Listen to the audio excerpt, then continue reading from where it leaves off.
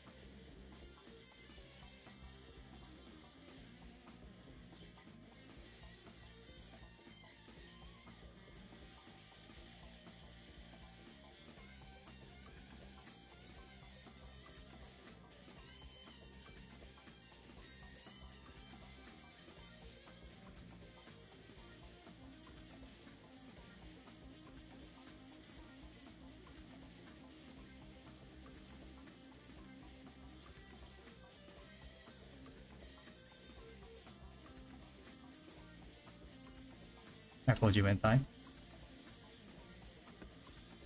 Thank you. Alright, hold on. Let me just do the announcement. Okay.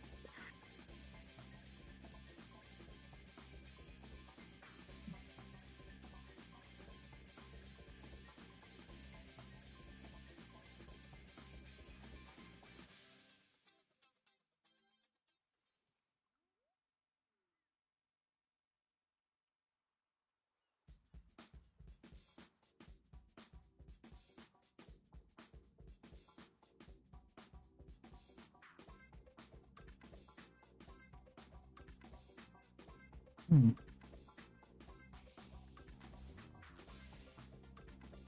Alright, so we're just waiting on Thai to load up the game, and then we're gonna have this as our backdrop. And then this is gonna be an episodic, a weekly thing every Sunday, I believe we're gonna be doing it. And then on later podcasts, we'll be doing some maybe some special guests come on in, and you know, if any leadership from any other guild wants to join up, share their opinions, share their thoughts on the game, current state of the game, current state of PvP, PvE, all that.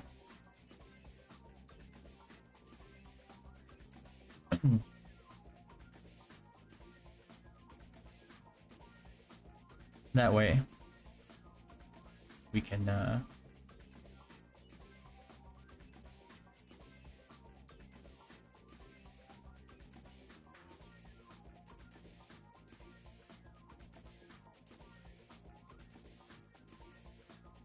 make this like a weekly thing. And then we'll be uploading all the episodes on YouTube, obviously.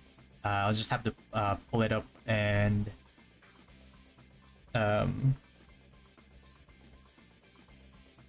probably edit like the dead air in between, make it smoother, make it more streamlined. And then we'll be starting here shortly.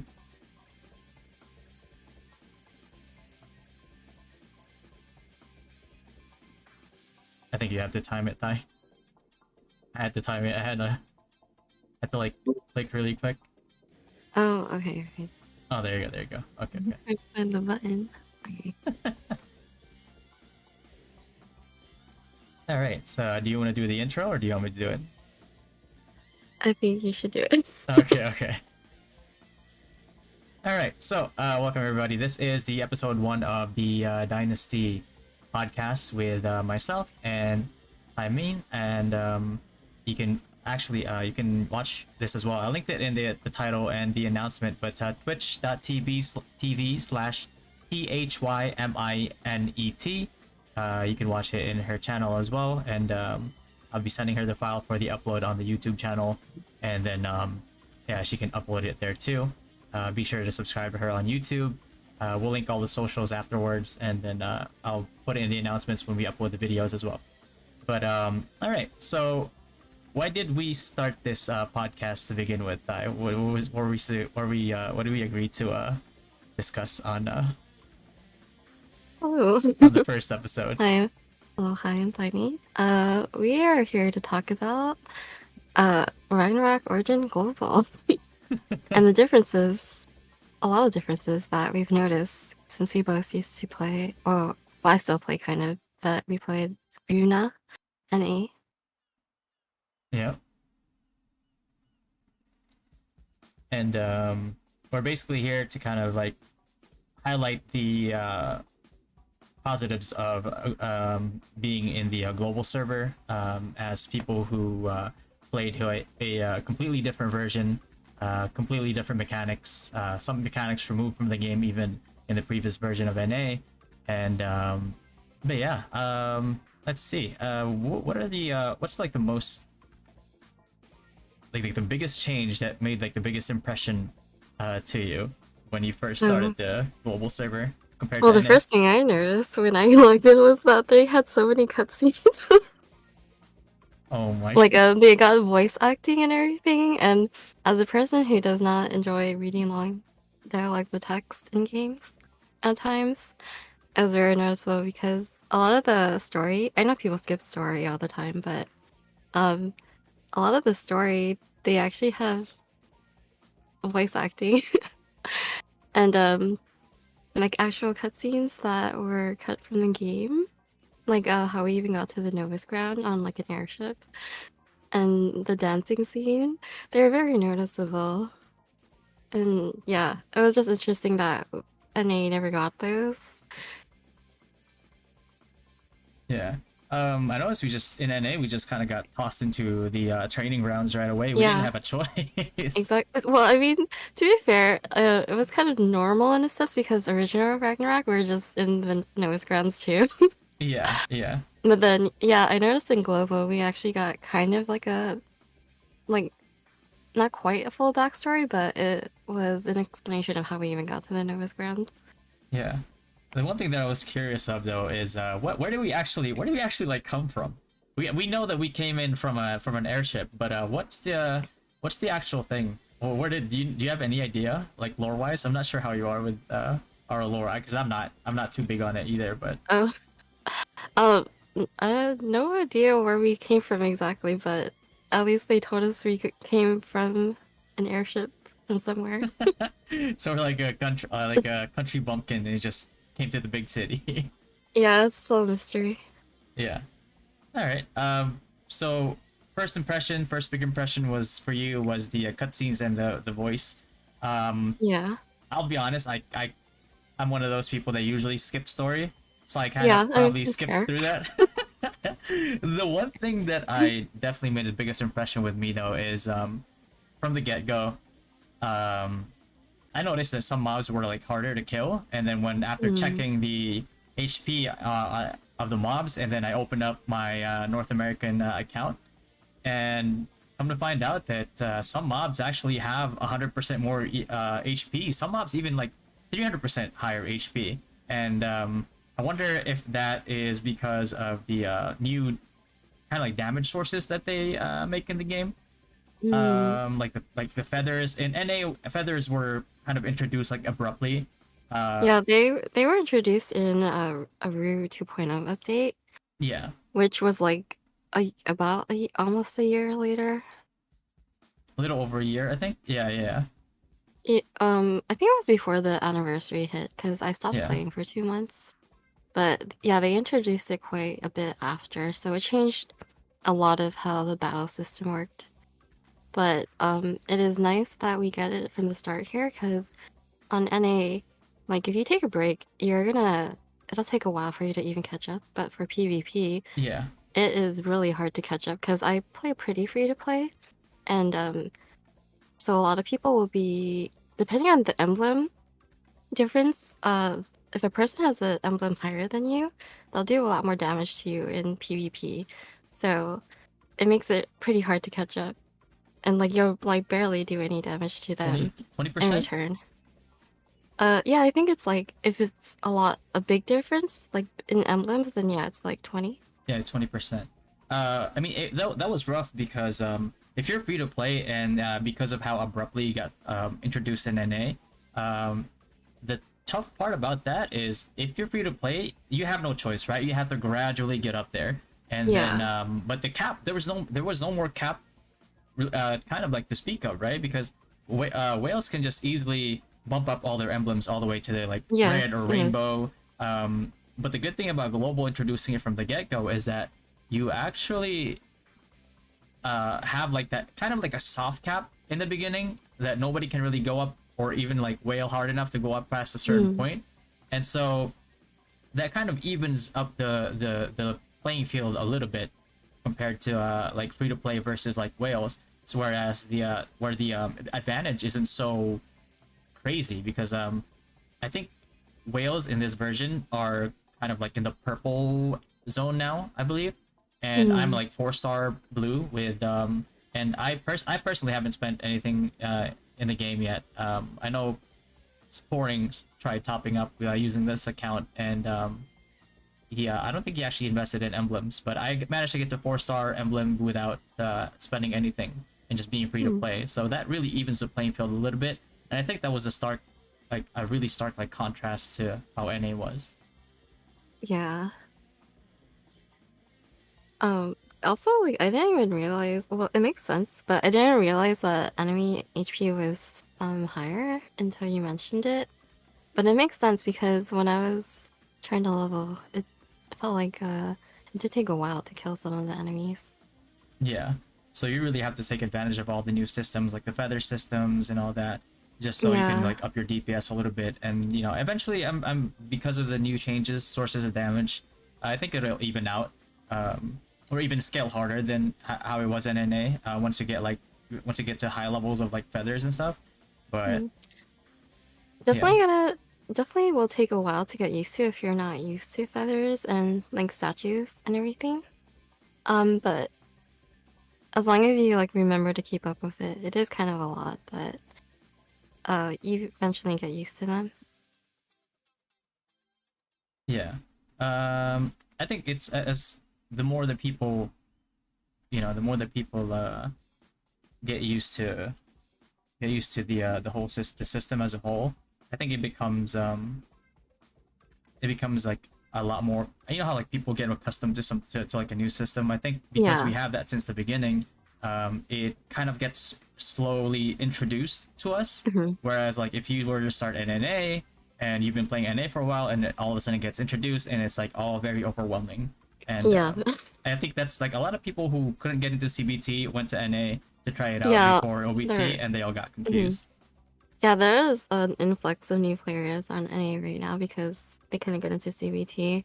And at least they're gonna get used to the Brew 2.0 update. But yeah, it is really overwhelming at first, but the more you play, you'll get used to it. But I think when Rue 2.0 came out on NA, um, it took me like a long time to figure out like how anything worked with the new systems because I didn't even realize you could get emblems from the guild vending machine, Yeah, and had to get used to the new guild quests where you can get even points to yeah, buy yeah, the guild emblems from the guild vending machine. But yeah, you just slowly, gradually get used to it. yeah. Another good thing too is you can actually get emblems too. If you do like the 3v3 arenas, you know how like Hmm. you get the points for those. You can actually Yeah. use that to buy more emblems as well. So it's just I feel like it's a good medium that just by playing the game you can actually get get like all the stuff to make yourself kind of like in a zone where you're like competitive. Whereas in NA, it's like some of the features in NA you really couldn't get it at all as a free to play player, and um, you didn't really have a choice if you didn't spend, you couldn't get some things like I know at some point our cores were just not accessible uh and to free to play players at all. Like the only way you could Yeah. get it was by spending. For like the longest, like I didn't get my first art core until the anniversary event on NA because they gave some away in pouring boxes. But other than that, a lot of it is swiping. Yeah. And I know, but eventually I know that it did get introduced once you do the dimensional battles. Once you complete like the objectives, the challenges, you do get a chance to get the the kind of like package that gives you a chance to get an R core, which is better Mm, than nothing. But I'm not yeah, sure how well they're gonna implement that in the global version. I'm curious to see. Yeah. So that's definitely a really good thing to have, like being able to start off with that with the soft caps and hard caps being implemented. That way it doesn't get too crazy. Like you have like people who are purple emblems in NA, and they're going up against people who are like rainbow emblems, and it's just the crazy power spike compared to Yeah. compared to like global, where it's like a little bit more forcefully evened out. But we'll see how it works out in the future, how hard they scale in the future. Yeah. Yeah. What's another thing too? We discussed like the Um, mob HP and the better free to play system. What's the next one we noticed? well, a big difference is Global has a PC client. Yes. Speaking of PC client, I think that was what kind of killed NA for me. I tried out the Taiwan version of the game, Oh. and after experiencing the PC client, even though my ping was complete, it's like triple digits, high hundreds, and I had like latency issues and like ping delay. It actually felt a lot better than having to play on an emulator. Not gonna lie, like it's so smooth, it's pretty optimized. I don't really have a lot of issues with it. There are some like minor bugs in it that that might annoy some people, but Yeah. it's not the biggest thing. Yeah, I tried it too, because that's why I even joined CBT, because I was curious about the PC client, and it is pretty smooth. And the graphics are even a lot better, because I play Ragnarok Origin NA on my iPad Pro, Yeah. and even the graphics on PC client is a step up from that. But I also understand like you being frustrated, because I tried using an emulator, and yeah, it gets really laggy. And it's like I understand you quitting for that, because recently one of our older Dynasty guildmates that played Rue NA with us also quit NA because the client, like, he was frustrated we didn't get a PC client and like had to deal with the same lag. Yeah.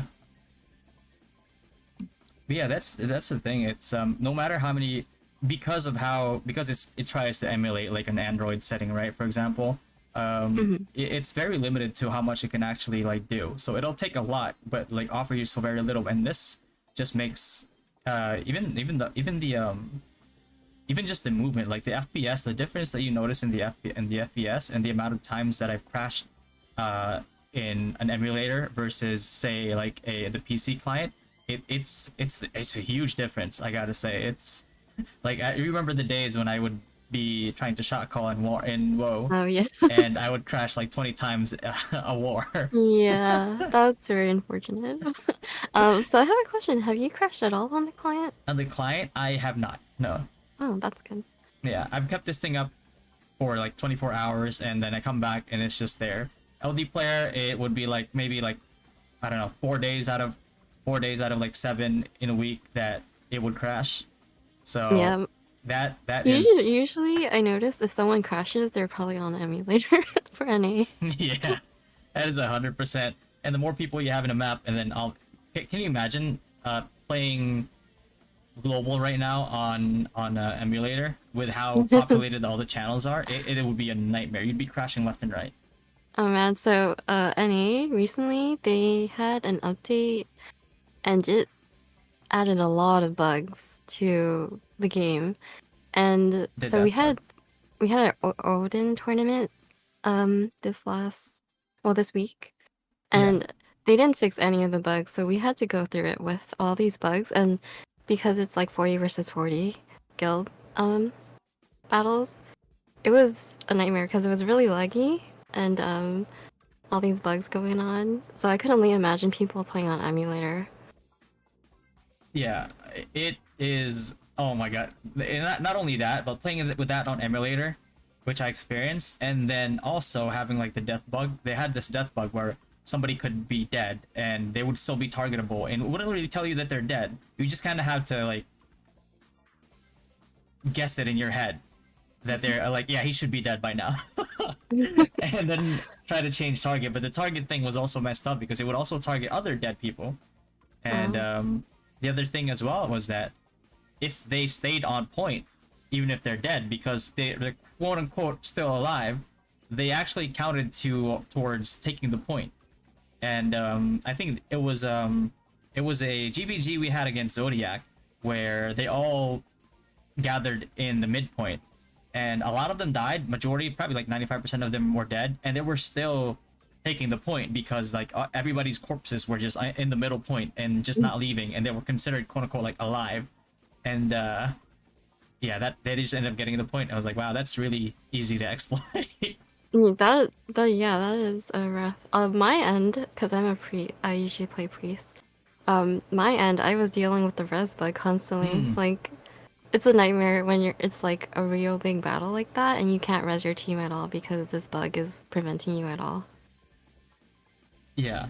I experienced that too. Not as from the perspective of a priest, but like as somebody who was waiting for res, I was always waiting because when you're in a guild, like so example, like you're in a guild like Panda, or you're and then like in like a competitive guild, you kind of expect already like every single GVG, every single war, you always it's like as soon as you die, it's like you get rezzed instantly. Like you're not even having any wait time. And the fact that like I was experiencing before I knew about the bug, the res bug, I actually experienced where it's like I was just like there for like probably like 5, 6, 7 seconds, and I saw like 3 priests like running around me. I was like, something's up.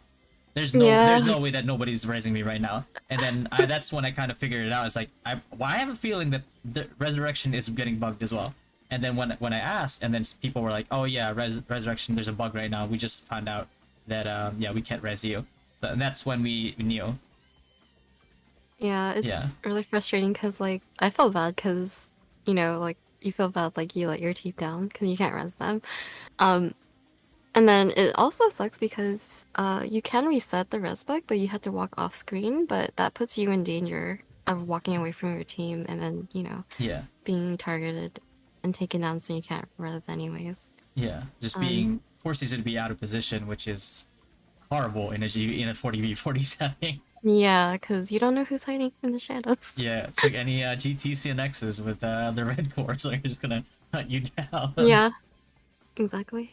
Yeah. But yeah, I am hoping that with the PC client that, like, I mean, we don't know for sure if bugs will appear in global, but hopefully with the PC client, it makes it a bit more bearable, like for people who have been like struggling with using emulator to play and having to deal with like these bugs on top of like really bad lag from an emulator.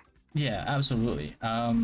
I think that was one of the main draws that people had going, like, would they even like a lot of people who weren't even thinking of global when it was announced were actually considering playing global because of the PC client. So I think like that was a missed opportunity on NA's end that they never implemented it. And Taiwan, a new server, actually managed to implement it first. So a really good move by the global team to think of that, which I think is something that they learned from Taiwan. The other thing too is the main concern that people had, even if there was a PC client and it would have like better FPS, was we found out that the server is in Singapore, and server being that far, usually you'd be like, okay, if I'm playing from NA, my ping is going to be in the triple digits, right? It's going to be complete doo-doo. So we played it and come to find out that we have had 0 ping issues. So you think that they have like server relays for the West, maybe because they made it into global, they prepared this in advance? Do you think? I feel like that's how it is. Maybe because like it is pretty darn smooth. Yeah, it's surprising how much smoother it is compared to NA even sometimes, because I know NA sometimes has latency issues even for people playing in surprisingly. NA. Yeah, like even sometimes on my iPad, it has weird lag spikes. Yeah, and sometimes I would check, and when it's an emulator, usually you assume that it's like, oh, I must be having FPS. This is definitely an FPS issue, but then you check, your FPS is fine. And you can kind of guess like, okay, there's only one other thing that could cause this, which is a latency issue, which turned out to be the thing, which is surprising to me, seeing like after hearing that the servers are in NA and we're lagging in NA, and then we play the global version, servers in Singapore, and we've experienced 0 lag. It's crazy to me. So far. But the thing about it is like that was CBT was a real test because there's only 2 servers, right? And we heard that there's the player count actually went over 20K, Yeah. right? And Well, they had to open up more slots gradually. yeah, they didn't have to open more slots. Apparently, what happened was they turned the entries by a few like 30 milliseconds or something like that. And in those 30 milliseconds, like more than 20, like even more people managed to flow in. Huh? Yeah, and it's I think it was a real test because when I started CBT, when it like day one, day one, hour one, I believe I remember the channels going all the way up to like channel 46, Wow. and that's a huge amount of people. That is. Yeah, that's a huge amount of people, and the fact that I didn't lag in that time, I didn't crash in that time, it was pretty nuts to me. It's like, if how come Lobel can achieve this before the game even started, and then we couldn't accomplish this in NA? That's a good question. Yeah, and I mean, we probably will never know the answer to that question, but it again, it's like we're just gonna be looking forward to global and enjoying this new smoother experience compared to what we experienced with emulators before. Mm-hmm. And besides the ping, what else have you noticed with global so far compared to NA? Oh. Well, I don't know about like costume gacha, but the pet gacha is pretty generous, I've noticed. Oh yeah, I've had more Apets here in a day than I have in a year Yeah, in NA. that's what I immediately noticed too. Cause so when I started, I did like 5 rolls. My first 5 roll, I got two Oh my. of the Apets, and I was like, what the heck? Like, and then like maybe 10 rolls later, I got another like B and A pet, and I'm just like, this is rather generous. Cause NA, well, at least for me, I like mostly hit pity to get my pets. Oh my god. But on global, I noticed it was rather generous. Yeah. Also with like the pet promotion, on NA we have to get like stars for the pets if we get dupes. But for global, the promotion, if you get a dupe, it unlocks like a new skill tree tier, Yeah. which on NA, not very free to play friendly at all, because it is a gamble if you will get any of those skills unlocked. And if you want to get a new skill on your pet, it is a gamble that it'll save over your last skill. Yeah. And So not free to play friendly at all. yeah.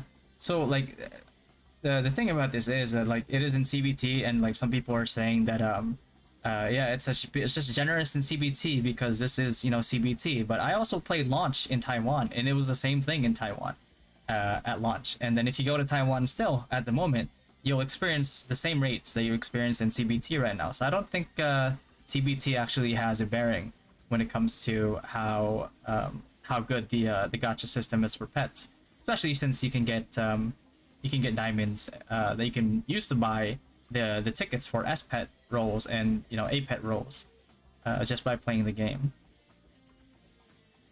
Mhm. And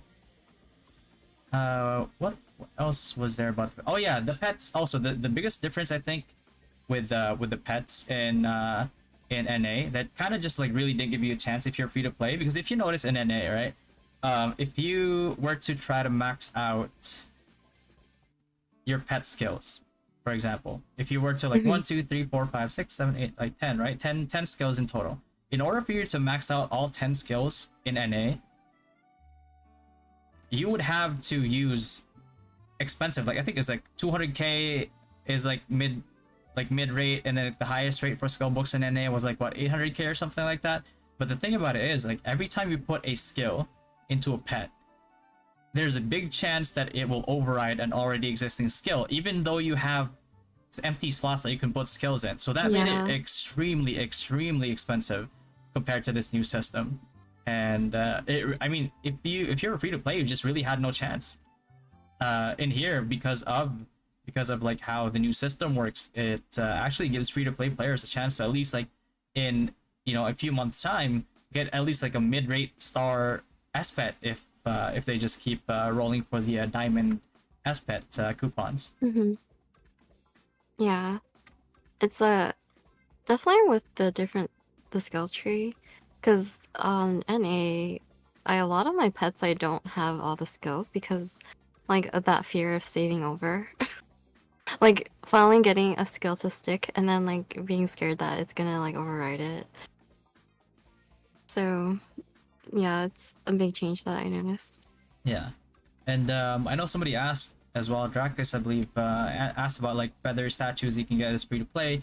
Um, there is a rotation with diamonds, and it's not that expensive either. It's like 30 per gold feather, yellow feathers. Maximum you can get a week is 30, which is really good actually. And then after this is done, it rotates to the other types of like yellows, and I think I'm not sure how it is for members, but every week as a guild master, I get with not and I wasn't even like participating in a lot of the guild events, right? So I will probably get higher come launch when we're actually going hard at it. I got about let's see, I think I got about 3,000 something.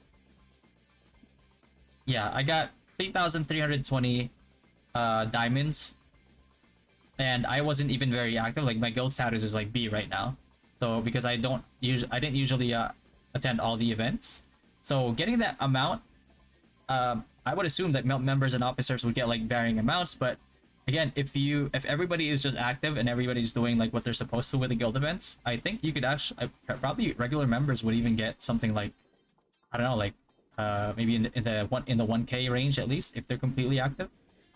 And yeah, it's just like really good systems like that would set global apart from NA. Yeah, as long as you're doing all the events, it usually gives you like and doing your dailies. Some of the dailies give you random feather boxes too. So everyone should be on the same page, well, minus whales. Yeah. With feathers. I think it's like in a game like this, if you're trying to think that you can compete with whales when it comes to like progression, I think you're better off playing like a PC game, a PC MMORPG like WoW or something. Because like the thing about like Ruane is like when you come in it, you have to take it you have to play it for what it is, right? Like a free to play expecting to be fully competitive with a whale, which in essence a whale exists because of the advantage that spending brings. I think that would be that wouldn't be a good expectation, and I think it would be naive to think that you could actually compete in a 1v1 scenario like that. You can come close where you can actually, with the help of a few of your members, stop somebody who, let's say, like maxes out on upgrades every week, every month. But the fact that like because global will start with all these systems, and the fact that global will actually have these from the beginning means that with the hard caps and the soft caps, the differential will not be the same or not be as like huge as in NA.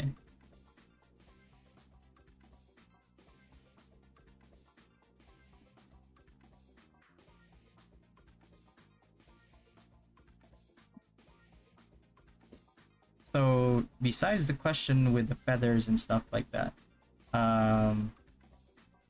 what else do we have here? I think regarding the community managers, right, Thai? Oh gosh. Oh, well, I've never had to deal with any, because I never joined the Root NA Discord.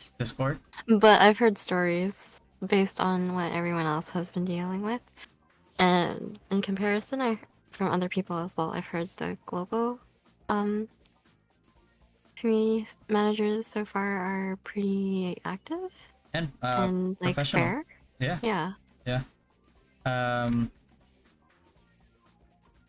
I don't want to make the podcast too spicy, but pretty much the difference between NA and global CMs at the moment. Even when NA was fresh, servers were fresh. Even before the game started, the level of professionalism that I'm seeing from these CMs is just way higher compared to what we saw in NA. Not to say that like all the CMs and the volunteer mods were bad in NA. You know what I mean? I believe that they weren't given the tools that global community managers were given, and I think that's why it gets so much better with the experience when it comes to global community managers. Yeah, I mean, I've just heard horror stories from Annie. Oh yeah. So it is nice to hear that the global CMs so far are really professional. Yeah, absolutely. Even the events that they have, and I've noticed this from a lot of like Southeast Asia based games that I've played, all the way down from like even Noah's Heart, for example, right? When we played that, the CMs are very active. They're like always having these high effort, high quality events that people can just be a part of easily, and everybody can kind of like enjoy it, and they actually have some pretty decent like rewards. Nothing too crazy, but just enough to give you like, hey, this is a pretty decent reward for that low of an effort. Yeah. Did we even get anything like that on NA? No, I don't think. I mean, we didn't even get the Tesla. I mean, Oh, did anyone else? oh god. Yeah, I think to this day, community managers and in the RuNA Discord, from what I've heard, because I'm no longer there, still get meme to this day about the Tesla the Tesla memes. I forgot about that Tesla. It's like long gone. No.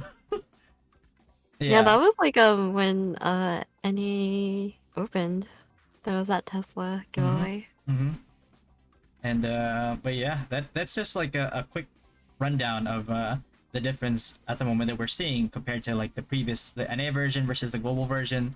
I don't want to knock on the NA version too much, because again, it was a select few that people really had an issue with, and then at the same time they weren't really, I mean, you could tell they are not given it as much attention or resources compared to like how much global is given even in the beginning for NA. So I'm not sure, you know, I'm not sure like how much of that was just them, the team, or you know, the people behind the teams, where they were in some ways, like I know it happens in certain companies too, where people were just like set up for failure.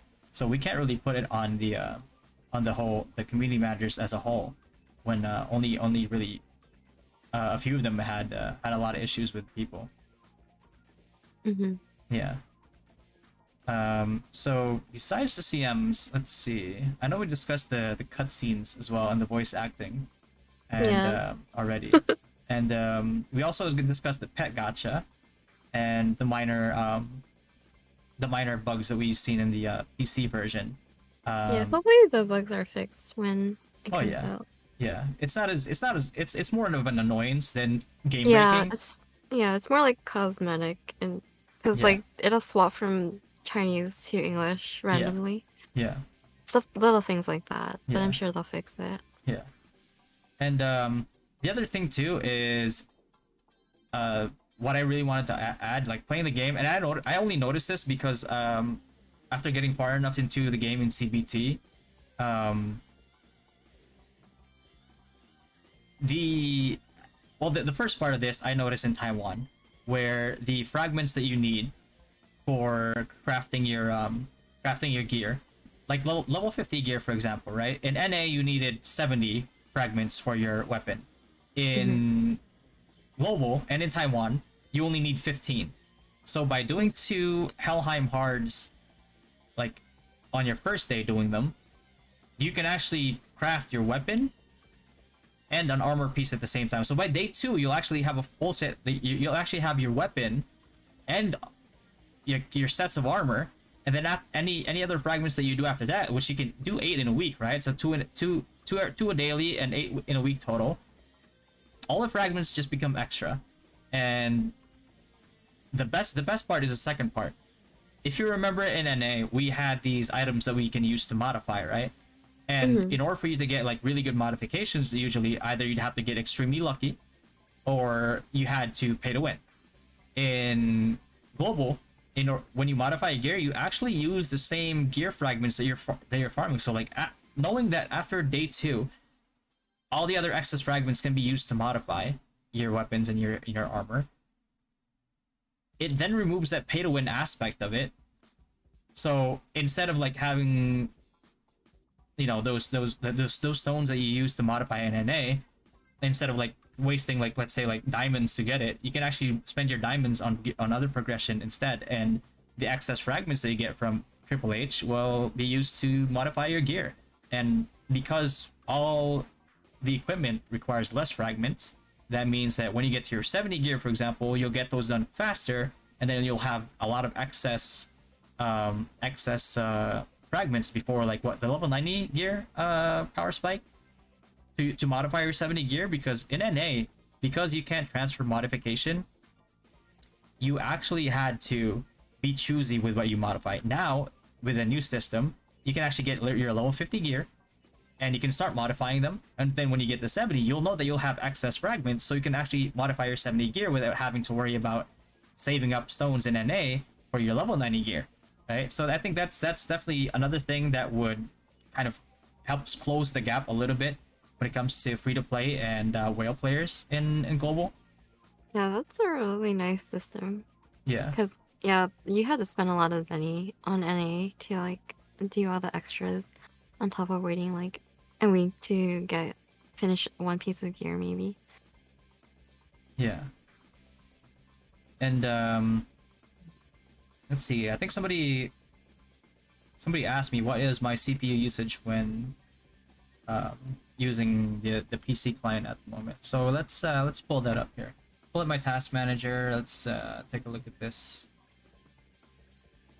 Game launcher. It is currently using 16 to 18 to down to 14 to 18% of my CPU.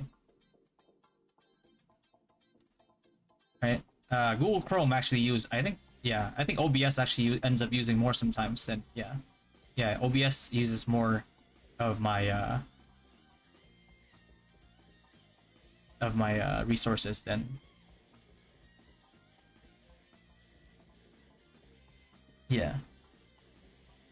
When is the client coming to NA? Never. What is client? They actually did say that they weren't thinking about it. Yeah, I don't think it's in the works for NA at all. I have to kind of admit that. So yeah, people have been asking them since Global has client, and they've said that they don't really see the client coming to NA. Yeah, and I know some people who tried out Taiwan actually asked for the PC client, and they were just told like, no, it's not in the roadmap. So with that's what the they've amount been of saying too. Yeah, with the amount of resources they get now, I highly doubt PC client will ever come to NA.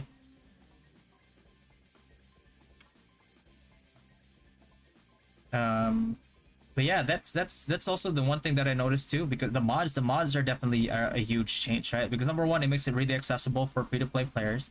Number two, now you don't have to worry about your modifications. Like, oh, should I not mod my weapon at 50 and 70 and save my resources for 90 instead? Now you can just do it for every set of weapon that you craft, because it's that much easier, and you have so much excess fragments, it doesn't even matter. Yeah, I would say that's a really nice change. Yeah, and you definitely can't craft a weapon in a day in NA. I know because like a lot of the people who started NA because they couldn't get into CBT actually asked me like, how else can they get more fragments without having to pay to win, because they did their 2 HHH in a day, and they're not even halfway. They're not even like, I don't think they're even like 1/4 of the way, or maybe like 2/4 of the way to crafting the weapon. And that's not even like a two-handed weapon, that's a one-handed dagger that he was asking about. Yeah, and it definitely takes more resources. So what's your take on the new mod thing? Like, what are I know like you're mostly free to play in NA. I think you only Mhm. really rolled for gacha when you like the when like a costume that you like appeared, right? You saved like the One tickets. time, but then after that, because the penny is like 150, I was just Mm, like, this isn't worth it. it's So not. like, It's really yeah, not. after that first time, I was like, no, no more. Never mind. Not Yeah, anymore. But I'm just yeah, using my free tickets. yeah. So how is that? How was your experience with modifications in NA? And now knowing this information, like what is that? What does that like make you think? I think it's really good. Like, I wish we had that on NA, because yeah, especially because a lot of people, we're always getting new players, Hmm. and having to get gear, like say for HHH, gear takes quite a bit on NA.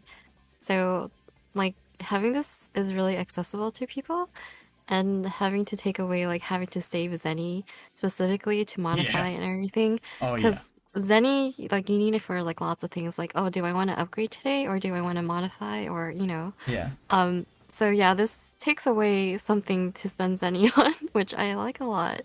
It's way more accessible. Yeah. And there's also besides like modification, there's also enchants. There's like a new enchant system now, and I'll pull it up here on the screen right now on stream. Um, Yeah, I didn't get but that far to try those, so. yes, so this is the new enchant system in that Taiwan has and Global will have as well. Or the current enchantment is levels 4. A more advanced affix will be obtained after the progress is full. So it's like it's kind of like a 2x like pity system. There's like two pity systems. You get your guaranteed to get a special affix after like 30 out of 50 times, which I believe I think you get around that same one, if not or I think NA might be worse. I can't recall. But now you have this leveling system where like every time you reach a certain level, a more advanced affix will be obtained after the progress is full. So this is every 10 attempts.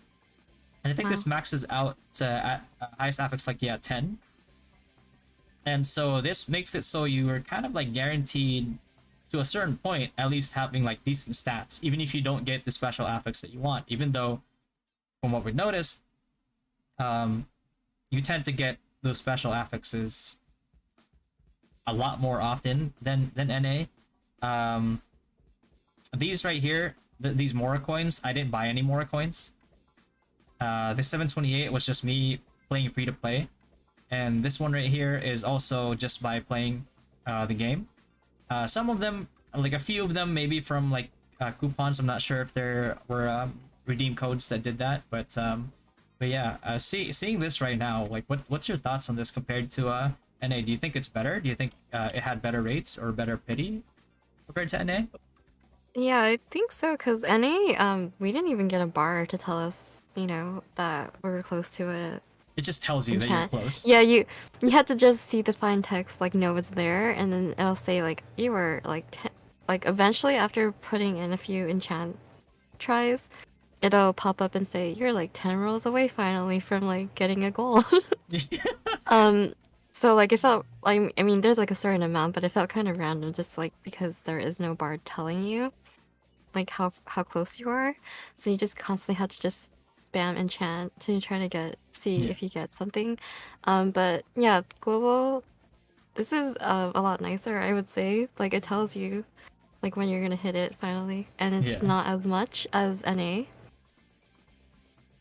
Yeah, and the new Yeah. leveling system too to guarantee that you'll at least get something decent, even if you don't get, even if you're not in the pity yet, or you haven't gotten the special affix that you are looking for yet. I think it's a lot better compared to NA already. Yeah. Yeah, it guarantees that at least you'll get something decent instead of so instead of like if you get unlucky with your affixes, then you're just kind of screwed. At least here, it's like okay, maybe I don't have a special affix and I'll get it eventually. But in the meantime, at least I have some pretty decent. I have some pretty decent results to show for with the Hmm. more that I've invested. And also another thing um, in Alfheim, because because you get a chance to get super pet coupons and in just by using diamonds, it might take you a while to get an S pet, but it does help you clear mobs, especially with MR, because the difference between NA, I think, and global now or Taiwan is that pet skills are no longer like activatable; they're just automatically there. So Mm-hmm. if you're a free-to-play player and you manage to get luck out and like get a Donnell or a Earth Lord or something, it actually makes MRing easier for you. It's pretty Uh, nice. yeah, and what else was there for? Oh yeah, because you get a pets easier. If you can get like an AOE pet, for example, like the Abyss Witch, which is, I mean, A pets are really easy to get in this version. So if you set up for an Abyss Witch or let's say like a Fire Spirit for some Meteor Storm, um, and you can leave that overnight since it's automatically casting. You just have to leave your pets like some SP potions, right? Mm-hmm. You'll actually even as like, let's say like a bonk priest, you'll actually do pretty decent MR in lower level mob grounds. But people are saying like, yeah, pets are OP. Well, the thing is, like, even in NA, pets in the lower levels, I'm like, five. Did you ever do 5v5s, 3v3s in NA early on when pets were kind of like the meta? Like really early in any? Yeah. Like before, like the first month when the game came out, or? Yeah, like when Cake had the Donnell early game and was just one-shotting everybody. Oh no, I didn't join PvP until I joined Dynasty. Like Okay, so yeah. So, it was a while. yeah, in all versions of Rue, and I know people are screaming OP pets already. In the early versions of Rue, like early mid game, it's gonna be pets versus players pretty much. It's gonna be a Pokemon match, and it's just kind of like it's unfortunate, but it's inevitable at that stage in the game that you know pets are very OP. But then as you get later into the game, it starts to transition more where player gear, feathers, and all that become a lot more, and emblems become a lot more important than an actual pet. Eventually maybe we'll get that Lulu pet, which will make people incredibly tanky, but Oh my gosh. until that time comes, hopefully with everybody scaling from the get-go, that won't be as big of an issue as it was in NA. I guess we'll see. Mm-hmm. And yeah, we're sitting on a bench because we needed a good backdrop for the for the for the for the podcast. We should change the spot every week. Yeah, it's just gonna be a different spot every week, and then I think it's a good way for people to see like different sites in the game too. If we Yeah. have a different like spot every week. Yeah. There's a lot of nice spots in Origin. Yeah. And so yeah, besides the enchants, what else did we I think Was there there was anything else you noticed? I think it was the new it was the new special effects, I think, for the affixes where you actually have PvE specific affixes for like the PvE lovers, the ET clears, the MVP lovers, the people who just want to purely invest into PvE, which I know a lot of people do even in NA.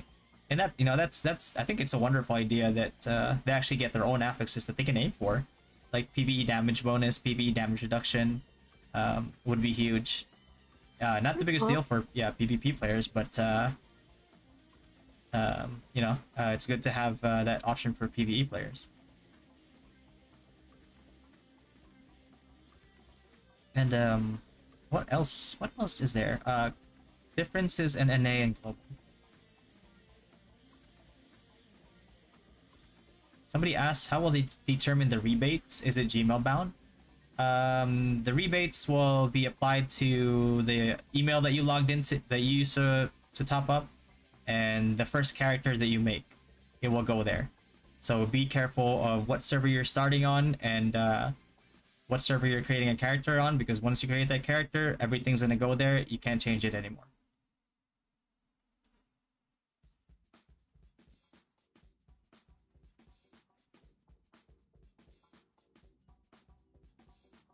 Do they have more than 50k rebate? Rebate is 100, 150k? 100k, I think.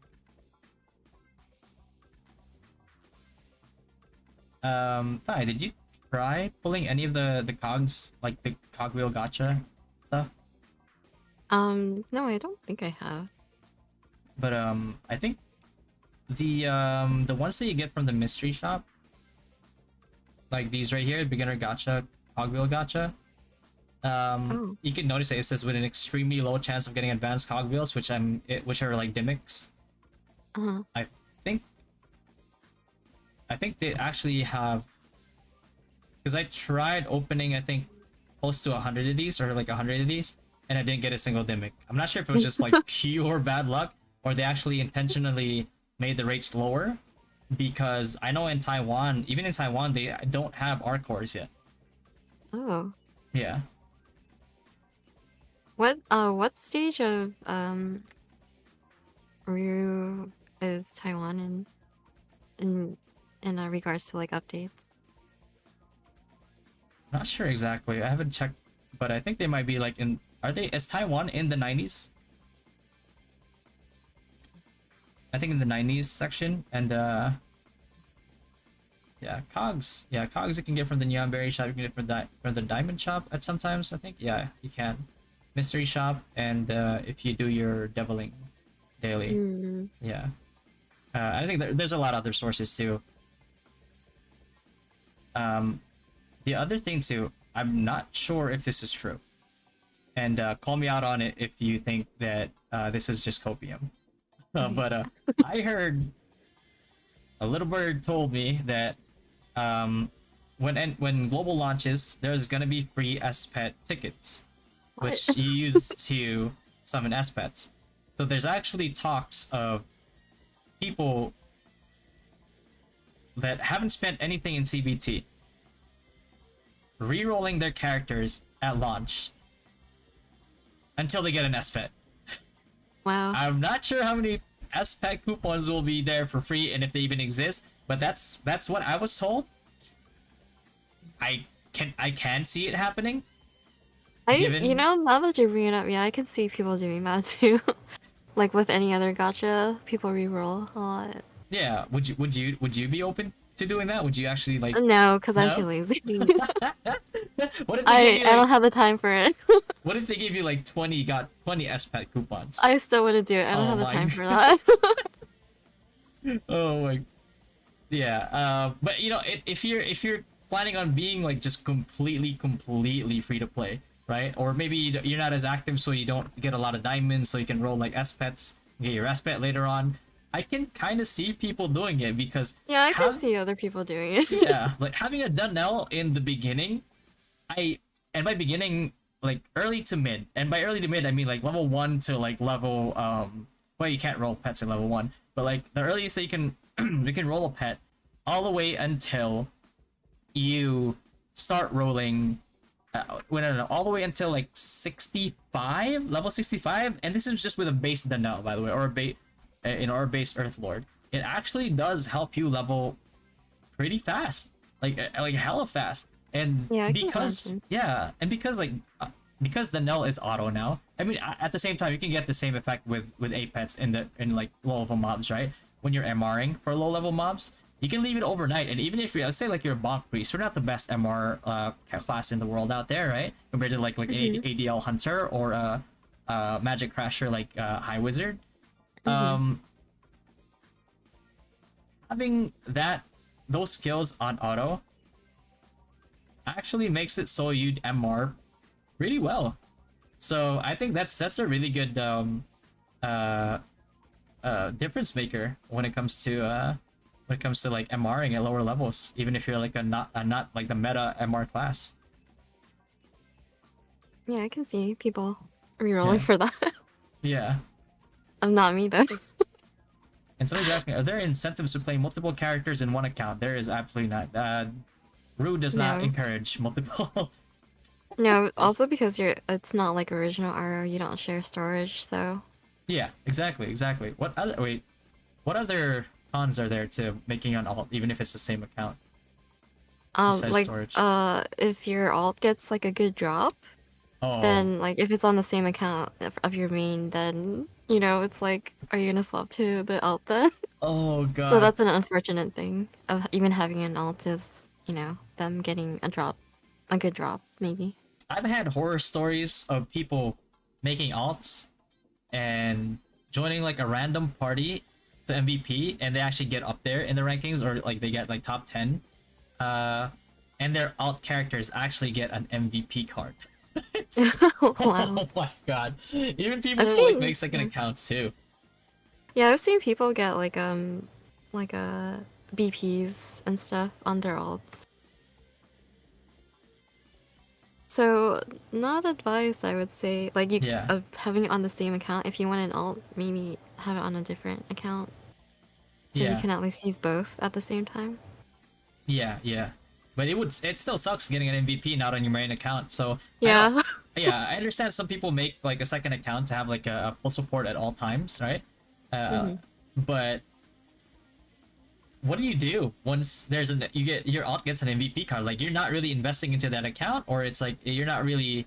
Yeah, chances are that account's probably not as like much effort or as geared as your main account. Like, what do you do then? It's like, Yeah. do you switch over, or do you like you just bite the dust and just like sell it, or just use it for Right. yourself? Yeah, that's the decision you gotta make Yeah, if you have like an alt. and I know you're not a stranger to getting MVP cards. You know, that's one thing that I'm so like hesitant to play global is because I'm like my NA account. I've had so much good luck with cards. I don't know if I'll have it here, but we'll see. Because I remember it being an ADL hunter, and then I was like, wow, I think I'm gonna go hunt for Doppel today because I'm gonna go get a card. And then like I log in, and then you were like, Patty, guess what I got? I was like, huh? What happened? You get like a Hydra card? I was like, no, I got a Doppelgang card. I was like, huh? What card? Oh my god, man. You have no idea how jealous I was when I heard that. I was like, should I Well, well nowadays on NA there are many a priest with novel, so yeah. And I never got as much as I mean, you know, in NA we ended up getting a lot of the MVP first, and we did a lot of MVPs. I never actually got a single like drop card or BP from MVPs. The only BP that I got eventually was from ET, like mm, a low level BP that I sold for like 60k or something, and that was it. So yeah, I've heard nightmares from people who have been playing. I know like some people who played KR for years, and they tried out NA and they actually got like a BP from Drake. wow. And yeah, to this day I don't think they've gotten any loot. I guess it's like pray that your character and account are lucky. Oh, oh man. Because yeah, some people are a lot luckier than others with drops. Yeah. And I'm hoping that maybe my account this time is gonna be luckier. I do believe in streamer luck, and I plan on streaming a lot. So you never know. If I just do MVPs like all day, every day. Not, I mean, obviously, like you know, it's just complete like my 5 out of 5 Yeah. a day. Maybe I'll get lucky. Maybe, yeah. Yeah, streamer Uh, like because I think um, I wasn't streaming Origin at the time, but I was streaming and oh my that's god. when I got my drop. So that might be it. That might be the key. We'll Yeah. see. We'll see if is streamer luck real. We're just gonna have to find out in every single day that I'm streaming. You should make um, like a tally, like how many days until a drop. that that's the sad part. I think the only time I got a good drop, which was an accessory that I needed, hmm was when I was not even playing my main account anymore, and I just re-rolled and tried out ME Priest for the hell of it, and I ended up getting an appropriate ME Priest drop. I think from Garm was when I got it, and I didn't Wow. even know it was for me. Like I had just given up completely on my luck in NA, that I didn't even know that I got something good. So, Wow. hopefully my luck changes, and hopefully your luck stays the same in global. I know. I'm hoping. Um, but yeah. What else is there? NA versus global. Oh, Like, this is something I just realized. So with the diamond funds, mhm, there is actually a section for fashionable appearances, which we don't have at all on mm, NA. So you yes, can get some cosmetics which I from did. the just doing daily quests and guild quests for the diamonds, Hmm. where you can get a little bit of costumes. But yeah, NA doesn't have that at all. Yeah, and I believe they eventually they change these or they rotate it. I believe so. Oh, that's Well, cool. we'll see. Yeah, I was wondering about that if they rotated. Yeah, maybe after some time, they'll decide. Maybe like every quarter or something they'll change it up. Maybe. We'll find out. But Yeah, right now, because if it rotates, that would be nice for free to play players, because otherwise some of them you get through the mystery shop only. yeah, yeah. And the other thing too is like wardrobe EXP, right? Like wardrobe EXP Yeah. is pretty good. I mean, obviously, if you're free to play, you should be doing MR a lot, right? So you can craft all the headgear and stuff, and like even the back pieces, so you can up your fashion level. And I know a lot of people hesitate to like, yeah, I don't want my PC being on 24/7. You Hmm. actually can just use like maybe like a service like Redfinger or something. And what they do is it's like a cloud server, and you can use their service to do MR for you, and you can just leave it there. And you just, I've heard a lot of good things with services. Like, there's similar services like that as well that you can pick and choose from. But as if if you're willing to pay that like small fee a month and save a lot more than your than your electricity bill. That's interesting. Never heard of it before. Yeah. Dracus, I think, asked. Sorry, I'm not paying attention too much in chat. Um, getting. Oh, are some of them PvP based on the diamond shop? I think this one is demi-human, the mid piece. I'm not sure if they're gonna rotate more demi-human stuff on here, but I mean, we'll see. We'll see. I'm hoping they rotate, because Yeah, that would be nice. yeah. So, that at least gives you like a PvP option. And for some people, obviously, there's PvE lovers. They have that option as well. Hmm. Yeah. And what other things have you noticed too? Like compared to NA, like in the shops alone. Oh god. One of the things I noticed immediately was the recharge. It goes all the way up to what? Like 2000? Let's see. I think it goes all the way up to 2K. It's like, dang. They know their player base well, that there will be some whales. Yeah. I gotta tell you, Southeast Asian whales are of a different breed compared to NA Yeah, whales. that's what I hear. Yeah, they. Oh my god. And I'm seeing a lot of big names. I know some of them I didn't know until people told me. Like I believe Mana Guild is from Rocks. Mm. Altif 4. I think Mana is based on mostly Indonesia. Altif 4 is I'm not sure, is Altif 4 a Thai guild? But I know they both come from other RO games, and they're all converging over into uh the global server. I know BBDR, which I know is one of like the biggest whales in the Philippines as well. I'm familiar with him because I saw him play the Southeast Asian servers for Black Desert Mobile when I played that game, and Mm. he was definitely all the way up there. I think he surpassed another. I'm not sure if it was a Philippine whale as well. Saren, I believe his name was. He was like the Mhm. top whale, and then BBR at some point just came into the game and he just like outspent everybody. So, um, the good thing about it is that because you know that there's a lot of whales, there's no way they can compete with bidding now with cards, right? So in order Mhm. to make up for that, you can see here, like at the bottom, there is pity. Oh yeah. Yeah, card Yeah, pity. that's something we don't have We on never any. we were supposed to have it, and I remember they were hinting at it. It's like I think it was a CM that said like, yeah, NA actually has pity. You just don't see it, Oh, I and we remember just that. yeah, and we just can't It tell was you how much you have to kill. yeah, it was a whole discourse when that Yeah, conversation came up. Yeah, yeah, we don't. I don't think we had one. yeah, Because there's still people that I know are farming for like a soldier skeleton or Hydra, and yeah, it's been like I don't know, like a whole bunch of kills in like a year. yeah, yeah. Later, nothing. Nothing. Yeah, I know. Some people have been playing consistently for a year and haven't gotten a single card. So that's just like, and that's with CT plus plus Monster Annihilation as well. So Yeah.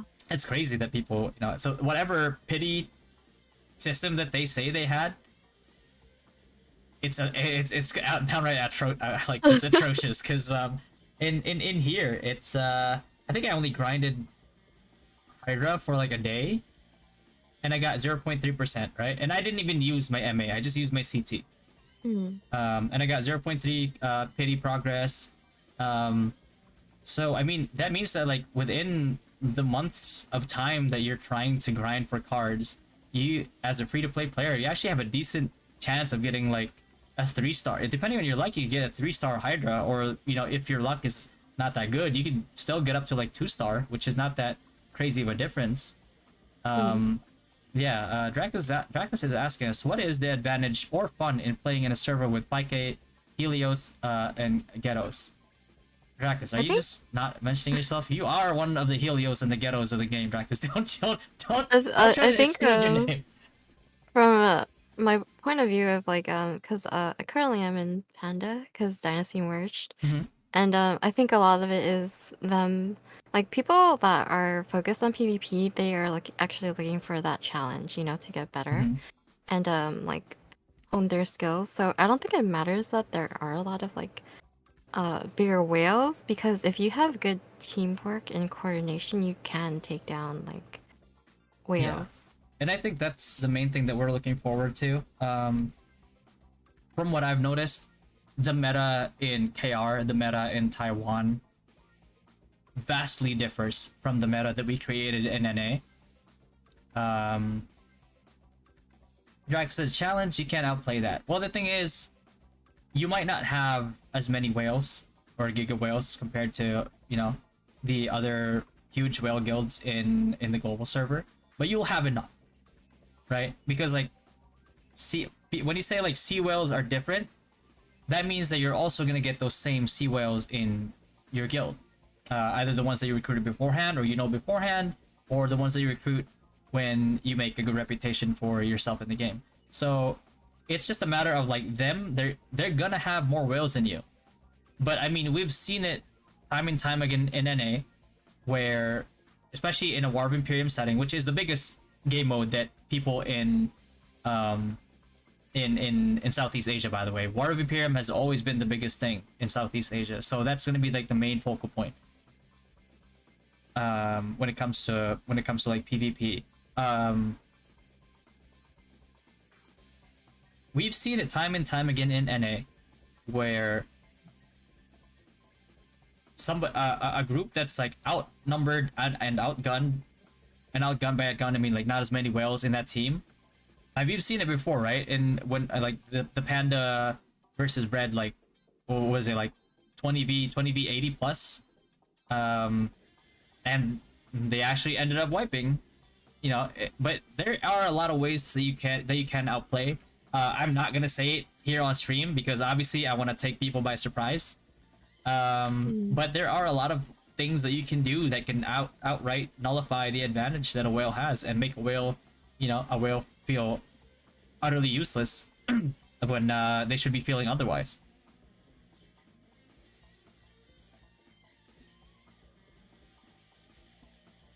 Yeah, but you're comparing apples to oranges. I think I'm comparing skill levels. I'm confident in my own skill based on the results that I've seen, based on the situations that we've been, that I'm confident that I can beat them. Right? Yeah, I mean, for like a lot of people who are into like PvP is their big point of playing the game. Like they're gonna go where their challenge is. Like it doesn't matter if there's a bunch of whales. Yeah. Like that is seen as a challenge for them, you know? It's like what they play for to get better and like learn strategies. Yeah. So it doesn't matter that there's like a ton more whales on this server. Like some people enjoy that, you know, aspect of PvP, and that's their whole point of playing. And Drakus is saying you can beat 40 Ghettos and Helios in the primary battlefield. You have to realize that it's capped at 40. We'll at least have 40 Ghettos and Helioses in our guild. So the whaling part is not an issue for us. Alright? Like, we'll have our own whales. The only issue there is going to be who's going to be better than the other side. You already have them? Yes, we do. Yeah, correct. Yeah. So we'll have that competitive 40-man squad. Now it just depends if we're better than them. Like, and even if you are beaten by whales, like I said, lots of people still play to get better and like focus on PvP. So it doesn't matter that they're against like people stronger than them. It's all part of like the game. Yeah. And Drakus was asking, then where was the spending in NA? A lot of our whales. And I tell you, like, when I say sea whales are different, because we have those same sea whales in Dynasty. They just didn't choose to play NA because of the ping difference and the event times. Some of them wanted to give it a try. They tried it out day one, saw the ping was horrible, and just left. And just considered it as, like, not worth their investment. Yeah.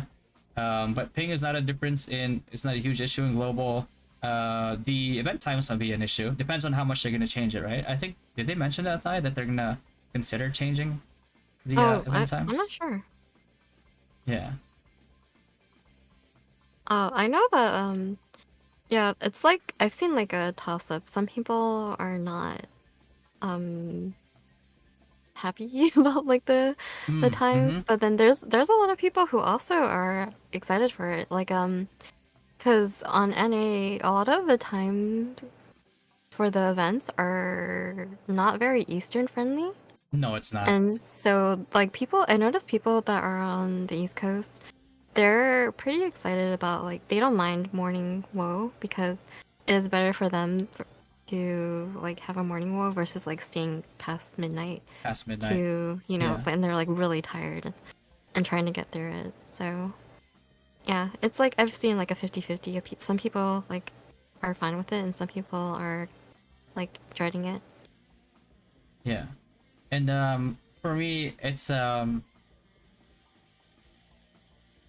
like like Drakus said, unemployed East Coasters. Yeah, that's me, Drakus. Thanks. I'm actually, because of like the stream, I'm actually adjusting my stream to match the morning schedule, which it is actually healthier for me than my current sleep schedule. So that's a big plus for me.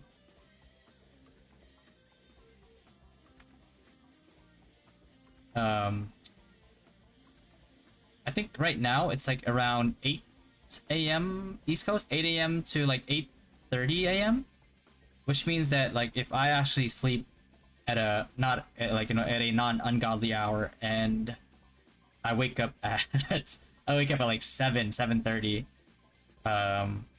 I can prep for stream, prep for events, and make it a whole stream like schedule, starting at those times. And I think it's actually, in the end, it's a lot healthier for me. So yeah, you're right when you say that like some East Coasters prefer that, because being forced to fix my sleep schedule is just a better health option in general. Yeah, I can see it helping some people. I'm not like up till 7 a.m., 8 a.m. Oh my god. Well, yeah, that's definitely a con for East Coast, because you remember those days when we were doing what's that event that we never got the titles for, even though we ranked top 1 in it? There was an event that went all the way to like 3 a.m. in the morning in the East Coast. I forgot what it was. Was it? It was like a battlefield thing. It was like a battlefield thing. Was it Veins? Veins, yeah, Veins. Oh god, I still remember. I every veins I was like try harding to get top one, and the first one I think I got the title and got the rewards. Second one and onwards, I kept getting rank one, but I never got those rewards. Really? Yeah, I reported it and everything. I mean, I even like complained about it and everything. And I just never got the rewards. They just never get. That's yeah. That's my. That was one of the things that really disappointed me in NA was I mean I stayed up till like 2 a.m. 3 a.m. for this event because like you know it's a good title as I have. It's a good advertisement for the guild. You know it makes people know that like hey these guys actually try hard, and I ended up not getting those rewards. So like yeah that was a lot of just wasted time playing in That sucks. Yeah. till 3 a.m. just for no reason. Yeah. That's unfortunate. Yeah. But you know, if it's NA, then I guess it's gonna be I'm gonna be up. I'm not gonna be up, but I'm gonna be playing till like what 3 p.m., which is It's I like a mean, more that's reasonable time for some people, yeah. yeah, That's why I can see people being fine with global times. yeah. I mean, if even if they adjust it, right? Maybe they make it later for for East Coast and a little bit later, and not like 5 a.m. For West Coast. Make it Hmm. like maybe 7 or 8 a.m. for West Coast. I think a lot of West Coast players would actually prefer that. What do you? I know you're in the West Coast, right? So Yeah. what do you? What's like a good time for you? You think that a lot of West Coast players would like? I'm pretty sure some wouldn't mind like morning, but even if it went up to the afternoon, like it would seem like normal, to be honest. Yeah. Okay, that works. Or So yeah, even past working hours, like past 3, 5 would be a good time. yeah, yeah. So you know, I guess that would be like a decent like medium, I would say, to do these like events. Obviously, there's some people work in the morning. They might not Yeah. ever be able to make it. Yeah, So unfortunately. yeah, but they you know they might have to I guess have somebody pilot their account to be able to do those events. Let's say like 40v40 if you have an account that um that you can't really play on like say, let's say like weekdays and you can only play Hmm. like 40v40 for example and like a Saturday maybe or a Sunday. um you know that's I guess that's a better option. And speaking of events, War of Imperium, you think with a huge population they'll actually open the Payon Yeah, I am. uh I'm really curious about because that. we never Cause saw Payon. yeah, never. Yeah, We're actually currently gonna get a server merge this week with Angeling. yeah. um So I who don't knows? think I think it's just gonna be I don't even think it's gonna supplement the amount of people that are leaving for global. Yeah, I. That's what I was thinking that they're merging because there are a lot of people that are moving to global. Yeah, I think there's like a lot of people who have already either like refunded their accounts or a lot of people that you know this just outright like quit playing NA because they're just Mm, playing CBT in global and then they're just anticipating OBT in the next month hopefully. yeah. So yeah, you know I mean they'll still have like I guess probably like big guild versus big guild type of War of Imperium over there, but I don't think it's enough to open the Payon Yeah, I don't castles. think so Yeah, either. in global But they might be forced to. yeah, global. I am very curious if they will open it because yeah, we never saw Peon at all. Hmm. And you know, this is like personal opinion, but playing RO1, Payon has always been my favorite. Like, Me too. castle. Yeah. Yeah, exactly. Like the bamboo fucking cat. Oh my god, the bamboo castle was always. Um, but yeah, yeah, I'm definitely excited to see the Payon castles, and we see like maybe like two. If they open like two castles, that would be really nice actually. Um, and the other thing too is I know that sometimes like the bigger whale guilds, they're gonna have alliances. But the only thing about Mm, like Rue is like alliances, they don't really work. as well as they should. Because if your chances are right, like if you're a whale guild, you'll have a castle already, so you can't officially ally, because if you own a castle, you can't ally anybody. Yeah. So it's just gonna be both guilds kind of like getting in the way of each other if they're not like fully synchronized, which gives a lot of opportunity for the defending guild to have their flank teams take advantage of the chaos, because if they just get into the middle of the fight, then those two quote unquote allied guilds are just gonna start hitting each other. And Yeah. chaos breaks Friendly even fire. before they get to the defense line and say like the wind tunnel or something. So looking forward to that one. Let's see. But yeah, 40v40 guild league, not so much of a big pull in Southeast Asia. Southeast Asia, when it comes to Ragnarok games, War of Imperium has always been the main pull. So I know that that's gonna be where people put the weight on like the most. So we'll see. Yeah, I guess we'll see, because yeah, 4040 is pretty new because it's 2.0 Rue Yeah. mechanics. But I think they'll get into it because like NA, most of the guilds are active with 40 versus 40. They don't even do guild versus guild anymore. Yeah, the 5v5s are kind of like a dead event now. It's not really worth doing. The Yeah. rewards are not good enough. But I know some people, if they bring it over to global, obviously a lot of people, like a lot of the whatchamacallit, a lot of like the big guilds will for sure have like a 3-man 5v5 team, or like a 5-man like triple 5v5 team. Yeah. But yeah, I can definitely see them getting into the 4040s too. Like Yeah. on top of WoW. Yeah. What I am hearing though is the current meta in Taiwan is like they're telling me it's there's LKs and trappers. And I'm not sure specifically what kind of buffs they got, if they are in like the 90s like zone, but no matter how much I think of it, there's just some inherent weaknesses of those two classes that just make it hard for me to see how they could be meta, right? Because like for example, if you're a trapper, you're either setting traps for somewhere that people will walk through, right? And but if you're trying to kill somebody in front of you, the only way that you can kill them is by walking up to them and then throwing a trap on their foot and their other feet, and then it's just explode them like that. But in any competent players or team with AoEs is never gonna let you do that. Like you're gonna get melted walking up to the group. Yeah. So I'm really curious as to, I'm not sure how many guilds are gonna play into that meta with trappers and LKs into the late game. I know a lot of people are playing trapper just to grind faster in the early to mid game and job chains at 70. But I wonder how many big guilds who have experienced Taiwan will actually be trapper mains and LK mains going into 40v40 or War of Imperium.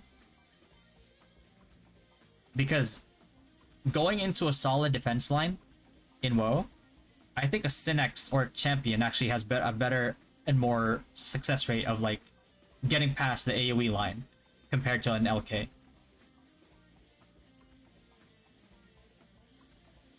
I guess we'll see. Yeah, I guess we'll see. Yeah. Also depends like how cohesive their teamwork is. Yeah, and how organized they are. Because a lot of how like a guild functions well in War of Imperium is not on the fly. It's a lot of preparation beforehand, and like actually training your teams to know what they should be doing and what they should do in case like a certain situation arises.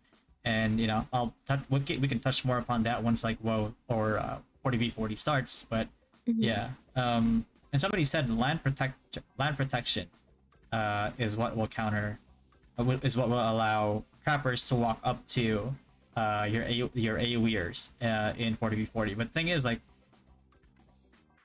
if you try to walk up to your AoE, it's like they're not only gonna have wizards and ME priests, right?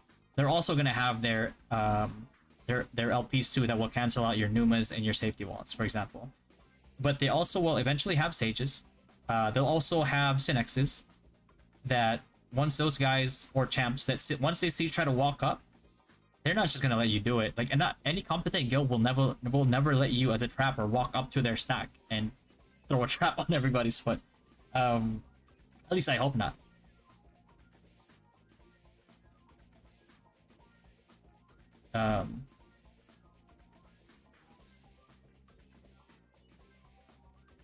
Yeah.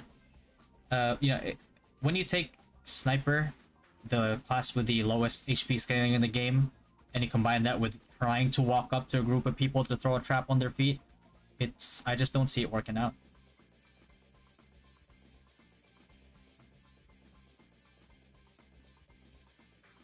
And what other things? Can't think of anything else that's like global related. There, I feel like we talked about a good chunk of it. Yeah, I think so. And I guess like for next episode, right? I think we can try to think of bringing in people and kind of like, people who played Taiwan, people who played NA, people who played like KR, for example. Kind of like bring them in, and if anybody wants to be a special guest and kind of share their thoughts on global in general, or their own comparisons, their own opinions, and we'll welcome anybody who wants to kind of share their thoughts. Somebody said trappers supposed to ankle snare. There's actually no ankle snare in Root.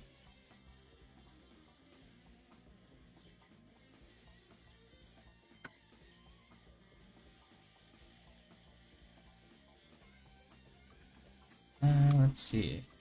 What else do we have, Dai? I think we hit all the main points. Yeah. And I haven't been on that much because I already have a hard time juggling NA. And plus this is getting wiped, so I'm like not investing too much. Yeah. But how have the guild events been, since I haven't been able to? The guild events have been I think because of the sheer amount of guilds, the matchmaking in the guild events here are actually pretty good. I know like the big guilds usually get paired up with the other big guilds. I know I think I saw a video of Mana versus Alt F4. I think Mana is Indonesian like really big whale organized like whale guild in Indonesia is Mana. Mm-hmm. And then Thai I think is Alt F4. Correct me if I'm wrong. But I think Alt F4 is from Thailand, and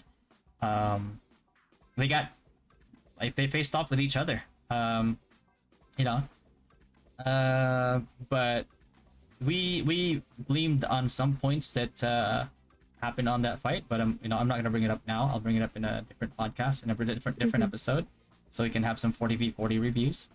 But yeah, I noticed that because we're split right now, Dynasty is like server 1, server 2. Oh yeah. We are small guilds, technically. We actually got paired with guilds that had the similar attendance. So I think matchmaking definitely functions a lot better now that there's enough of a pool of guilds to work with. Okay, that's pretty cool. Yeah, since we don't have many guilds on any. No. Look, I think there's like 2 big guilds and like 2 medium-sized guilds, and then everybody else is like. Now there's gonna be only like 1 big guild.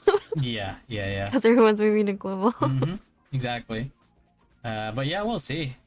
Hopefully, hopefully for the people that decide to stay in NA, you have a good time, you enjoy, you have like decent fights.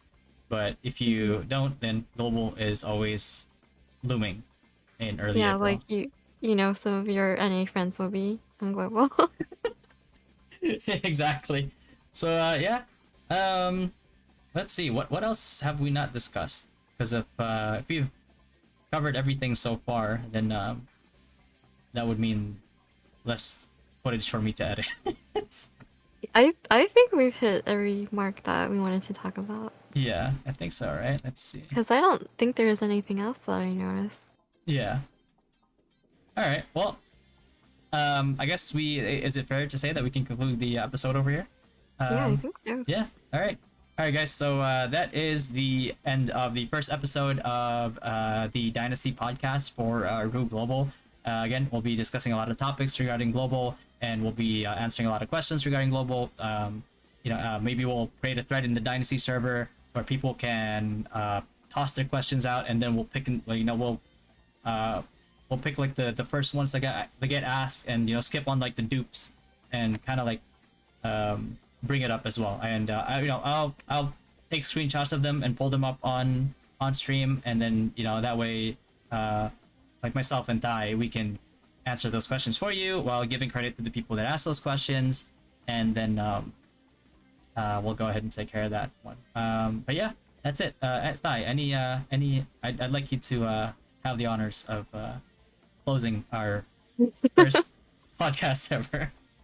Well, that's a wrap, folks. That's our first Real Global podcast. All right, guys. Thank you, everybody, for watching. I'll stay around to do some of my dailies, but everybody, that is the end of the first podcast episode. And I'm going to go ahead and log that hour, 37 minutes in. Thai, thank you for coming again.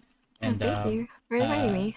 Yeah, and we'll have it again next week. Hopefully, maybe having some special guests. We'll kind of discuss what kind of candidates we have. But yeah, that's it. All right, thanks. Bye. Catch you later, Thai.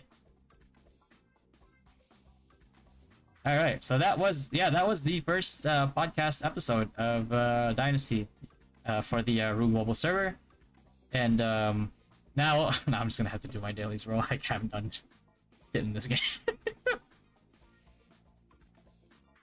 But yeah, everybody, make sure that you guys follow Thai and on Twitch.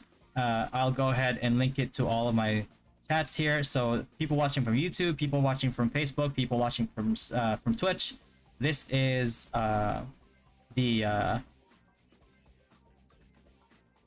link for Thai's Twitch. And Thai, can you actually link me your YouTube page as well, or your Instagram, or whatever socials you have? And then I'll start posting them here. Can you actually link me your... There you go. Alright, I'll post it on chat. Make sure you guys follow her. She streams pretty consistently, and then you'll be hearing a lot more from her when we have like the weekly Sunday episodes of the podcast.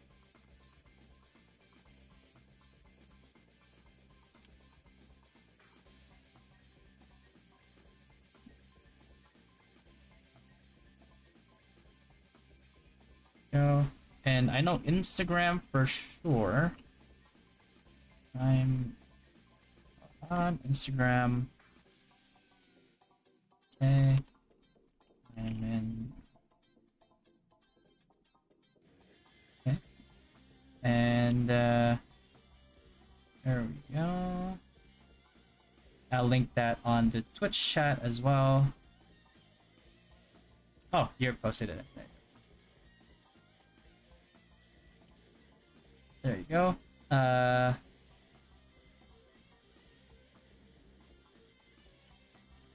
post her Twitter on the YouTube chat as well, and then I'll also post her YouTube on the YouTube chat as well. There you go. Everybody, make sure you subscribe to her YouTube, follow her on her socials, and I do have your Instagram here. There you go. That is her Instagram account. And I know you have 2 Instagram accounts, so let me grab the other one. There we go. And that is her other Instagram account as well. So make sure you guys follow her. You'll be hearing a lot more every Sunday. And yeah, I'll be editing the episode for this podcast, so stay tuned. And yeah, and I'll send you the edited version as well. Or if you want, I can just send you the VOD and you can edit it however you want. But if you want to, I can send you the already edited version where I'm just gonna do a lot of jump cuts just to make sure that it's like less pauses in between. Or I could just upload the whole thing.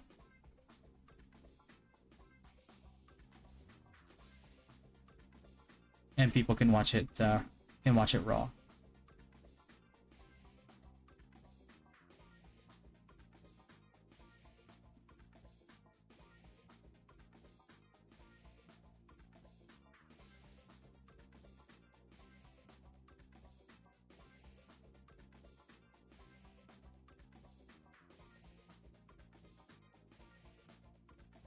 Yeah, you got it, Thai.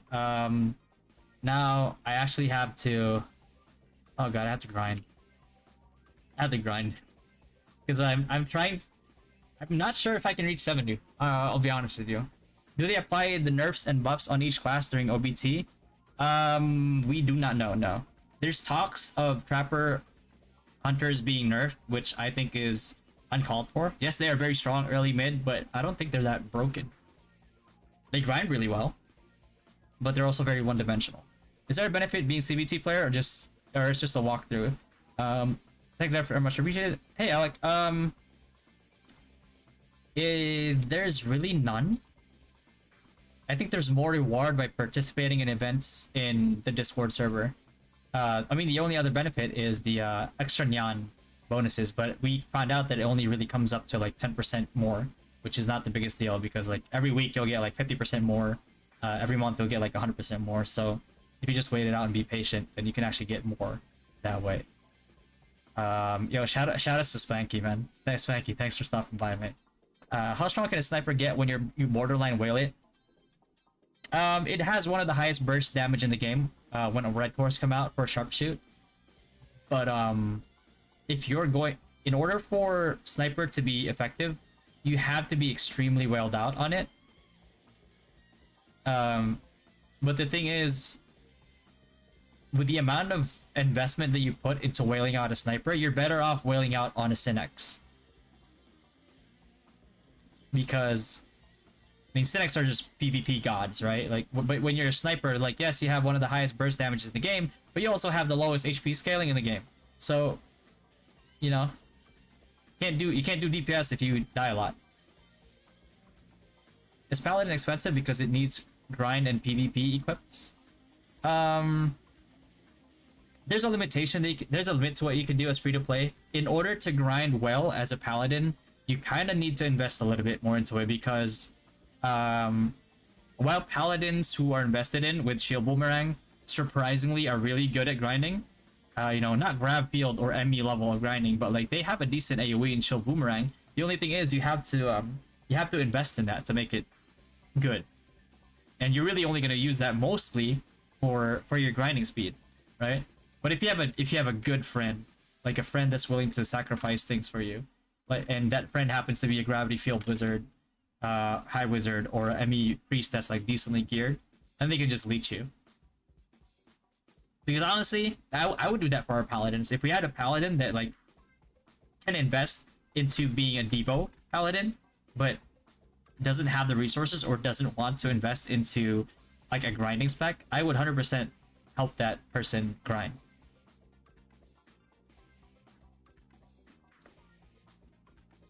Because me and my brother is planning on playing it once it opened on OBT. Best preferred free-to-play job? Best preferred free-to-play job? Wizard and Priest. 100% Wizard and Priest. Like, you'll always be good, you'll always be relevant. And the reason why is because if let's say like you use, obviously you could be using Grabfield most of the time as Wizard, right? Even if you're free-to-play, you can put CC cards on your grab field, and it will CC people. It has a chance to CC people with each tick. And the other thing too is because of how AoE works in this game, if you have stacked AoEs, right? So let's say you have on the other side they have like two really whaled out wizards, right? Obviously their gravity fields are gonna one shot people as well. But let's say like you have like 10 or like 5, 6 like free-to-play wizards on your end that actively play the game and have decent gearing because they just, you know, play the game, and they put like grab fields together in like one spot, right? if a whale steps on that grab field, all those grab fields that are there on that ground will tick at the same time. So let's say like every free-to-play wizard, like each wizard can put, let's say like they put like let's say they put like 3 grab fields on the ground, right? This is an example. That means like if you had 10 free-to-play wizards, that's 30 grab fields that are on the ground. So when somebody steps on that, they get all 30 ticks at the same time. So even if you're a free-to-play wizard, each tick only does like, let's say like 3k, 4k, right? You know, times 3, that's still like 12k. And if you have like 10 of them, that's it. You know what I mean? Like that's the reason why you'll always be relevant as a wizard. And obviously that counts for ME as well. How strong is a wizard on borderline whaling it? Very strong. Like hyper carry strong. Because of the mechanics behind gravity field, right? Gravity field ignores them, magic defense, so you're always getting the most of however much you scale. When you get a plus 15 weapon on a ME priest, which is I think at level 90, the plus 15 bonus of ignoring people's magic defense applies. So that's also really strong. Do I have enough potions here? I need to buy more potions. So for feathers, is it okay to just focus on PvP feather build, like 4 gold, 1 purple, and not buy the PvE gold feather? You can buy the PvE gold feathers. Let me show you. Because even though they have PvP stats on them, alright, like this one right here, right? Even though it's PvE damage bonus, and this is tier 1, right? This is only tier 1. You still get your ignore defense and magic defense, which is not the biggest deal, but like once you get it to tier 10, I mean that's a lot of, you know. But obviously if you're ME priest, you have a plus 15 weapon or higher, you don't really need ignore magic defense as much. So maybe this one won't really count, so you can forego this, right? So it's situational a little bit. This one right here, even though it's PvE damage, you still get a huge chunk of magic attack, right? So that's also huge. If you don't have a grab field or like a plus 15 weapon with an ME priest, you know, this is also really good. So like a Synax, for example. Obviously you're gonna want to max out on your PvP PvP feathers, because like once you can max out all of these right here up to here, things get a lot easier for you. So you just put that down, and you can see, right, like the scaling on attack for them for even a tier 1 is already like really good. So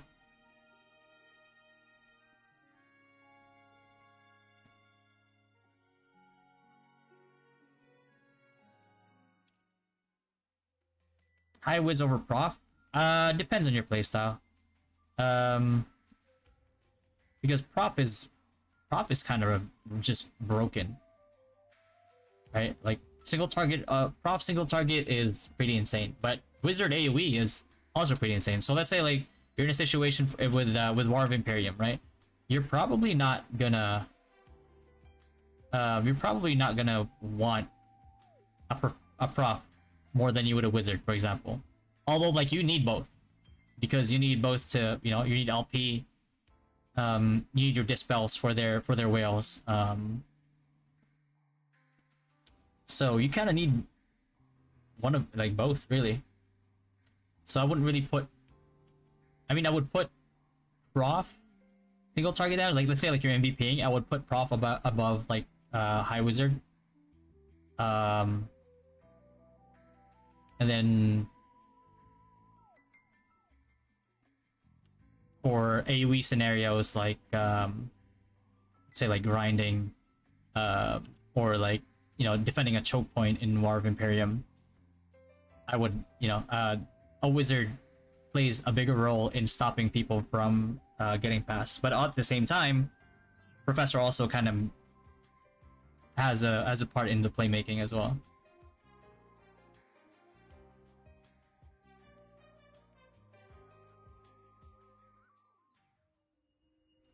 The Warriors of the Wizard. There's not a lot of nuances to a wizard.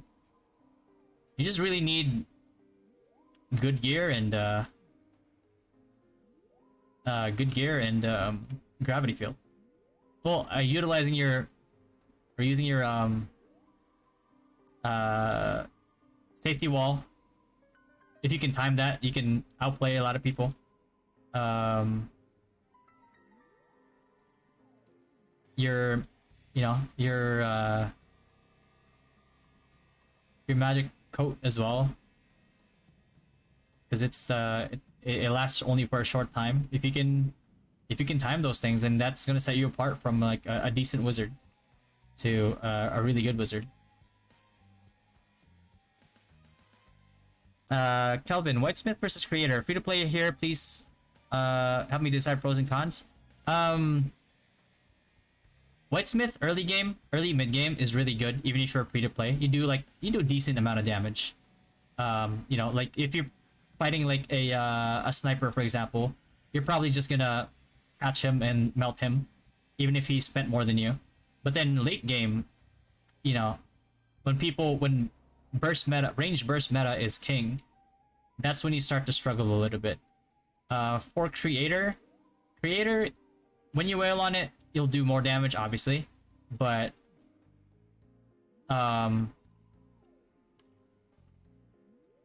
it's still good even as free to play.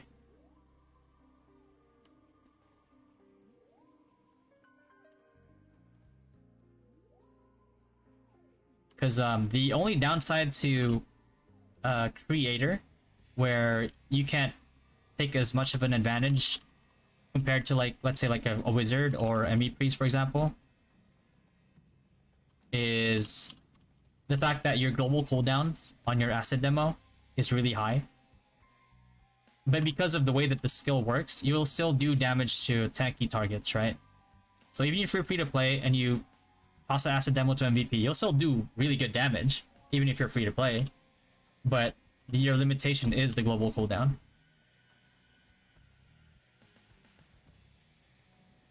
Claren, Agi Acolyte or Holy Light Acolyte? Which one is better for Gram 1 to 45? Holy Light transitioning, Acolyte transitioning into Sanctuary grinding for Priest. Towards mid game, Sanctuary grinding is still really good. You wanna because Sanctuary doesn't use blue gems here, you can actually gacha for like the AoE pets, right? Like the A ones. You don't even need a Dono. You can just have Abyss Witch or Fire Spirit, which gives you AoEs, and that's good enough because the Sanctuary keeps you up even if you're full int, and it keeps up your pet as well. So your pet's just never gonna die. So you really just need SP pet pots for your pet to continuously AoE. And you know, and then later on, you can, and after Sanctuary becomes like a little too slow, and your pet's not strong enough to make it any faster, that's when you can start considering transitioning into ME. And even if you're full support, you can, even with the Dia staff, it'll be slower, but your ME will still do decent damage to undead monsters and demon monsters. Let's see, is that Shark Pet good for ME Priest? It's good for everybody because it gives you, I think, 2.5% physical and magical attack plus some HP. When it comes to item progression, like, should I prioritize variable cast time or increased magic damage? I'll start taking notes when OBT comes out. It's a bit of a toss-up because, like, you want enough damage, but you also don't want to take forever to cast, right? So you kind of have to experiment with like your current gear, your current gacha, like costumes, for example, that give, or pets that give you like variable cast time decrease. Because the way that the computation for variable cast time works and global cooldown works is that it rounds. I don't have any more water. It rounds over to your favor. So if you're just a little bit over like a certain percentage, and getting to the next percentage will decrease your cast time by like 0.1, the game will actually give you that 0.1. That's something that you should remember when you're trying to invest into any variable cast time or fixed cast time or global cooldown stats. Keep that in mind.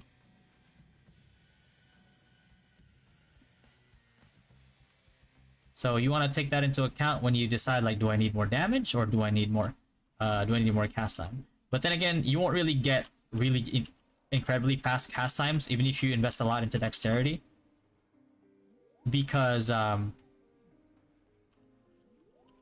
example, for ME Priest, until red cores come out, where it can make you instant cast ME without having to suffer, or without having to wear I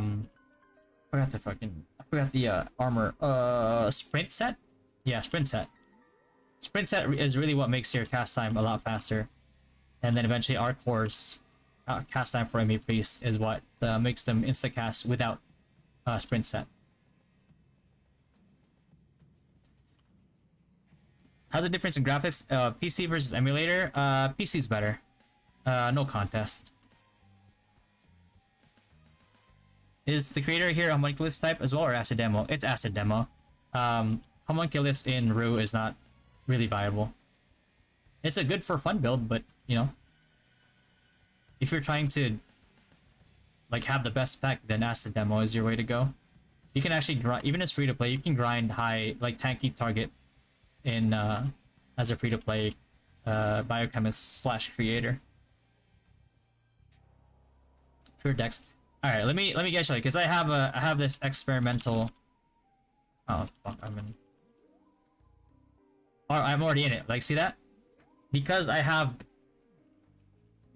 enough gear, right now anyway.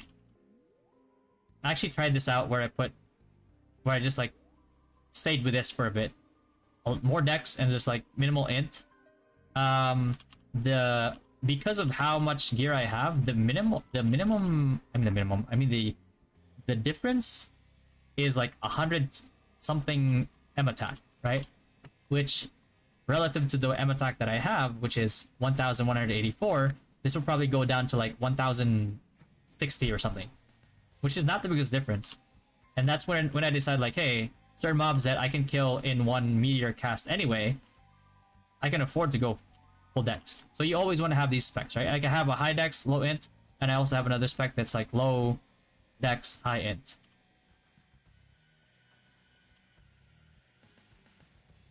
Do you use macro or just auto? I manually do it. I'm not sure what their policy is on macro, and I don't want to get banned because I'm live streaming it. So I'm just manually grinding right now. How do you do MR with Priest? With Priest, if you're doing low-level undead mobs, you can always do Sanctuary because it doesn't use blue gems. Otherwise, your most cost-effective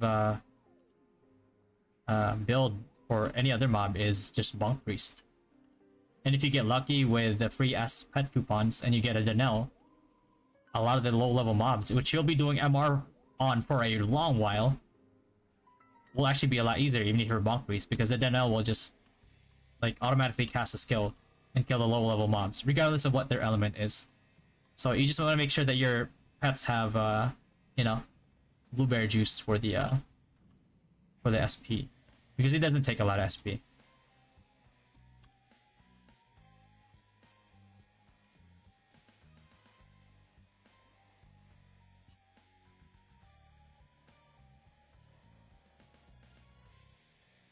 But yeah, later on, if you really want to like be a giga efficient like grinder,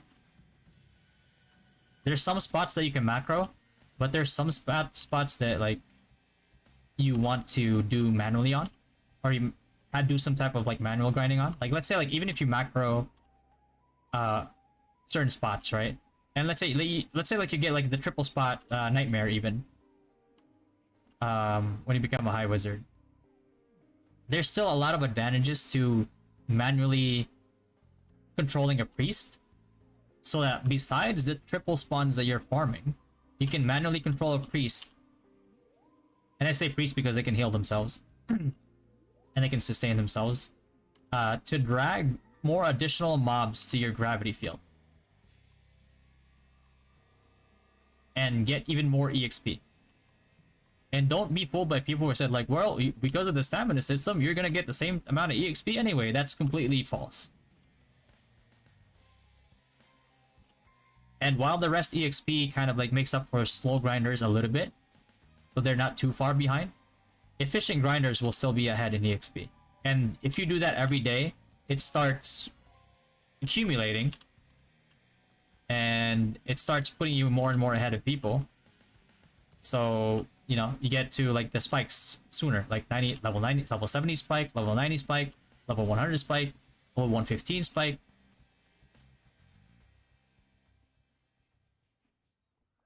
Hey Matthias, is this a free-to-play character? This one? Not anymore, no. It was free-to-play before.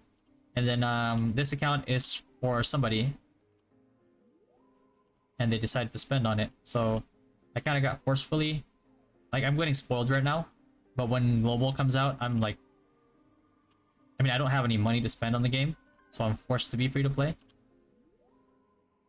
So, I'm gonna be free-to-play. And I'm gonna be spoiled now, and I'm gonna be like, oh my god, I'm so much weaker in OBT. Unless I get lucky and I get a Denel pet. Denel pet will carry me in Alfheim, and it will put me in a pretty good spot.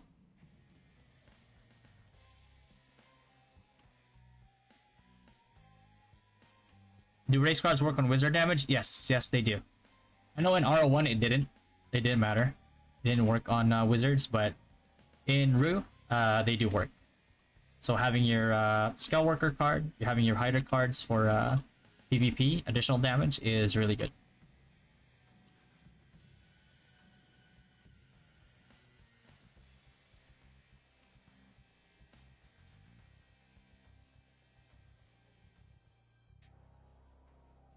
I don't have any more HP pet pots now. I think he's gonna die. God, yeah, he died.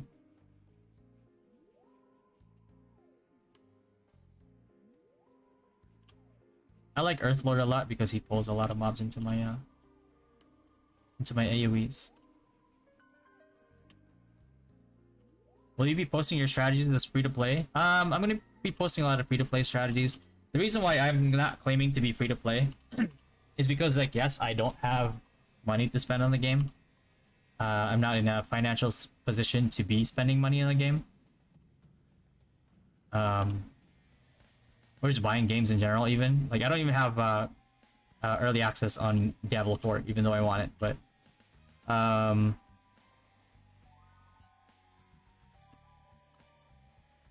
there are people who are insisting on donating money for me to spend on the game.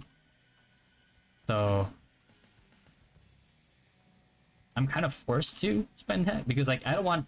Like, somebody, I think Shua and Cake donate like $150 for me to spend on the game. If they specifically tell me that, like, hey, you need to use this on the game, I want you to use this money on the game, I have to use it on the game, right? Because I can just scam them and, like, keep it for myself. So, live that content creator Ru fund. Oh, did I tell you my YouTube finally got monetized?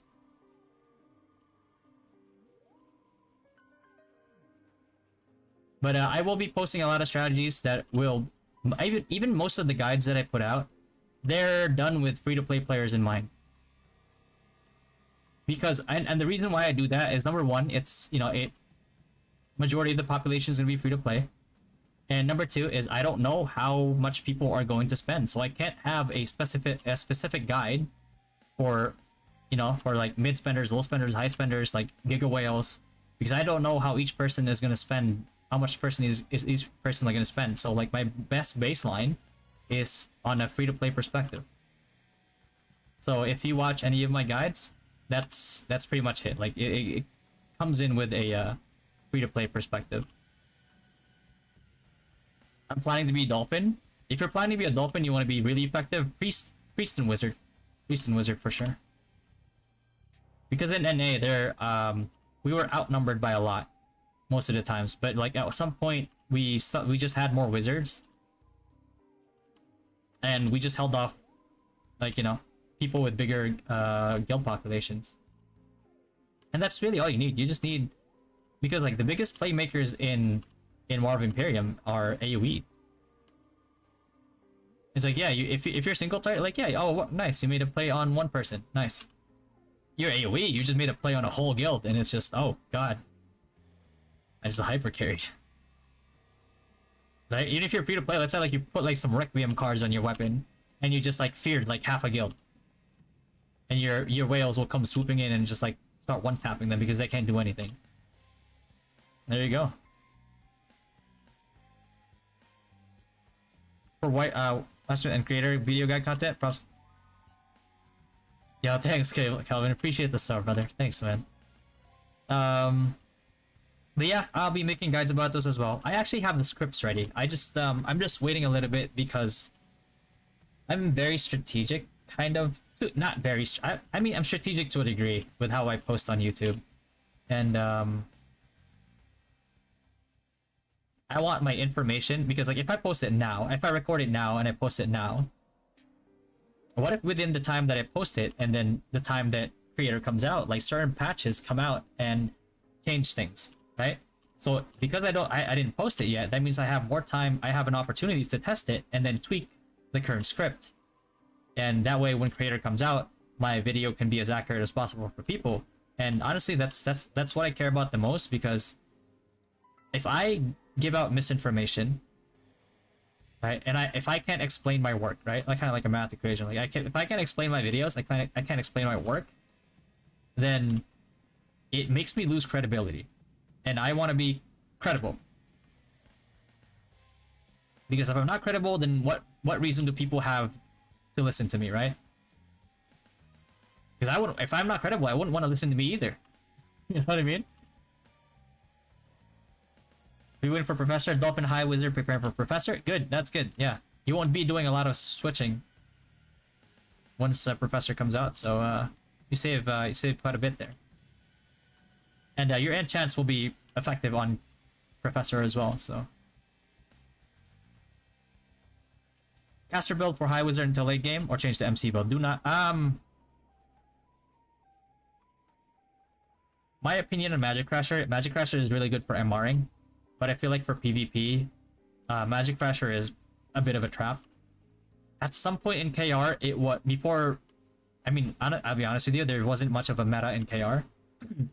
It was like the Wild Wild West, and because it was the Wild Wild West, and people didn't really have a, a meta, so to speak, or a proper meta. Magic Crashers ended up fragging out because, there wasn't a stable meta, a stable AoE meta. And so when people who played KR went to NA, where there was a stable AoE meta, they found out that they got destroyed as Magic Crasher. Like, your Magic Crasher, you're only really dunking on kids that are like free to play or spent way less than you. You won't be as effective as like an AoE wizard that can zone, that can make a play on a bigger group of people.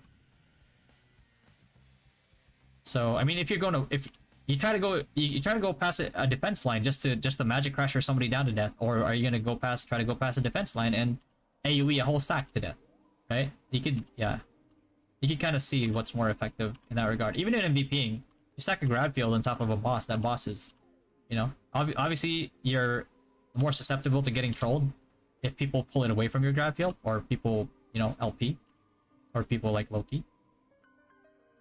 But yeah, I guess that's the one pro. That's like one of the pros that MC has compared to the grab field. Oh god, my pet really needs a potion, bro. He's gonna die. I don't want him to die.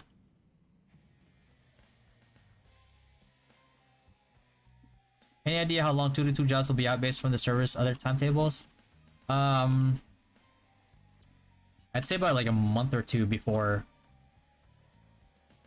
like Monk comes out, and then 4 months or 3 to 4 months maybe until Paladin comes out. I'm not sure how soon they're gonna do it in global, but this is NA, and then I think 5 to 6 months was Bard Dancer, and then like 7 to 8 to 9 was Sage.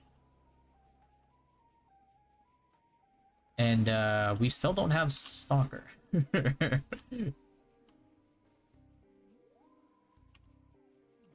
There was a top MC player in KR called Jinsung. I believe he said MC is good for PvE, but mediocre in PvP. Yeah, he's right.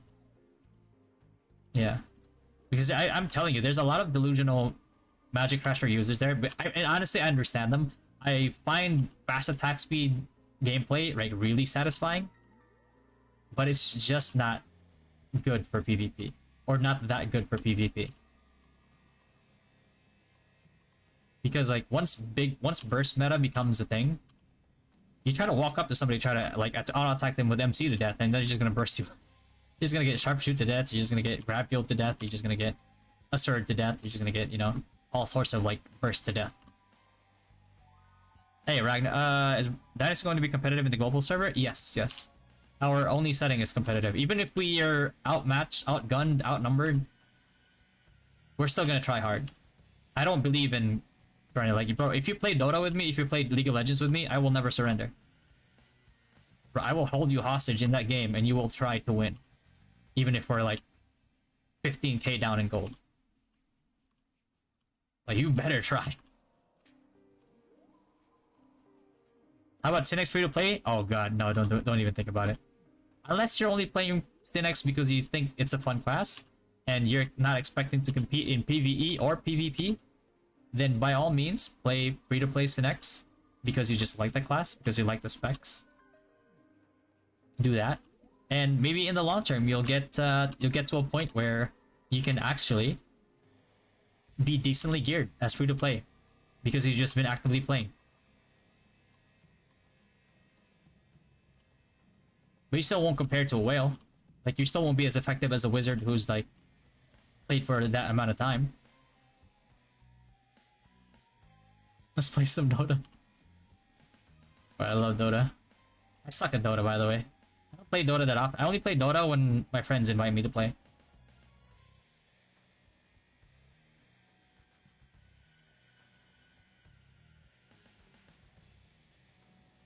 Which guild do you think is going to be your biggest competition in the server?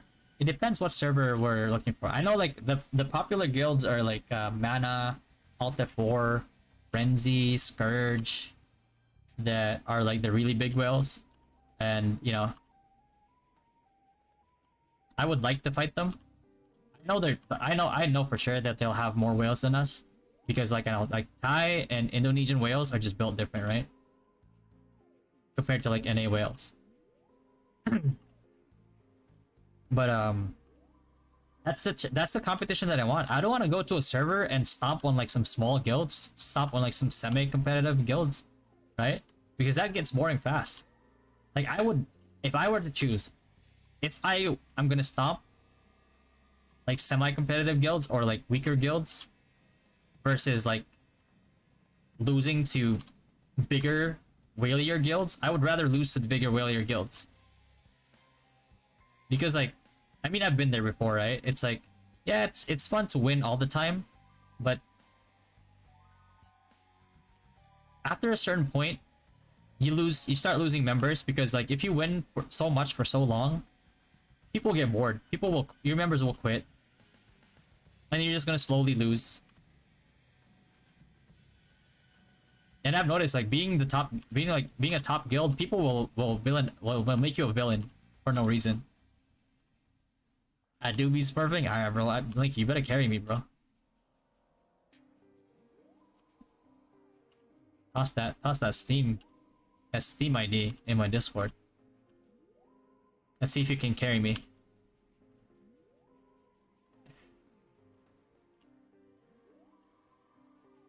Bro, all my friends play Dota with me with the expectation of losing. Not that I'm trolling, you know. I just don't play the game that often to be good at it. Your thoughts on having your own full support? That's a good idea. The only problem is if you bring it MVPing and the priest gets the MVP card, oh god, that is painful. But, you know, MVP card's an MVP card. Depends on your rank though. Ancient above, there's a lot of smurfs too. Bro, I tell you, I don't play a lot. I only played rank to get my ranking, and I think it only placed me in like Crusader or something. And I think the only reason why I didn't reach the lowest rank is because like I'm just used to playing MOBAs, that I have some game sense.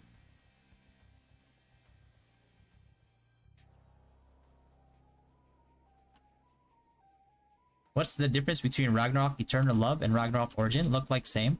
It has a lot of intrinsic differences. Ragnarok Origin was made to be as close as possible to RO1.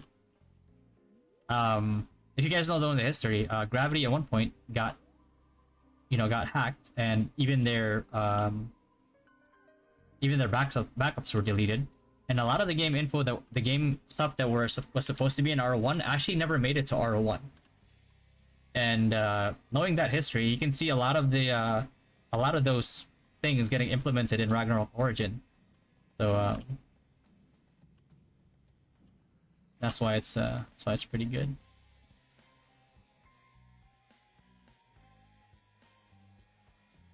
Yo, Enzo, angas mo naman, JK. Gagi. Hindi tayo pwede umangas, free to play tayo, pare. Wala, hindi tayo win. Hindi tayo may umangas pag di win. Crusader is walking the park. I do be smashing kids there. Oh shit. Well, easy carry. Bro, you're about to inflate my MMR. My KR's got looted a Mistress card. That's not too bad, Zion. That's not too bad. Your FS got a Mistress card. At least it's a card they can use, bro. Imagine getting a doppelganger card on your FS. Like, bro, I have to go Monk Priest now. Imagine getting a Dracula card on a class that has no magic damage scaling. Unfortunate. Or like getting a Mistress card on a class that doesn't use any gems. Big sad. Mega server for the win, I hope. How many servers when the game release? I hope and not too many. I've heard people say that it's gonna be like 10 servers, which I guess is reasonable for the amount of people that are gonna play the game. But I wonder that's what the server capacity is. I haven't heard any specifics on server capacity, which is gonna be the biggest thing for like groups that want to play together. Do you know if there are gonna be lots of NA and world player in global? There's gonna be a lot, bad. Yeah, there's gonna be a lot for sure. Imagine getting angeling on a pally. Nix. Angeling on a pally, man. Good god.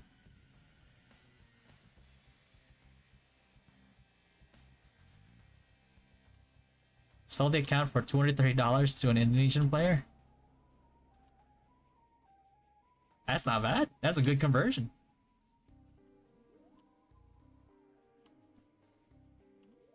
I've seen people get MVP cards that are not theirs, and they charge. They're not for their class, I mean, and they charge whales to post it, which is good. I mean, it's a good deal if you're the one selling it. Like, you're not gonna use it anyway. Like, what are you gonna do with it? Which I'm pretty sure just don't get caught, because I'm pretty sure that's illegal. Not illegal, but like against TOS. And we'll get your account banned, most likely. But Trapper Hunter did that nerf, damage up is insane. Yeah, what Carl said, just use Trap, just use Sight Ruwak. Get a Horon card if you don't have Sight or Ruwak. You know, later on when they release the Vision Syrups, use the Vision Syrups. It's God, man. Trapper Hunters are not as broken as people think they are. They're broken for grinding, early mid grinding, and possibly late game grinding, depending on their scaling. But just because a class grinds good doesn't mean it should.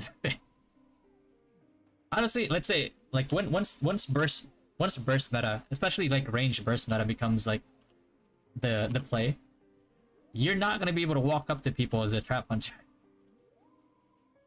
You get blasted before you even get close, bro. How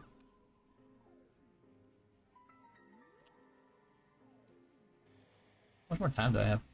54 minutes? Oh, I'm almost there.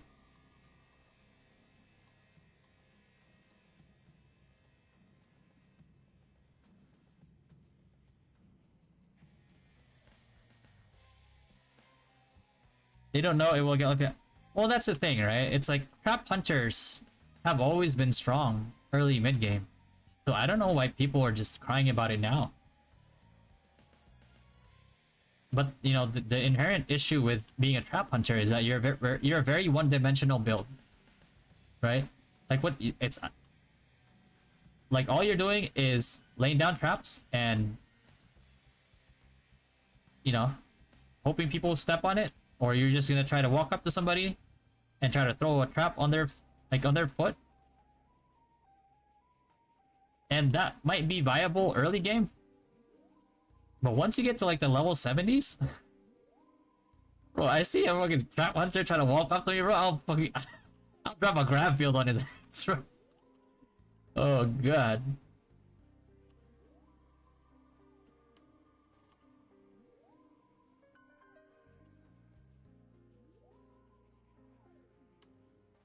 Why don't you use auto? Garbage. Auto is good for certain situations, but what happens is it only when you target a mob, right? It only casts it when a mob is actually there. So like for me right here, it's like I'm casting even if the mobs are dead. That way I always have meteor storm uptime. So as soon as they spawn, there's a meteor landing, you know, and I'm not just casting meteor when they spawn. So it's like, you know, better EXP per hour.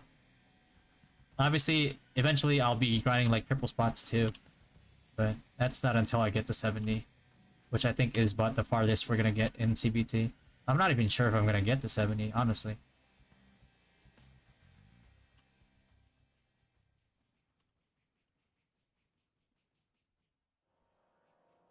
How is ADL Sniper for PvE?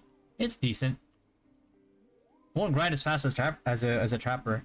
Like single target builds will never grind as fast as AoE builds. That's just a given. You know, even now, like like when third jobs came out in RO1, AoE grinding was the meta. It's the same here too. People have better access to more AoE.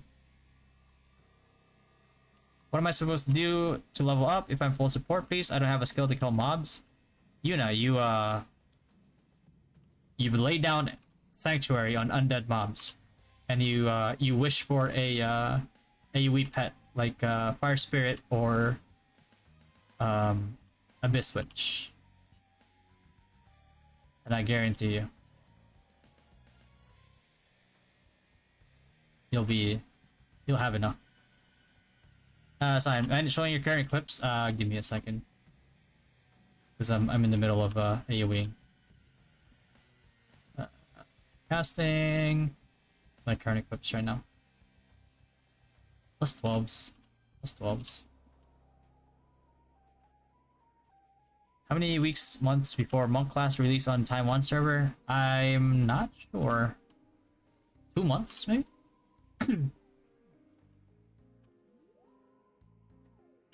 How is Whitesmith for PvE and MVP? They're good for MVPs. They have really good, like, single target damage. PvE grinding, they're decent too. They're melee, but they're the highest AoE melee class in the game. So, I mean, just because they're melee, you know, that already means that they're not going to be grinding as fast as like a wizard, right? Because they have to run up to the mobs that they're trying to grind. Yeah, or you're manually grinding for the full stamina, such that if it'll help, you can actually auto macro the autocaster MS on the ground before the mob spawn in an emulator. Oh yeah. I macros. The only thing is I'm streaming, so if by any chance the macro is against TOS and I get caught streaming a macro, bro, I get banned. I'm just not trying to risk it. Yeah, Yuna. Sanctuary grinders are actually one of the fastest grinders early game. Because like unlike trappers, where they have to, you know, get close to a spot and throw a trap down, you can actually just like carpet the your general location with Sanctuary. the good thing about Sanctuary is like it's gonna heal you, it's gonna heal your pet. So all you really need for your pet is the SP potions, the SP milk cartons.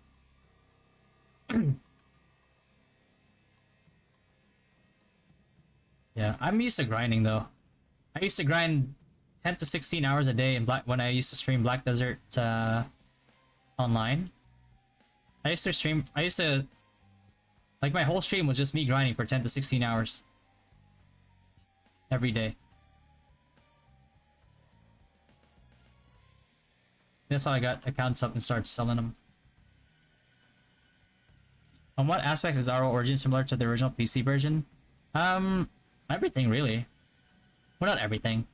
You don't have /BM in here, but you know I am using hotkeys, for example. The pet system is similar to the mercenary mechanics that they used to envision for RO1 before they got hacked and that got deleted from their database and their backups. Oh, nice. Also, the grind spots are all very similar. Bosses are all very similar. The boss mechanics that they have, the MVP mechanics that they have, are what R1 was supposed to be as well. The music is very like a modernized version, almost slightly modernized version of the RO BGM. Like if you listen, it's like you'll hear like, you know, so I know some areas in the game, like I'll notice like an additional like drum beat or like an additional like snare on the BGM, so which adds another layer to the BGM, which makes it a little better. Not to say that RO1 BGMs were bad, they were actually very, very good.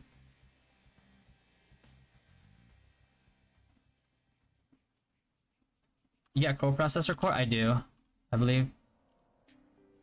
Question, does RO Origin worth playing as a non-PvP player? Just focuses on PvE? Yeah, absolutely, Dave. You can focus. There's a lot of, even in NA, there's a lot of people who just focus on PvE. You know, they've been playing for like over a year, just never participated in any PvP event, and just really just enjoy PvE. You know, Helheim, MVP, like some of the other seasonal, or not seasonal, but like limited PvE events. But yeah, RO has a lot to offer for everybody. You know, some people just want to be in the MR standings. They want to just do MR. You know, when you have like the Extreme Challenge PvE events and like the regular Extreme Challenge and like the one where there's like a time thing, they like doing that. What else is there? The Helheim Time Attack Challenge. Some PvEers really love that one. Yeah, there's a lot. SCT Gunner. I'm doing like a experimental build right now where I actually have majority dexterity than intelligence. Just testing builds, really. The difference between my high int build versus my high dex build is it's about like 111 magic attack, I think. But obviously, as you get more magic attack scaling, it becomes a much more valuable stat. And that's when you kind of have to start transitioning because mob HP is going to get higher and higher. The orchestra version, it's going. Oh, absolutely. I love. Like I used to stream games and my background music would be RO music. The last time I played the Ruin Kara server, you can already craft purple cards using shards. I'm wondering, is there a craftable MVP cards too? They don't have MVP card crafting in here. Sometimes they'll have some for like MVP card rental for like 3 days, 7 days. How much it costs to get 120 summons per pet? I actually don't know. I haven't calculated it, Finrare. Because like I know if I calculated it, I'd be like, that's an amount I cannot afford. The meteor count as dead monsters, so you'll get global cooldown reduction even if there's no monster killed. could give it a shot. Good morning, Ruden. There's an extreme challenge. Nice, good to know. Thanks for answering. Now I'm hooked. Oh god. But yeah, you have a lot of like things you can do here if you're just fully PvE, and it's enough to occupy quite a bit of your time if you do all the PvE stuff. Like the cooking stuff too is good for people who enjoy that. That's a fun event. Bloody branch parties. 100 Yanberry per S summon. If you buy the 30% ones, you can just do 70. If you buy the discounted ones, they're even cheaper. And there's also one where it's like limited per week as well, like the 30% one, but it's only like 10% discount. I heard Golden Mace getting nerfed, so it's not viable again as a battle priest. I haven't heard of any nerfs, because currently Golden Mace is actually buffed compared to the previous versions. It's stronger than the base versions, the base of the previous versions, and it actually scales better than the previous versions. And I don't think battle priests are actually an issue that you'd have to nerf them. That would be a very weird nerf if that does happen. Because no matter how strong you are as a battle priest, you're not going to be doing the same single target damage as a Synex, a dual dagger Synex. And you don't have stealth, so you walk up to somebody who has like big bursts, you're just gonna get bursted down. Are the MVP cards on Rue as OP as RO1? No.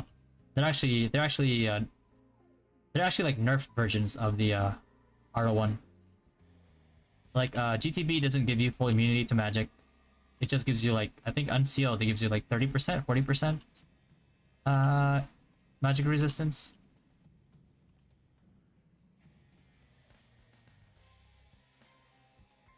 I'm actually curious about which one is better, Battle Priest or Magnus Priest 2. Can someone answer? Magnus Priest. No, there's no contest. Magnus Priest is just better in all scenarios. It just costs a little bit. It just costs more than Battle Priest because it has to use blue gems. It's costly to reset stats and skill points on Rue. I want to experiment on my build, but I don't know if it's easy to reset everything. You get 3 free resets for your skills, and you get 3 free resets for your stats. If you want to start testing, I would advise making an account in NA or getting into CBT here.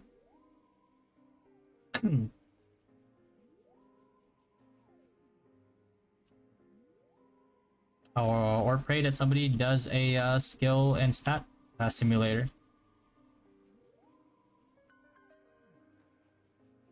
I really want to play Paladin. Should I play Knight first or stay Swordy?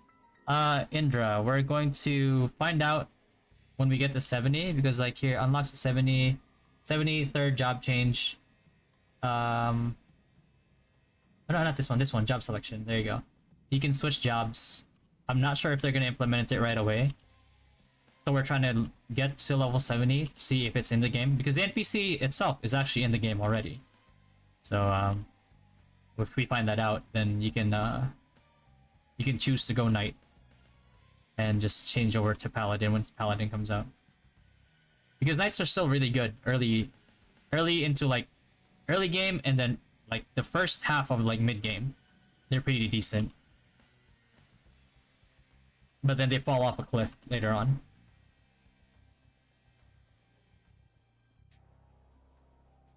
As a High Priest support main, is it good to start as a Battle Akko or a Holy Light Akko, Dave? A Holy Light into Sanctuary grinding, Dave. Holy Light is actually one of the fastest grinders early to mid game, which is surprising because, you know, you're a support and you're one of the fastest grinders in the game. The only class that beats you is Trapper Hunters, but you have way more sustain than them, so. Does Bloody Knight have cooldown? The Meteor Storm proc like NA version? NA you got like 7 seconds cooldown. I'm pretty sure it has a cooldown here too. I believe all of the MVP cards have like inherent cooldown. I know even Mutant Dragon has like a 4-second, 2 or 4-second innate cooldown on the Dragon Breath. How to get cards in Rue? Drops from grinding? Yes, you can get cards by grinding and getting lucky on a drop, or you hit a pity after you've killed enough mobs, and the game just gives it to you. NA doesn't have pity, so they said they did, but you know, if somebody grinds a certain spot for a year and never gets a card, then that's kind of like a telltale sign that there's no pity system. Top 1 rank in fantasy server is Battle Priest. I mean, you can just wail out and be the highest combat, right? Doesn't mean you'll be effective.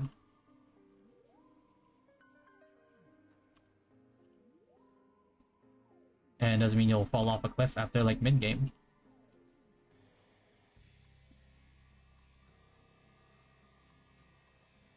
Dynasty Podcast? Oh, I am. We actually finished episode 1 already. I'm gonna have to just do the edits and then upload it. So after I'm done streaming, I'll edit the video and I'll start uploading it. Even at the start, Mage stage Magnus is better. Well, at the beginning stages, early game, I honestly prefer Sanctuary grinding over ME. Sanctuary just gives you everything. Gives you sustain, gives you damage to undead, and it actually does damage to demon monsters too, but less damage than like an undead monster. And it keeps your pet sustained, it keeps you sustained. It doesn't use blue gems like Magnus does.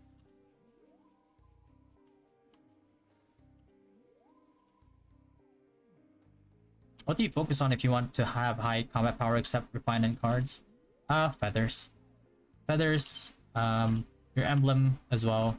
Although the scaling from emblem is by outranking somebody, and then you get like the % increase in PvP for that. So it's not so much raw adventure power than it is just like, I guess in a way hidden. Kind of like a hidden stat almost. I don't think Golden Mace is getting nerfed, but I saw a lot of people play other version of Ruse. Says that monster here in Global are having more HP than others versions. They do, Ovik. Some monsters have up to like 100% more HP. Some monsters have like 300 to 350% more HP. But then again, we have so many more damage sources that it ends up evening out later on. So that's not the biggest deal. So even you are a knight, you can job change to paladin when the level 70 cap begins. Yes. Well, regardless of what class you are, even if you're a knight, you can when sage comes out, you can job change to sage. You can job change to any class you want. I'm curious, what if I'm going Magnus, but the cast time is around 2.5 to 3 seconds? Is it still worth for farm and DPS and MVPs? You're not gonna do as much as a grab field wizard, because ME doesn't really reach its full potential until like level 90, when you get the plus 15 bonus on your holy stick, which makes you ignore magic defense. And the 90 version actually has 20% less cast time compared to like the 50-70 version. And I believe more damage as well, obviously, but that's still decent. You know, for demon, shadow, undead type, you still do really good DPS, even if your cast time is 2.5 to 3 seconds. Just because like, you know, like undead, demon, you inherently do like 50-75% more damage, and if you have the card that's right for that boss, you do even more damage. So yeah, ME is still pretty strong, even with that cast time. And farming as well. Some people can actually start MEing early and it be viable. It's just that early game I prefer Sanctuary, especially if I'm free to play. Just because like all I have to do, I just have to wish for an Abyss Switch or Fire Spirit, get that extra AoE. Plus Sanctuary will sustain my pet. My pet will never die, and they just continue to AoE. And if you get lucky and you get a Denel early, good god, you just set. your dental never dies and it's just gonna do more DPS than you ever will. Crazy. I was speaking to someone from Taiwan. They said knights have a big buff to carry them well into late game. The only way that knights will ever become relevant in War of Imperium, for example, is if there's somehow they somehow get tanky enough to break through the AoE line and then get onto the enemy stack and have really, really good AoE or cleave damage.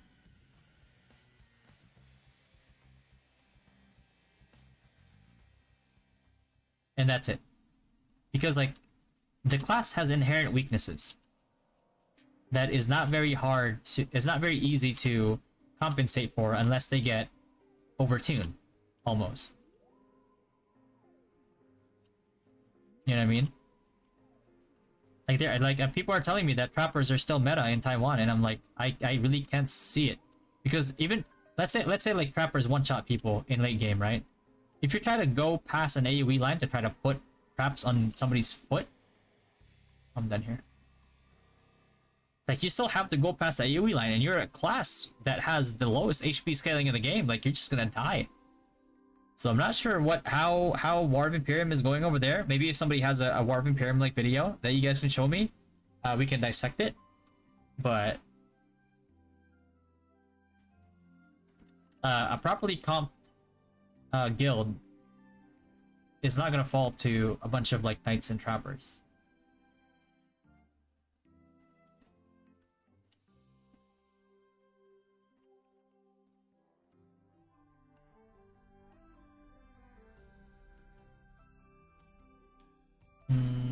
Nobody doing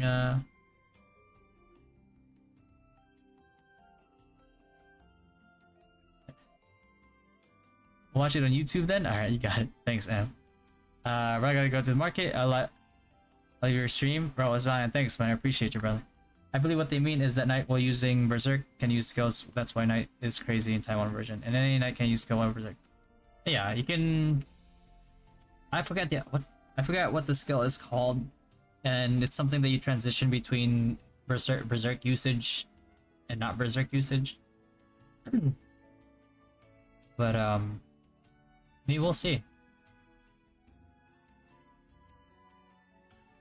Once a proper, I would like to see. I mean, I would be happy for knights if they actually find a way to become relevant.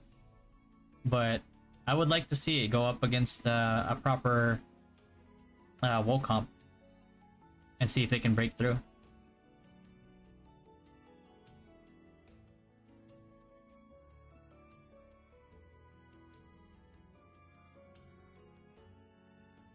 They do reasonable damage for MR leveling and I guess smaller scale PvP. I mean, MR leveling they never really had that big of an issue with.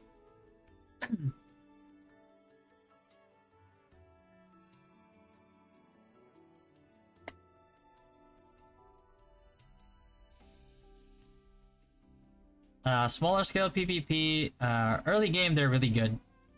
It's just that later on, like, you know, it's really hard for even a knight, even if you have like parry, to jump into like a group of people and, you know, not expect to get one shot.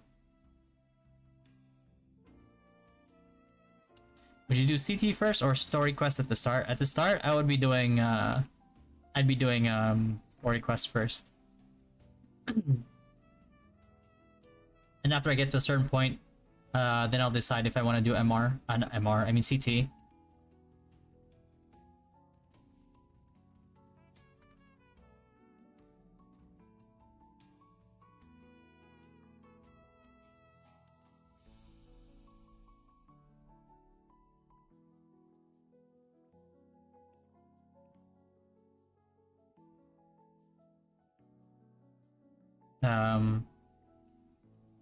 Then when I can get to the less crowded spots, then I'll start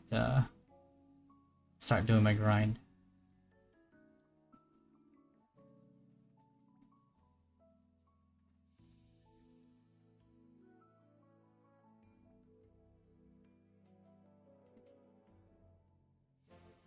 I want to stack Oris just because Okay, what's gate?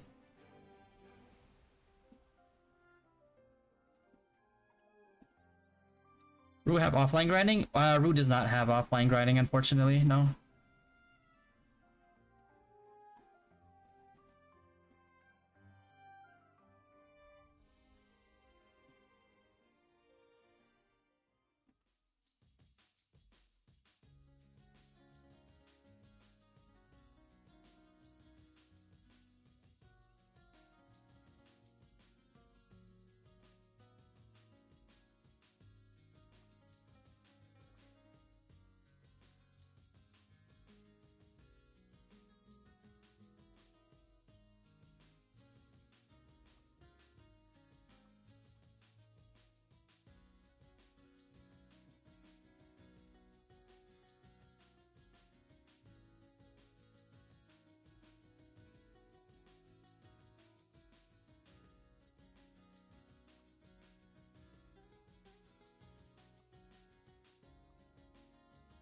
Hold on, guys. Let me just grab something to drink because my throat. I've been talking a lot. I noticed, and I just need something so I don't.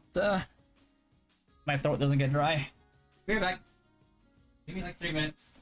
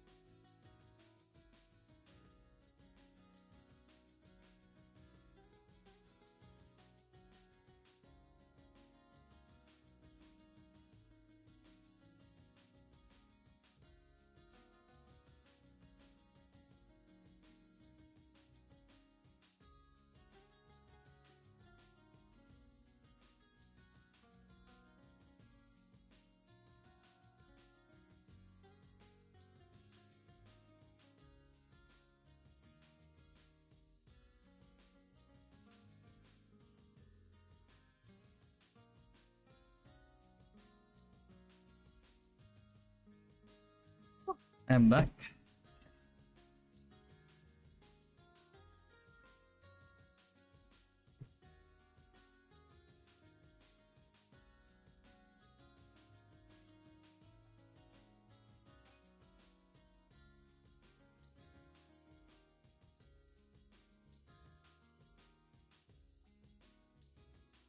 Want to make sure that I'm not ignoring people on the DMs. Hey, no name. Is it more worth it to use neon berries for card gacha versus refining equipment? I think it would be a better way to get Zenny, which in turn we buy more refined materials if we buy in shop. The thing about gacha, card gacha here in global is it's 2,500 neon cheaper than NA. Plus the neon berries are already like 20% cheaper than NA. So I actually do think that rolling card gacha is not a bad idea.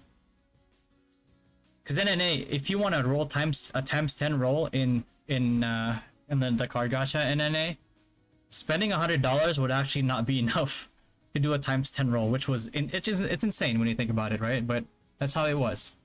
But it is much cheaper in global, and it makes a lot more sense to roll cards in global.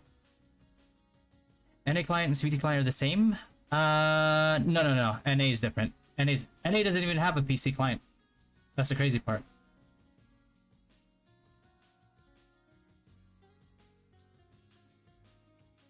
Join this party for Hazy Forest. I think if this has been answered before, does Rue have AFK grinding though? Like the auto skill mechanic for most mobile MMOs? Oh yeah, right there. You can choose which monsters you want to target. You can choose between, like, you know, range, all that. If you just choose all. It's up to you.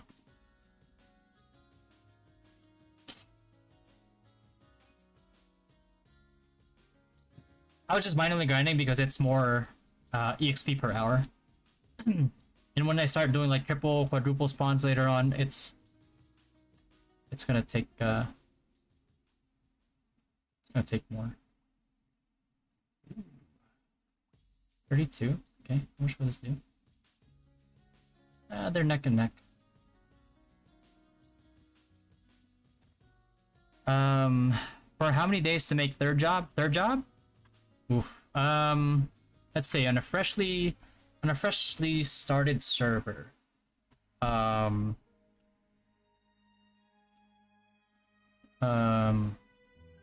get the third job. 2 weeks, maybe 2 weeks, give or take a few days. Not give or take, more like give it like 3 days.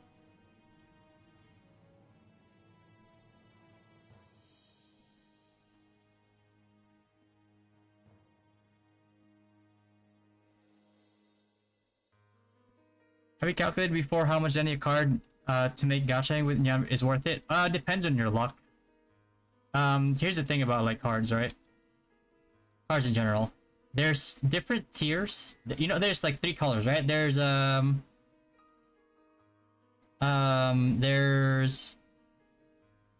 green cards, there's blue cards, and there's purple cards. Each color has different tiers, and you basically get RNG.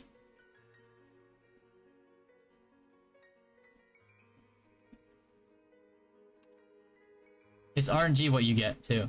So yeah, if your luck is complete garbage, you could get like a T1 drop for every single one.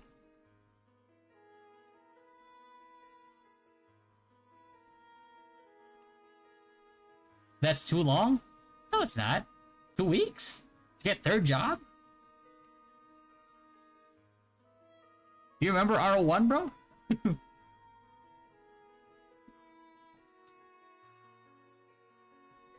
What is the best way to get Zenny by card gacha?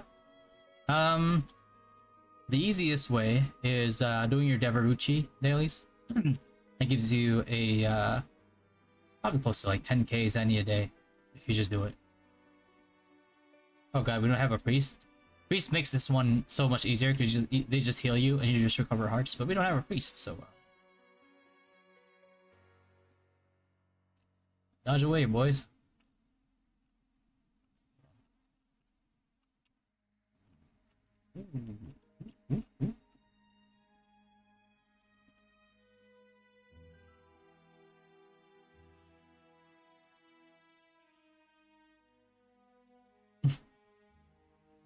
Well, they're getting massacred right now. Holy shit. You got this, team.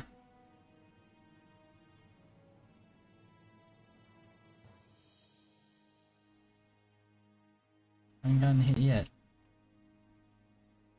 There we go. Hey, we didn't get it a single time.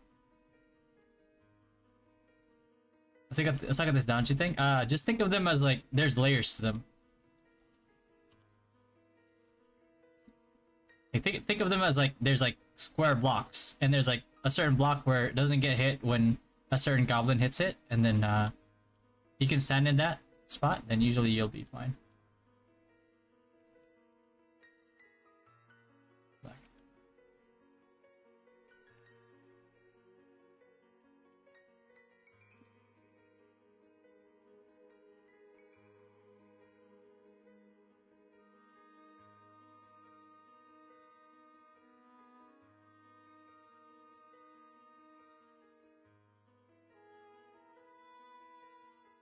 What else is a good way to get Zenny?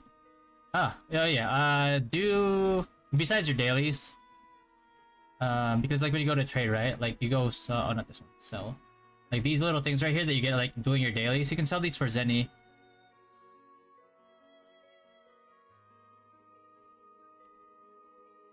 And if you do your ET every week, like max out on the floors every week, or you do MVPs every time, the rewards that you get from there is like it all adds up, right? And you get like a lot of Zenny that way.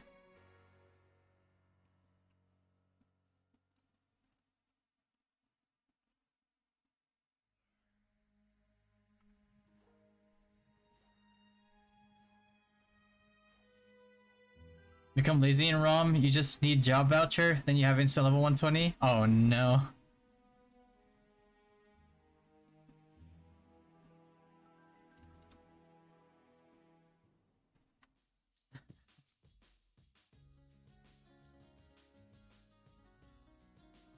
I don't think I mean that's good for like servers that have been out for a really long time. If especially if like there's no good like leveling system.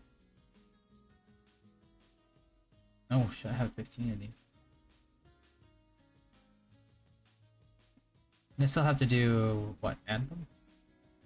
Or I could just do dancing. Actually no.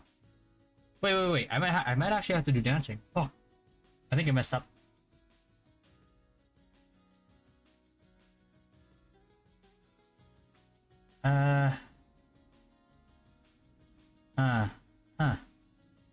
Yeah. I'll tell you guys why I feel like I messed up. I should have checked it before I logged in, but I was too preoccupied. You see like server level reset, right? It's gonna reset like on the 14th, which is I think is next reset. Yeah, it's next reset. So what this could have meant, what this means is like server level would have increased and things would have given me a lot more EXP. What I could have done here is done the dailies that take your tickets before you even complete it. So what I mean by that is like when you do dance, I think dance party, it's not here, but it's the fishing one. And I'm not sure if White Wing training actually takes tickets before it. I'll test it right now. But you want to do those things, complete them, don't submit them, and when the server level goes up, the next day, you submit them that day. Because they already took the tickets, right? So next day, your tickets are going to refresh and be full, or they're going to be full again. But you'll have like a full set of quests that you can submit. And when you submit that, when the server level goes up, you'll get way more EXP than you would have otherwise. And that would be actually a pretty...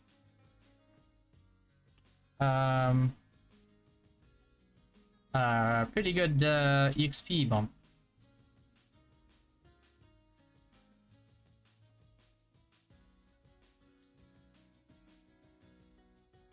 Wait, I do have... Oh, I just got that. Never mind.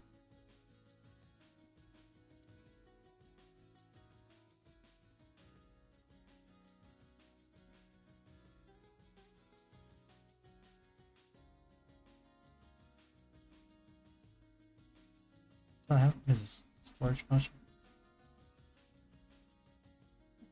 Okay. Oh yeah, I gotta enhance.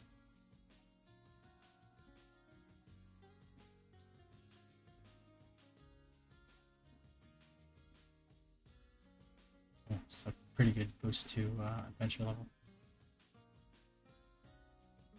What else do I have to do next? I can do Helheim, and I can do... Usually, at your Yggdrasil, you save that for last. You want to do that when you're at your strongest, which is the end of the week. Huh. Stream challenge later. This is gonna be good EXP. The only reason why I didn't do this before was because I don't want to get the drop here and use up all my luck. Minis, I haven't done minis yet. I'm too lazy to hunt minis right now. I'll just do BBDB. Let's see, any... Oh yeah, I guess the only choice that I have is...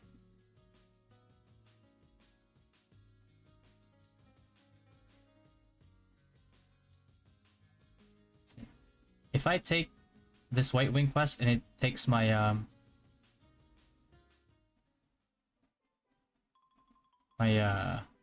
tickets, then that's gonna count.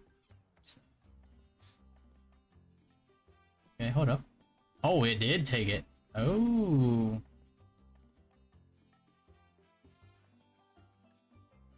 Alright, alright, alright, alright.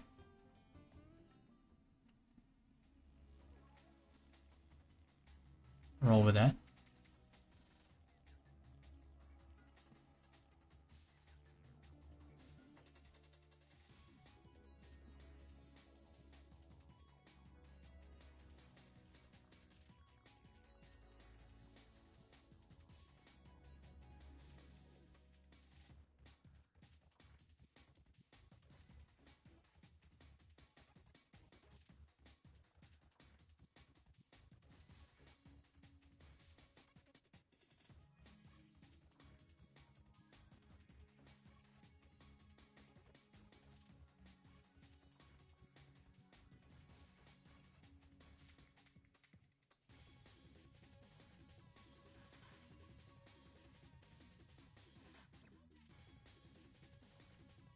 Hmm.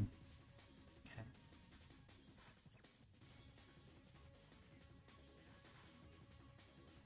Oh, there we go. Goblin Archer. God, man. Goblins do so much damage because they're all aggro too. And they're so crowded. And like if you're like lower levels, even sometimes like higher levels too, it's like a wrecked over here.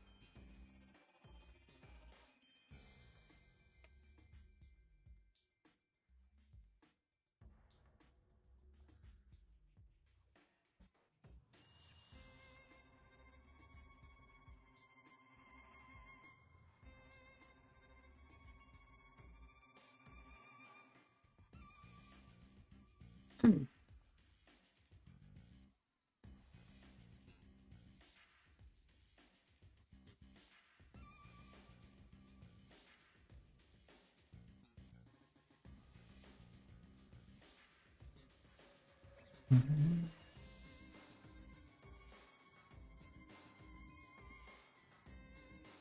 Okay. Then we do Flora next. I'm just testing that, like, if it auto submits the quest. Because I don't wanna auto submit the quest and then, you know. But it's good to test this now in CBT than OBT. So we might as well test it, find out. That way, like, you guys can take advantage of this, like the whole server level change thing. It's what's the use of stamina, Robo? It's used for oh, you mean this right here? Like this stamina? It's used for crafting elixirs or food. Over here in your life skill. Whenever you cook any of these, like any of this food or any of this, like any of these elixirs or the advanced food and elixirs, they all take stamina. And you gain stamina by doing your dailies. And you have a cap every day. And it only goes up to a certain point, like over cap, if you don't use it. But if you use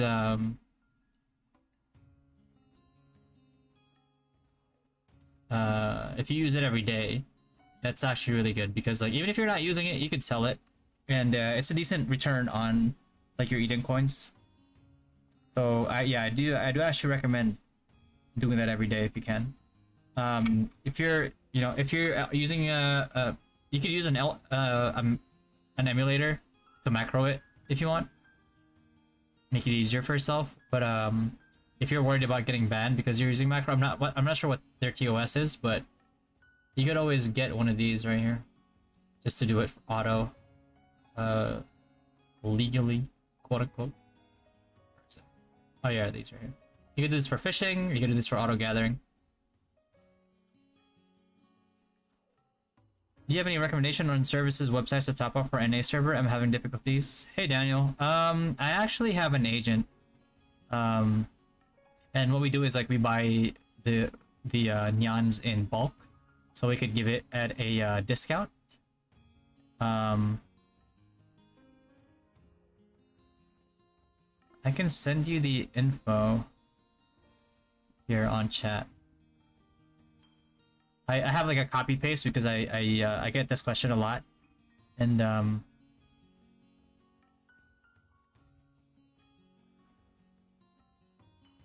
oh, that gets onto Twitch. Hold on, let me post it in YouTube chat.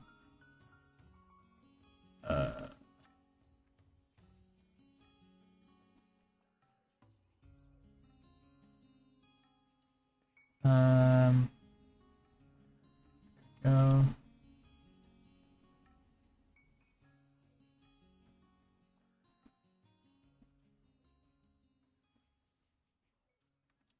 Just have a copy paste.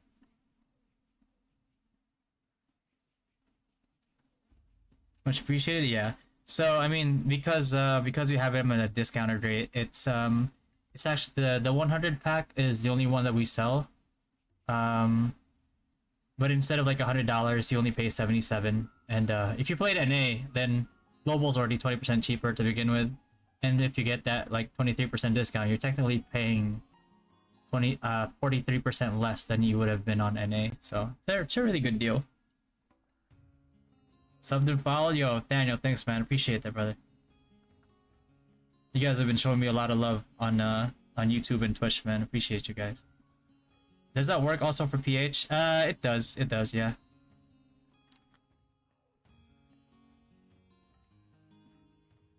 Hi, is it possible to instant cast Meteor Storm, meaning there will be no cast time at all? It's possible, Andre. You get enough like fixed and variable cast time. You get Suffragium. Level 90 or 80? 80 or 90. We get access to the sprint set, which lets us achieve like either instant cast or almost instant cast with skills.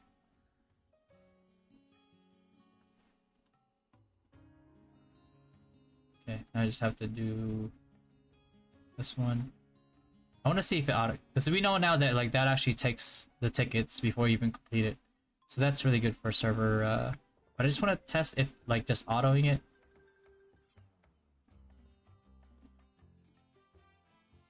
Yeah, I think you submit it to that, and then you don't really get the quest till the end. I could try just not completing the quest and then coming back on reset, see if it like disappears or something. But I don't think it would. Bro, this is now is just bullying low level mobs, just wiping them. Yeah, you got it, Andre. No problem, man.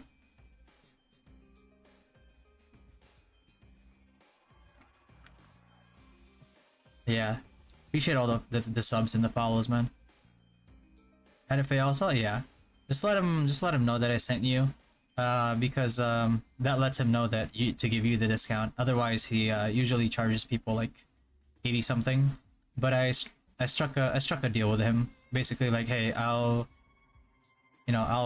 funnel people to you if you guarantee that they get a discount. Because otherwise, the $77 per pack pricing is usually only for bulk purchases. But we made a deal, and I told him like, hey, you're gonna have to give me something that you usually wouldn't give to other people to offer to my viewers. Because otherwise, you know, it's not as good. There you go. Report to White Wing Guild. I'm not gonna report because I don't want it to submit.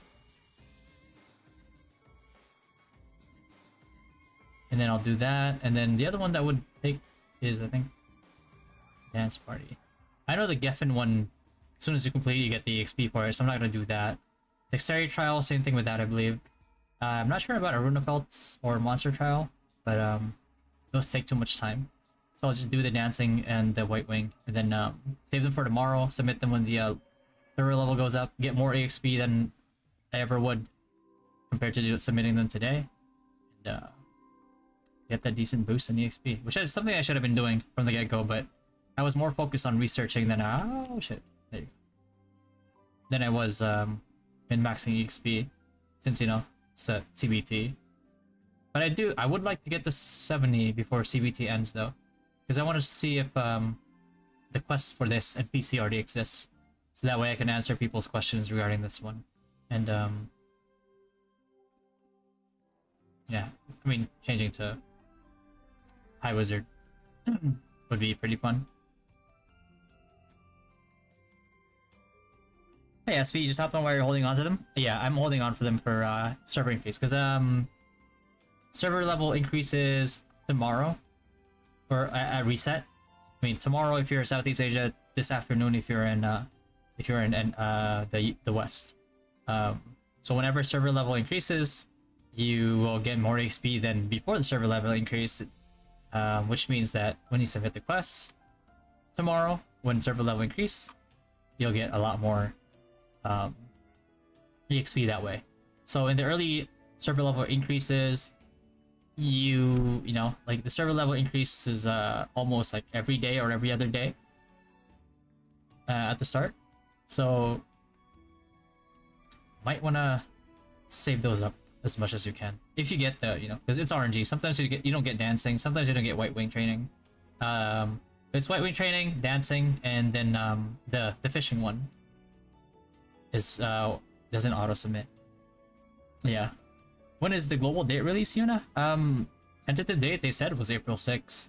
I mean, first week of April makes sense because they said they want to start Q2. April being Q2 means that, you know, they want to start early because they want to make sure that they maximize their profits in Q2.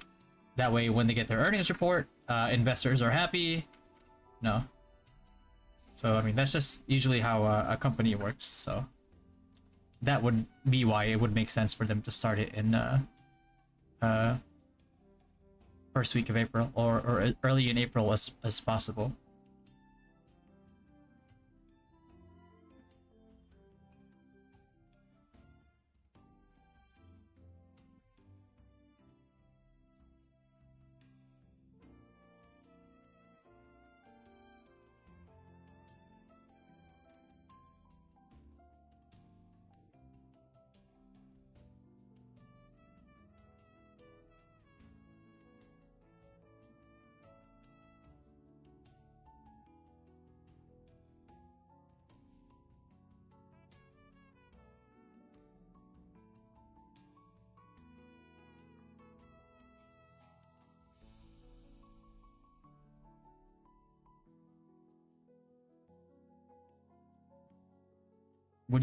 Would you know if you still get the rebate bonus when your jar is full already?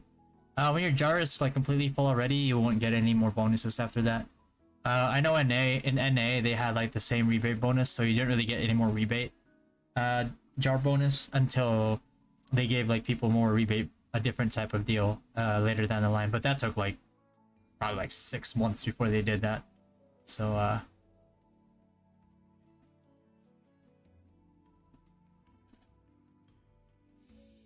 but you'll still get like your weekly deals and your monthly deals. Weekly deals, I'm not sure if they're gonna get it in global too, but it seems like an inherent thing in their system where like every week your first top up is gonna be like 50% more. Every month your first top up is gonna be like 100% more.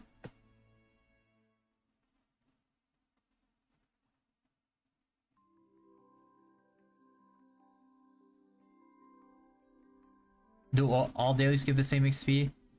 Dailies give EXP depending on the amount of commission tickets that you use, but otherwise they scale all the same, really. We used to think that like one would give more than the other, but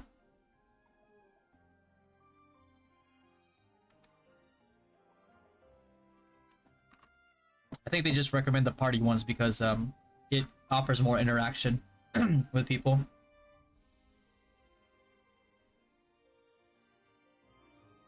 But it's all relatively the same.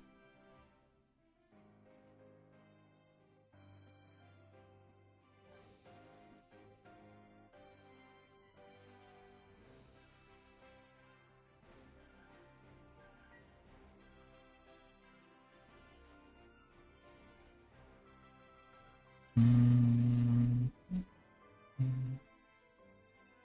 Check the studio.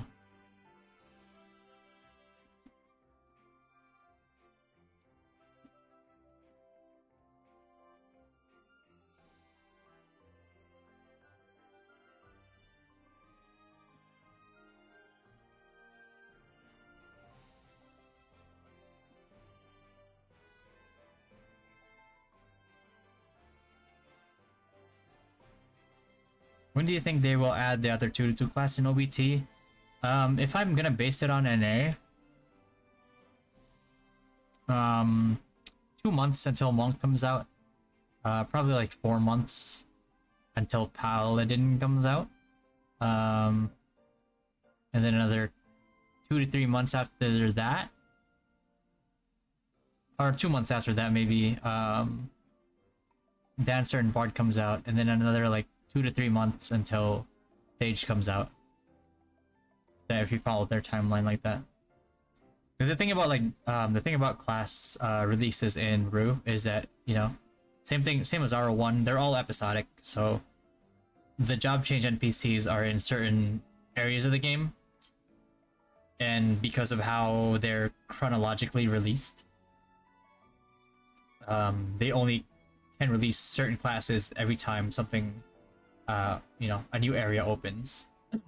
So that's why like they're like set. They can't bring out like Dancer and Bard before, like, you know, Champ and Paladin, because, you know, the Monk and Paladin areas are already like there. So in order for them to release that, either they have to make a completely new NPC that would give you that job change, which is a whole bunch of work that they probably don't want to do or don't have the resources to do, or would rather not allot the resources to do, because they do have the resources.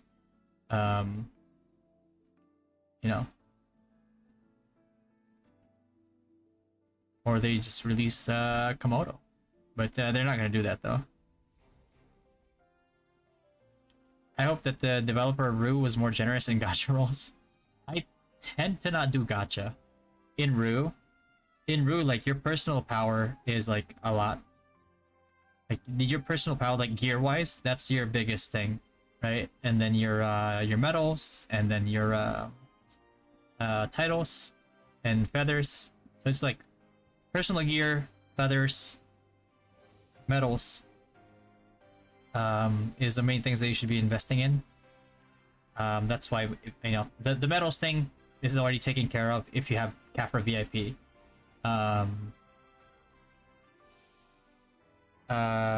Guild skills is also something that you should invest on, because eventually, right now we're good right now, and like we can be reckless with our guild skill things, but eventually these start to get like really expensive, and the base ones that you get aren't enough to cap you out at every single time. So sometimes you would have to, you know, save up and try to see like what you should focus on, right? It's like, if you want to focus on PvE, like, yeah, go ahead and just focus on some PvE. But if you want to focus on PvP, you would want to focus on, you know, your PvE. If you're like DPS, obviously you want to focus on PvP damage. When the game starts, I'm probably not gonna do PvE damage. I'm just doing this because like I want to grind faster, try to get the 70 as if I can. But when the game launches, I'm only going to be focusing on PvP damage.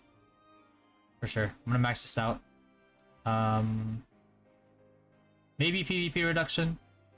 And then these right here. These ones I'm not going to upgrade. Because I don't plan to scale with pets. So I'll just forego that. And I'll grab these instead. Like this. I might not even get this. Possibly. If I ever decide to job change the stage in the future. But you know, that's for a later date. I'll just upgrade this. and possibly these as well, because these are cheaper. These are a little cheap. I might not be able to max them out, but at least I'll be able to max out this one and maybe this one. But those are the main things that you should be focusing on.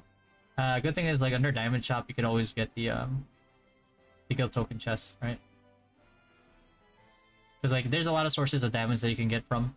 You know, I like that you also get a lot of diamonds from being active in your guild, right? Contributing a lot. Incentivizes people to do guild activities more. Hey Nose, yeah, you missed it. It was like an hour. Let's see, I put the time stamp here. It was an hour and 37-minute podcast, which I'm gonna be editing after the stream.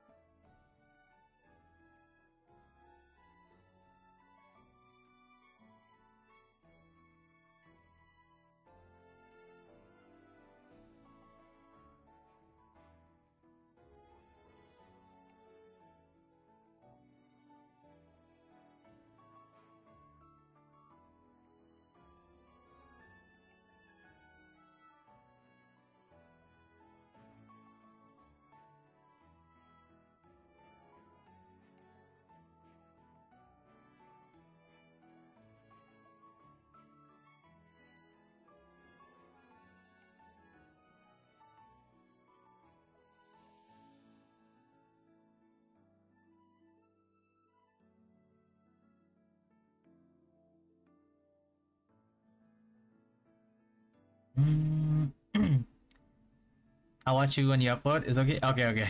Yeah. But yeah, make sure you guys subscribe to Thai's channel too. She says she doesn't post often on YouTube, but I've watched her content. I think it's very entertaining. I like watching her content as well. So you might want to sub for that. But she does stream regularly, so definitely follow her on Twitch.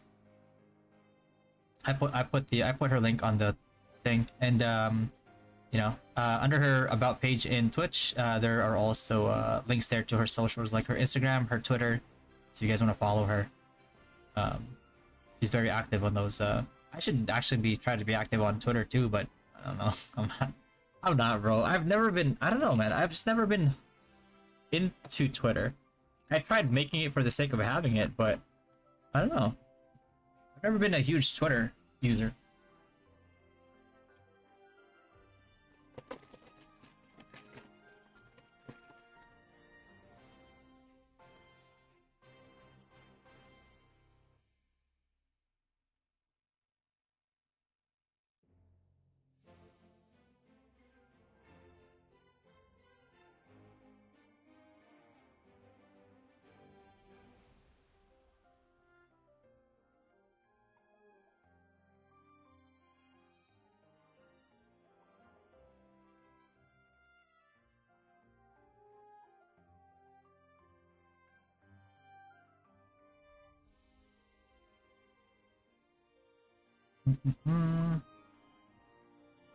I'm hungry. I've been talking a lot, bro. But the thing is, I like talking a lot, answering people's questions. Makes me feel like all the years I played Rogue was not wasted. I played this game way too much, man.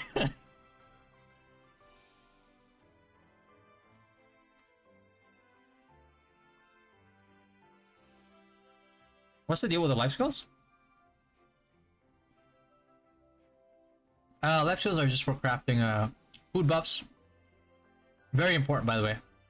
Don't sleep on these life skills, because number one, Elsie.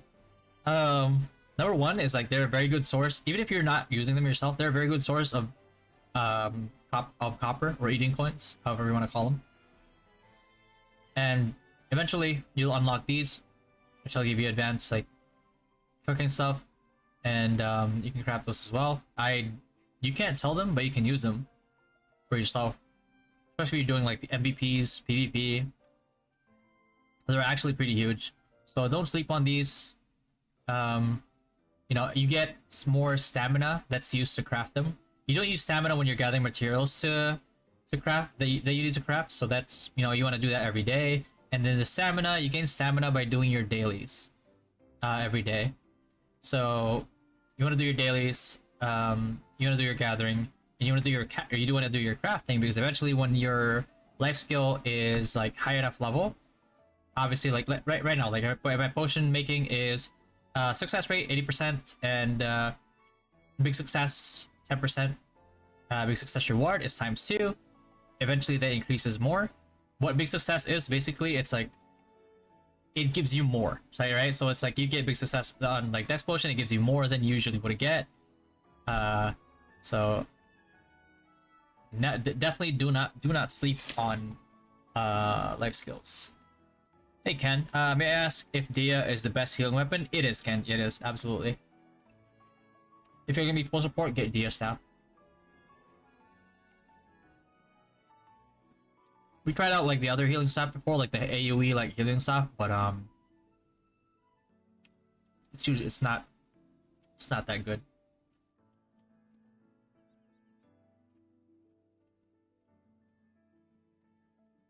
A lot of times it's like when MVPing, you have a tank, you want to focus the tank, right?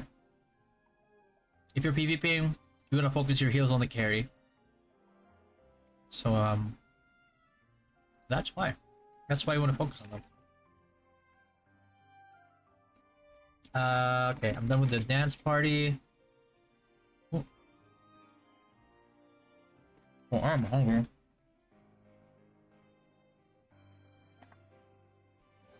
Holy shit. Okay.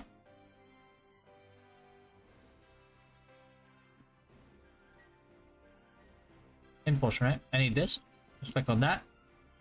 Don't buy it. Never buy it. It's a waste of copper. Foraging. Okay.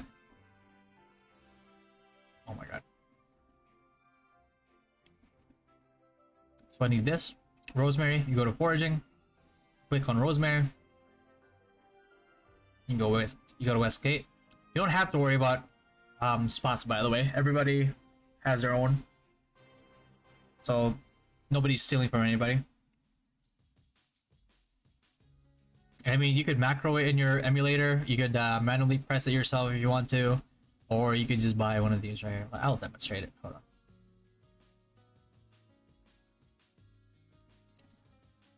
Auto gathering. I usually buy 2 if you buy this, because usually it takes over 10 minutes if you're gonna auto it. And so you're foraging, and then boom, you get it, right? You get like a random one each time. Yeah, I'm just gonna do that. Yeah, confirm. And it's just gonna auto.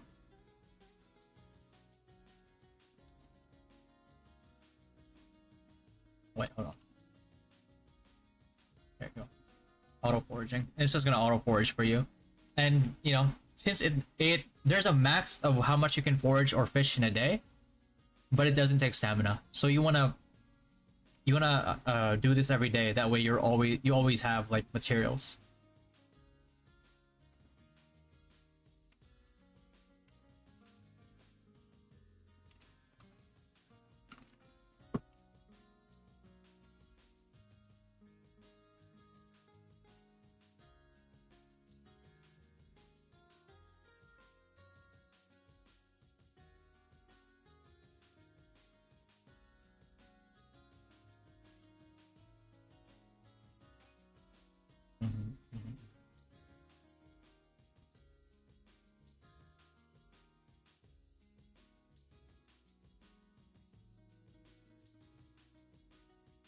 Can you use autoclicker instead? You can, but I'm streaming, so if it's against TOS and somebody clips it and reports me, my account will get banned. So that's why I don't use macros or autoclickers, because you never know, bro.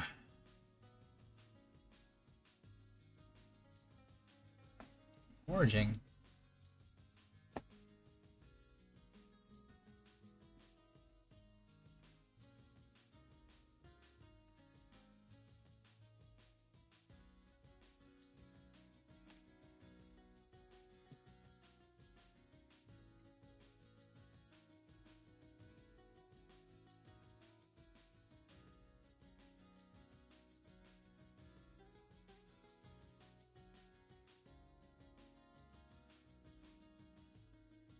Otherwise, yeah, I'd macro it, but I don't want to risk it. I don't want to get banned, bro.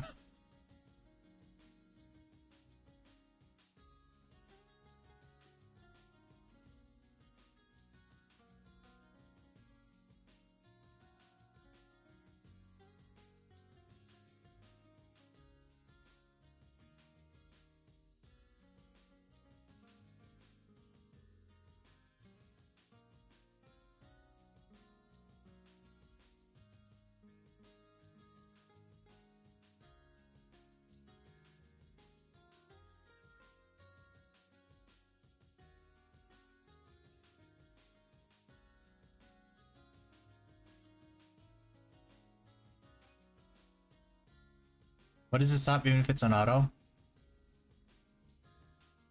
I think it technically still is gathering. Like sometimes you won't see this like spinning, but you'll see like something pop up, but I don't know. Wait, am I done? What's turning it off of auto?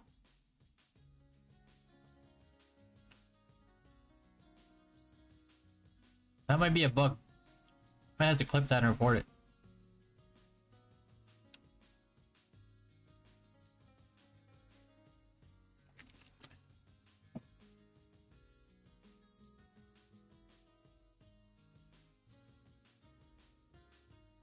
Wait, do people actually...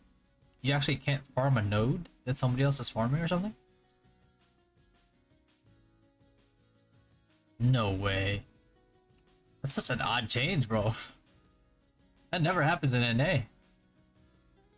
Oh yeah, like it doesn't spin, but sometimes when somebody's forging like another thing, what the? Yeah, that's weird. Bro, why are they encouraging like auto clicker and macroing, bro? Like you wouldn't have this problem if you were using a macro or auto clicker. You just keep pressing. Right? Like if I just manually just press, have an auto clicker, have like a macro. Bro, they're encouraging people from using macros. That's a weird change. They did that in NA too. I never experienced it in NA, and I always use the auto system in NA. I don't know. The only thing that I autoed in NA was fishing. And, well, no. Actually, no, I did this too, actually. I was just too lazy to macro. Not too lazy to macro, but I was streaming and I didn't want to get... I don't want to be hassled by a ban. I have to try to plead my case. Any idea how drops work if two characters fight for a single mob? I think you both get a slight chance, I think. Or if it's first hit. I think it might be first hit.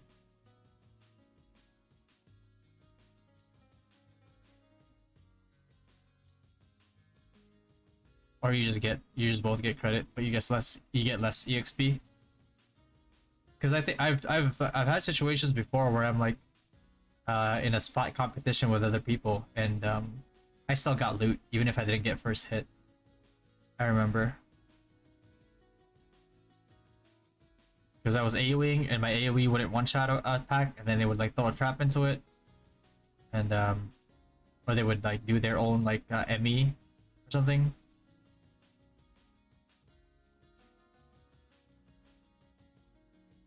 How are blacksmiths late game? Seems people aren't using it in global. The thing is like early mid game, not so much early, but especially like mid towards late.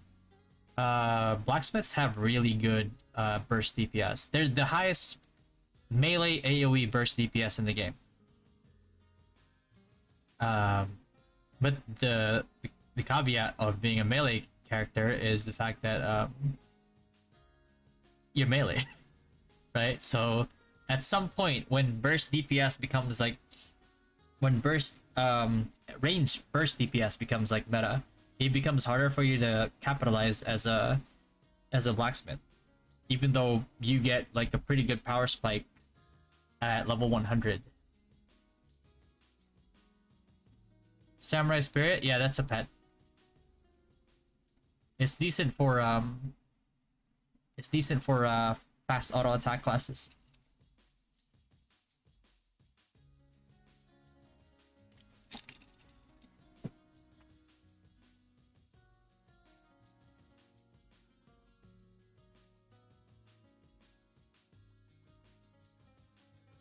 room.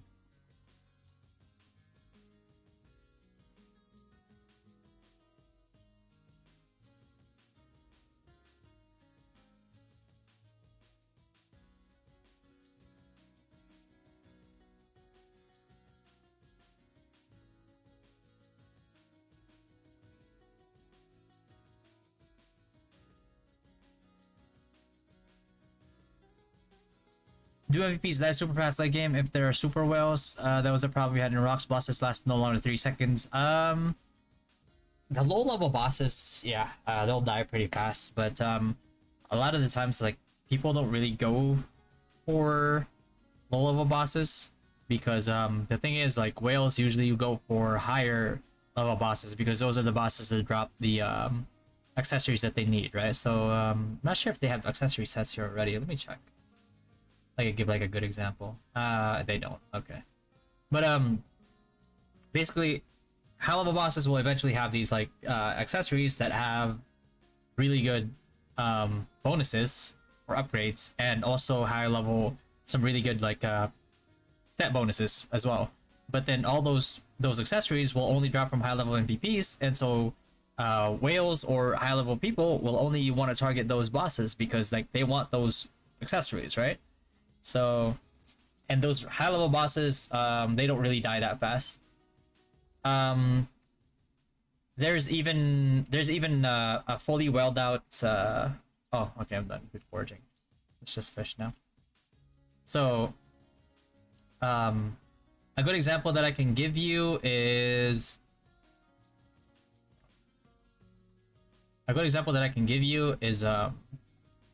somebody who somebody who played in, I believe, KR. Yeah, KR. His gravity field was doing like 1 million plus damage per tick to mutant dragon.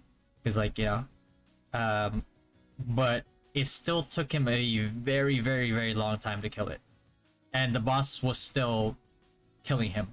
So the bosses, especially with mobs having higher HP in global. I'll check both versions for you here. It takes quite a while, even for a whale, even for a giga whale, like ancient primal Kyogre like whale, you know what I mean? Like full plus 20s, everything. To kill them. Are berries and diamonds only available in game shop purchases? Berries, I think you get berries by participating in guild events. I mean, at least that's how it's working in NA. You get like a little bit. Diamonds you get from just mostly playing the game. If you're active in your guild, for example, see if I can show you. If you're active in the game, you get these, like, for example, like weekly benefits, right? You get like some zenny, and then, you know, you have your additional salary, you get like diamonds. So if you're active in the guild, you'll get your diamonds, and plus other sources of diamonds as well in the game, plus event diamonds that you get as well. Undead monster, every monster. The Taiwan patch has a higher HP mobs compared to NA, but then again, Taiwan patch you have way more damage sources, so it kind of makes sense. You can buy materials, weapons, cards, etc. and other players. They all go to an auction system. Auction, no, actually not that one. There you go. They go into an auction system, and that's where people bid like zennies and stuff for them. So,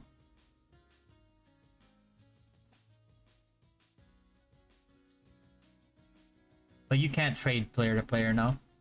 They did that on purpose so that it discourages like bots, and discourages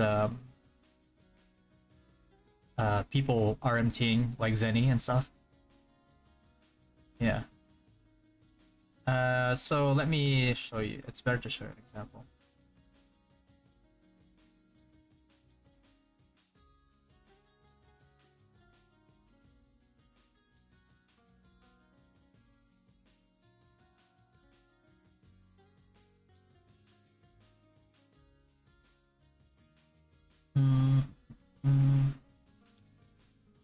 Just gonna wait for that to load.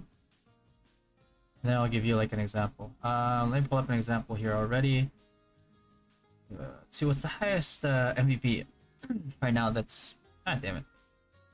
It's the highest MVP that we know the HP of. Son of a bitch. Okay. Alright.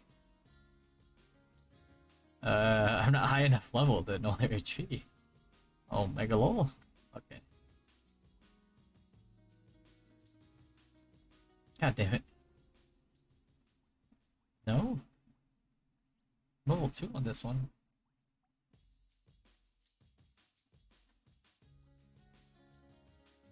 Jesus. Okay. Let's just compare regular mobs then. Alright, so let's try the high level mob so we know. Alright, so example Nightmare. Because I'm making Nightmare an example because this is like the main mob that's gonna be farmed later on, right? So they can see max HP 78k. You look at like NA and say Nightmare. And then NA Nightmare HP is only 39k, right? Same level, but less HP compared to NA.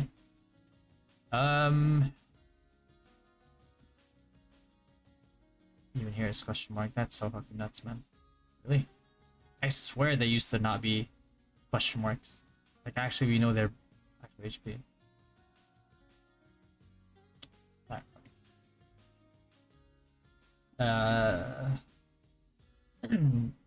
Say like Wild Rose. I mean, people are gonna be hunting Wild Rose because like eventually like Wild Rose Elites is gonna be like what you're hunting for min-maxing Elites.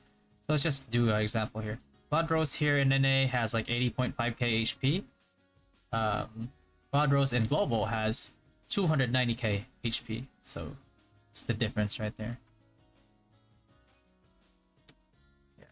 BJ, Sionobu team, my guildmaster. Seems like my friend Arkin hailed. Bring a lot of people going in your guild. Oh, you know Arkin? You know Ark, bro? Yeah. It'll be a fun time. Glenn, how does MVP drops work? Do they only drop for the party who killed the boss? Or does every person? There's two types. You get your tap drops, which is like certain loot, including accessories. If you just tap and do like a certain amount of damage to the MVP. And there's also like what was it? Let me show you. I think it's here. MVP. Like this is how they classify it. Yeah, you have your team rewards and have your personal rewards, right? And I think in order to get team rewards, is team rewards only like top? I think team rewards is top 10. Yeah, all top 10 parties have a chance to get rare rewards such as cards and headwears. The higher the ranking, the higher the chance, right? But yeah, getting MVP and getting number 1 receives the best party reward, obviously. And then the tap rewards you can get just by doing like I believe a certain amount of damage to MVP. So top 10 makes it so it's not so heavily onto whale guilds, right? And also because like damage is capped, so huge burst damage like Asura won't be like, you know, abusing the hell out of MVPs, right? Like a fully whaled out Asura monk is not gonna, or champ is not gonna take off like 20% of a boss's HP in one Asura or something. So that's really good, and that's especially good for free-to-play players. Yeah, can I explain the pity system for a card drop? Oh, that pity system for a card drop? Yeah. I mean, you kill X amount of mobs, you get like certain pity, right?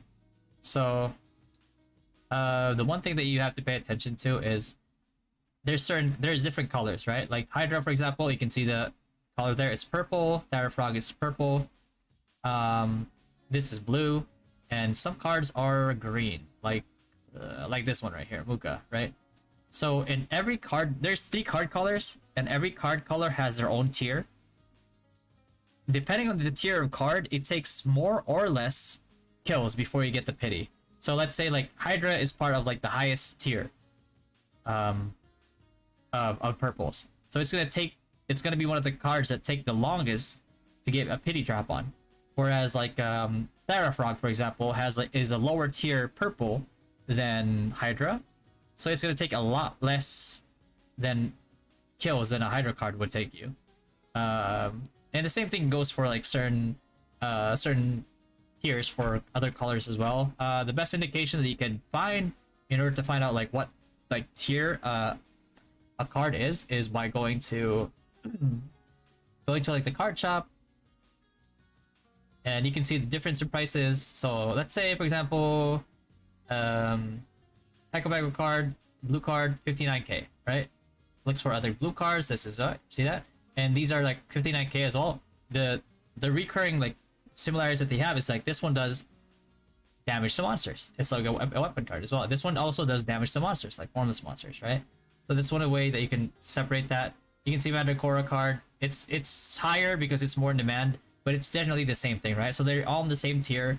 And then you go to other blue cards, right? And then you go to Boa card, like, oh, Boa card's only 20k, right? So it's in a lower tier than those other cards that we saw before, and that's why you can notice that their pricing is lower. Same thing with green cards, same thing with purple cards. If you go to auction or something. Oh yeah, well, these are going to be the same because Hydra card is, you know, damage, human damage. This is medium damage. This is large damage. So all in the same category. But you notice like the other purples, like Soldier Skeleton, Archer Skeleton, Goblin, all that, they're all like in the 120s. And pricing on this is set, by the way. You can't really control it. You can sell it for more. You cannot sell it for more. People can just bid for more. So that's basically it. For some reason they put Tara card as 150. Maybe it's just being in demand, and that's why it's higher price. But it's actually a lower tier than Hydra. These are the ones. Yeah, C120, 120. This is actually really good. Orc Baby, it's pretty decent. But it's a lower tier. Fen card is lower tier as well, even though it's purple. But yeah, weapon cards are just weapon size and race damage cards are usually higher. But like they know that Scale Worker is more in demand. Hydra card is more in demand because it's also really useful for PvP, and that's why they put a higher price tag on that. It's a higher tier compared to the other ones. How many now still playing in NA? Oh, yeesh. Yeah, a lot of us have already quit NA for a global. Team rewards is top 10, but you can't get the diamond box and feather box unless you're top 1. Yeah. We still have a chance to get cards by being in the top 10. And that's like the worst feeling, right? Like you're like in the top 1 and you lose a card to on top 1. Jim, how's the trading system in this RL? You can't actually trade player to player in this version. They did that to prevent like RMT and RMT bots from plaguing the server. If you're done with personal rewards, can you still get team reward? Yeah, you can. Those are 2 separate rewards.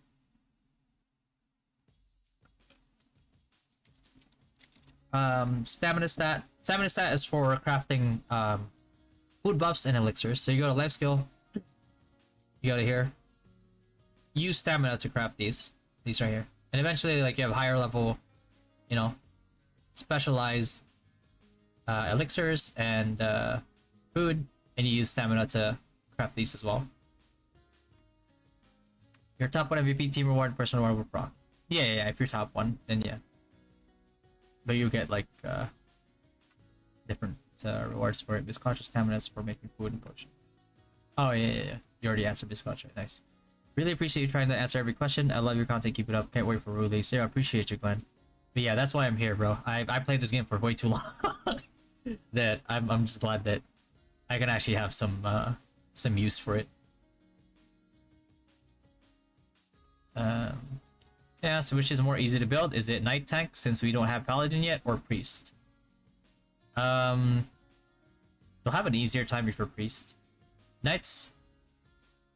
Knights are very good early game. The only thing is they start falling off a cliff when they get to like the latter part of mid game, and when late game comes, they just fall off a cliff like completely. So, but if you want to tank, then yeah, by all means go Knight, go tank Knight. You know, one-handed Knight. If you want to tank for your buddies or something, yeah, it's always good to have a tank, especially for ET. Knight is very valuable in ET.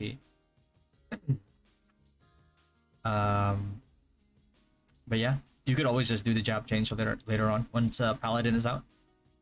Yeah, Alvin. Hi. How much do I need to spend to get the legend pet or the SR pet? Can you walk me through on the mechanics of the pet gacha? It's just pure luck, bro. So basically, what you do is like when you get to legendary summoning, you have your wish list, right? Which is gives you like a higher chance of like getting either one of these if you have them. If you ever proc a pet drop. Every certain amount of days, you'll get free summons, right? So you could do that. But either you get lucky with the ×5 drops, or after 120 summons, you'll have a pity drop. But from everybody's experience so far, nobody has really gotten to the 120 pity. Most people usually get them within their like first 10 summons, 2 ×5 summons, or like their 25th summon or something like that. But yeah, there's a pity system in place, but from our experience, the rates are high enough that like, let's see, chance of tier S pet approximately like 1%. So the more attempts you make, the higher technically your chance of making it is. But from our experience here and in Taiwan, and the summon rates are actually pretty decent. Hey Mac, good day. Abutan ko pa live stream mo. Tapos na mag-grind sa CBT. Yo, welcome back, Mac. Yeah, we just had a podcast earlier.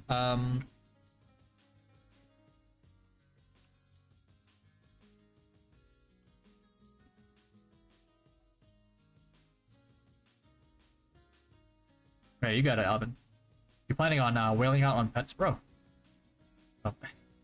My advice: try to get a Danelle early, and then if you want to scale something, scale an Earthlord. Danelle. The reason why I recommend having at least like a base Danelle is because like it's just so good for your early. If you're trying to MR on like low level mobs, right? Like these mobs, or like 21 to 40 mobs, trying to MR on them, Danelle will just one shot them. A base Danelle will one shot them, and it just makes your MR go by like really fast. So that's what I would recommend, at least for people to pity. If you're AoE, obviously Earthlord is just phenomenal, and scales really well. You find a lot of good use for it for Tower of Constellation. Hey JC, start your podcast dito to YouTube. Yeah. We finished recording it earlier, JC, and I just have to edit at i-upload namin sa YouTube after. Pero i-edit ko pa mamaya kasi tapos na namin yung pag-shoot namin. Is it hard to find a tank or priest? I'm still thinking to make a tank or priest though, because I like both, but I'm gonna focus on one class for now. Do you have any suggestions? Priest is more in demand. Honestly, like a lot of the times, like even whales have trouble finding a full support, and when you're doing ET stuff like that, you could just like party up with a whale, and if you're full support, you'll have a really easy time.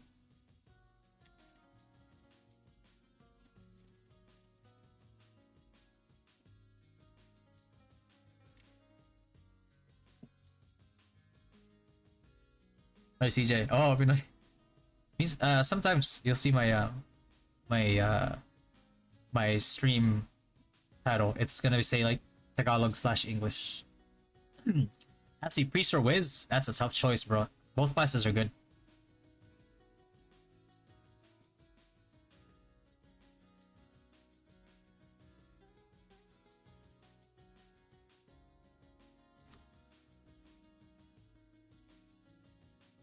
I know RO is quite popular in C and probably even part of our OG gaming culture. Yeah, bro. I lived in the Philippines till I was 16, and I was part of that internet cafe culture, and yeah, RO is my childhood, bro. Like, bro, RO literally just saved my life. Like as a kid, like in a broken family and shit, I had like a lot of issues, and RO kept me from doing otherwise like horrible things. So, but do people actually play RO in the West? Yes, yes, they do. You saw. I think you saw it. If you watched the Ragnarok World Championships, USA always sent a team over. They got dunked on every single time, but you know, they played. I plan to stop playing right now in CBT because I got really busy this month. But yeah, I plan to go full time next month. I already invested around 20k at the moment, but yeah, 1.5x, not that much. That's pretty good. Yeah, see, Ririn is in the UK and she plays RO. Yeah, RO is big worldwide. It was a lot bigger in Southeast Asia because of the way that the internet cafes were in Southeast Asia. The publishers that published Ragnarok in the Southeast Asia community were very good at marketing, and internet cafes, they worked with them, and that kind of really promoted RO. And they had really good events for internet cafes in RO, and yeah, and they just really worked. They had their reps that really worked with players. So that's how they cultivated the RO culture in Southeast Asia. In the but in the West, usually in the West, internet cafes are not really as popular. So they didn't have quite the same culture that we had in Southeast Asia. Can free-to-play players compete with pay-to-win? What's the gap like? If you're trying to 1v1 a pay-to-win player as a free-to-play, it's not gonna happen. I'll be honest with you. But if you're trying to be useful and actually contribute in a GVG setting, like for War of Imperium as free-to-play, if you play like Wizard or Priest, you're 100% a crucial part of that team. Just because of how those classes work, right? Regardless if they're like pay to win or not, they'll always will be relevant. And for priests, obviously, because one of the reasons is full support for a priest that can resurrect will always be useful. Number two is because if you're an ME priest and you're like a AoE whiz as well, because of how AoEs work in this game, even if you have like a bunch of free to play AoE, if they stack them together, they still do a lot of damage. I mean, I miss Internet Cafes too. It had a certain nostalgic scent. Nostalgic scent, bro. Have you ever met longtime friends through RO? Yes, I do. I still talk to a lot of people. I still have relationships with a lot of people that I used to play RO with. I think one of the guys that I used to play RO with, I think he's a very famous. I think I talked to him last time. He said he's pretty famous now in the Philippines. Let me check. And I saw one of his videos. He does like cooking stuff too. Yeah, it's very entertaining. Let's see. Let's see. Let me pull up. Because I just know him by his government name. I forgot what his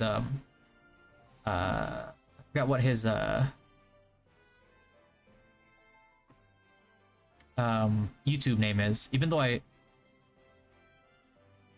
hold on.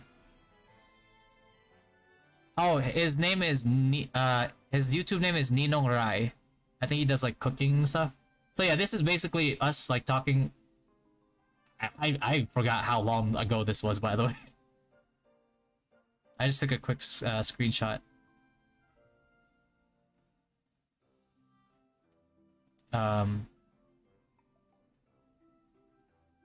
Yeah, but this is us just like playing RO for like the longest time. And yeah, and then at some point he stopped playing RO. He was telling me like, bro, I'm working on something. I'm working like a business. I'm really busy. I don't think I can play RO anymore. I was like, that's fine. And then later on, he told me, he was like, yeah, I'm starting the business is starting to like boom. I was like, bro, I'm happy for you, man. Like good luck with it. It's like whatever. It's like just share it with me and I'll try to support however I can. And then he shared his YouTube with me and it's like, it's like, oh nice, you're doing a cooking show. And then I just subscribed and then I remember just like commenting on the video. I remember just like liking the video, sharing the video just to get just to put him into the YouTube algorithm even more. And then later on he just got really huge. Yeah. I don't know. Maybe I can. I don't know. I think he might be too busy nowadays. But you know, if I get popular enough, then maybe I can guest on his cooking stream. Because I mean, cooking stream with Little Fatty. God, that's a match made in heaven right there. I need to do change.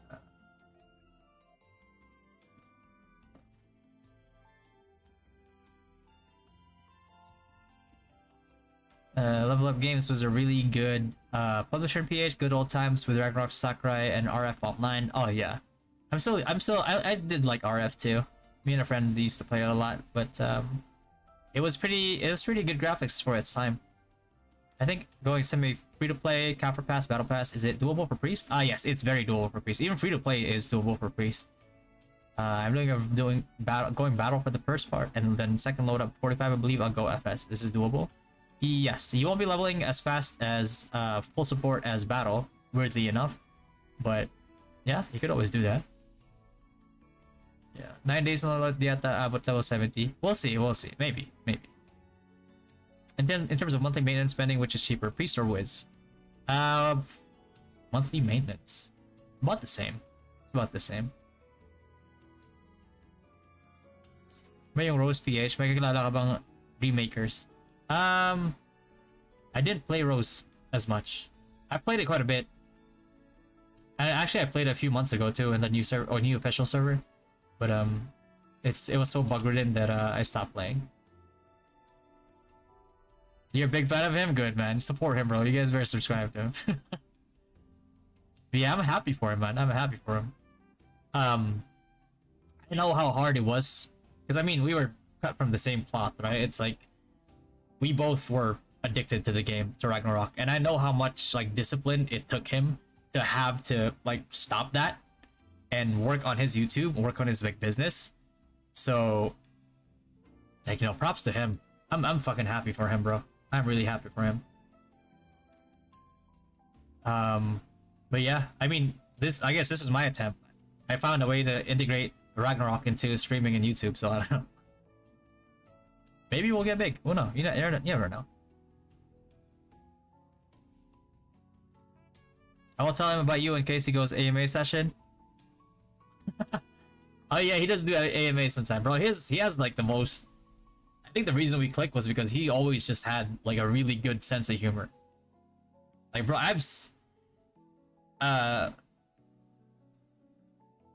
he actually also got pretty famous in the Ragnarok forums in the Philippines because he posted a fan fiction. The title of the fan fiction was Not Another Love Story, and it got so popular that somebody actually printed it out and made a hardbound, like a hardbound, like I think it was a hardbound book, like copy of it, and then gave it to him. Like I think he still has it to this day. Let me see. Let me check the M's. I think he sent me a picture of it before.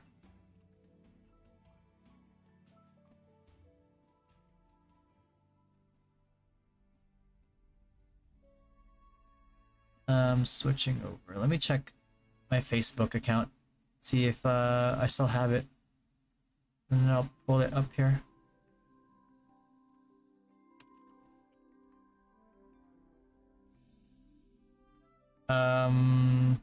Yeah.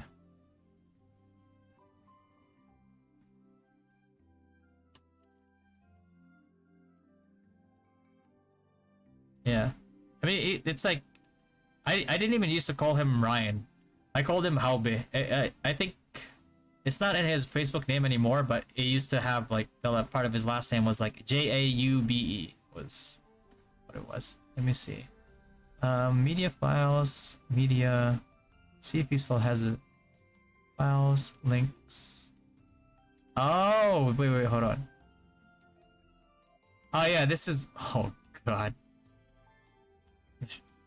this is somebody reposted it in different forums, but this was the one that he wrote.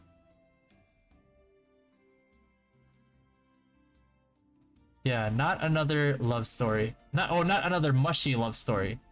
From Ryan Emreyes, a PRO Valkyrie player. Yeah, and somebody posted it all in here. Yeah, you guys order it, bro. It's actually a really good story. It has a really like surprising twist in the end, but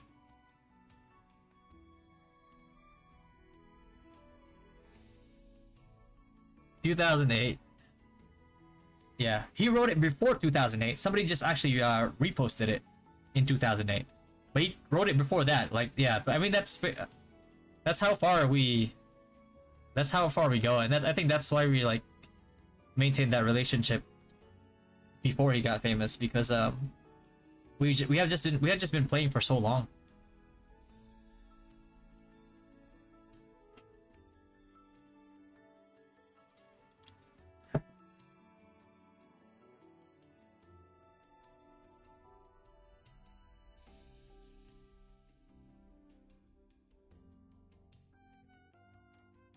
I'll post it on chat for you guys. Jonard Banlang Tuta. Oh god. Oh, I remember May. Oh god. Oh, I remember when we would both talk about this when we would both talk about this fanfic, bro, that we were both like, yeah, bro, one day we'll find our May, because May was one of the main female protagonists. Oh god, I remember this story, man. The story's so good. It was so good. And apparently I wasn't the only one who loved it, because like, you know, there's actually somebody who printed out the story and like sent it to him as a fan. That's insane. Is Seraphim aka Marvin going to join your guild soon? I think is wait, who's Marvin? Seraphim. The Seraphim. Not sure. I don't know who Marvin is. Or Seraphim.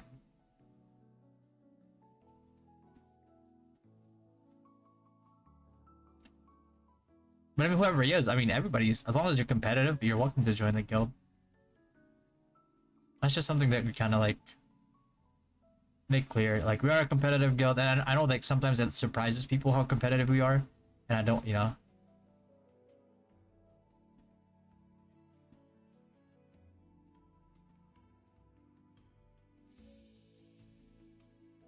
Oh, Immoral MBG. Oh yeah. Okay. Now I know him. Yeah.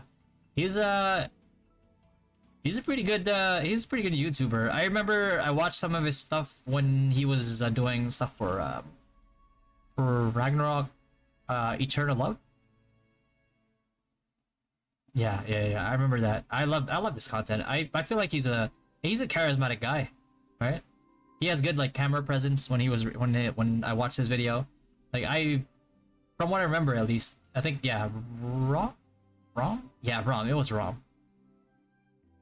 Because I remember I was playing with my wife at the time, and we were looking up like a leveling guide, and I think his guide was the one that we followed for like the leveling thing. And then I heard about the whole banning of his YouTube fiasco. God, man, that hurts to hear, because the amount of work that like you have to put in as a YouTuber to even get up there, and you know, is pretty nuts. So yeah, I feel his pain when that happened. And it was, and the worst part was it was from a game in a game company that he spoke so highly of. Now she's joined a HHH party here. Hold on. Fuck.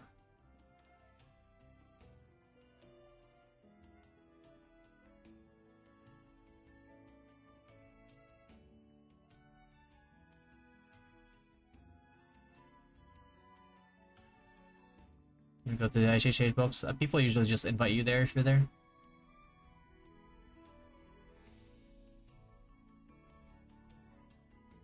Yeah. I don't know. Did he make? Did he? Is he actually playing? Is he actually playing? Uh, like Rue? I know, bro. That would be hard for me to do. I mean, I probably would still do it. Actually, I'm a simp for Ragnarok Online, but yeah, that's tough. I think he reached 120k subs before he got banned. Yeah, because I remember. I roughly remember him when I watched his video on ROM. He was, I think, right around the 30k sub count at the time. So yeah, 120k sounds very plausible. First video niya ngayon rolls, she rolled S pets. Oh god. uh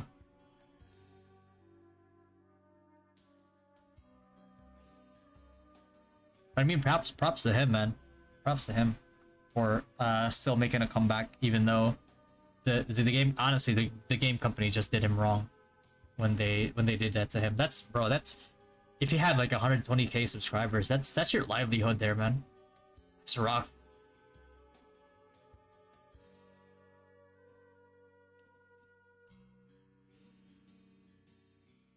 Yeah, I wish I could reach like 100k subscribers. That would be, me reaching 100k subscribers would be like a miracle. But I mean, you never know. Miracles do happen, so you never know. I just started like less than 2 months ago, I think. Like I had this YouTube channel for a long time, and I just but I never really like posted seriously until Rue. And yeah, we're at like 1.4k subscribers already. That's crazy, man. That's really crazy.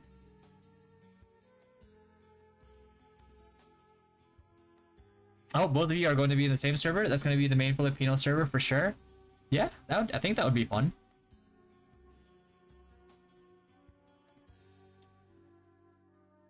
Umabot nga ng 120 posts bago ko nakuha Earth. Really? That, bro. Yikes. That's lucky. That's unlucky. Oh god. Bro, I'm sorry, that's pain. That is painful to hear. Oh fuck. Oh god.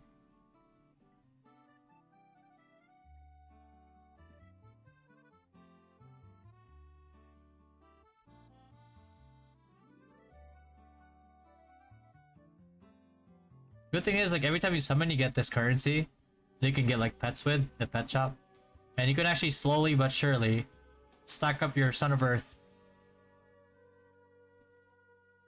and max them out. Because like late game PvP, bro, this guy is gonna give you a chance to not get one shot by like Giga Whales. Because like you keep scaling him up and up and up and keep promoting him, and eventually, like, you know, he'll have I don't know, that doesn't matter, but like the HP increase, yeah, this one is huge. So yeah, definitely do not, my advice, whenever you get this currency, only get Son of Earth. Don't get any, like, I swear to god, don't get anything else. You want this guy, especially if you're like low spender slash like free to play, you want to scale this guy up. Otherwise, like these are the other pets in the shop, you don't want to get these pets, man. Like these right here, don't get this, definitely don't get this guy. This is nice heals, but don't get this either. Max this guy out. Trust me. Max this guy out or regret it later. It's this guy, man. This guy's a difference maker for sure. Regardless if you're like free to play or like a whale, you still want to max him out. Back to suffer though. Oh no. No. He'll have fun. He'll have fun for sure. Yo, Illims! How you doing, Illims? I'm just gonna make a party, bro. Great party. I'm just gonna make my own HHH party. HHH or need FS. Get this HHH done with. Ooh, Crappers? Pog champ? 52. Who do I choose, huh? Lady Nagant or beer? You know what? Lady Nagant applied first, man. As much as I would get carried by it, it's fine.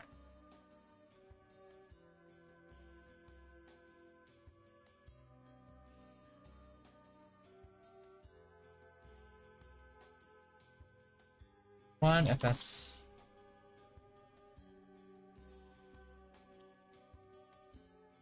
Oh shit. Here, bro. Well, I said FS, man. Why do you guys? I said FS, didn't I? Best guy for that game? Earth Pet? Yeah. Yeah, best failing, it's gonna help you survive all the late game burst. Even if you're free to play. What are your top root players? Who are your top root players from each respective class? Ooh. I'd say for like snipers, Dollar. Synex, can't find them. AKA Sky. Priest, Zoeli is really good at Priest. Like, not like auto Priest, like actual manual Priest. Zoeli, Honey Boy is really good. Master Smith, I would say OPEC, Marshma, Leftover, they're really good players. Wizard is like Curator, Bitcoin. Helios is really good for MNA. What are the classes? Champ? Kenny's really good at Champ. Even though he gets mean for assorting pets sometimes.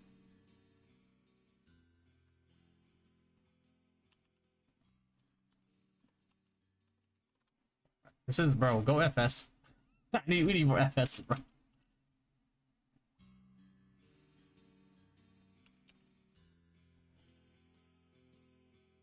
Ah, there you go. Icarus is reconnecting. Okay. Now again, Tito skill from Loki, no one's again very competitive. Those times are very nostalgic, especially with you got DJ Brill. If you know him, Brill. I've heard of them, I think. One of my officers used to be in Tito's. In KR.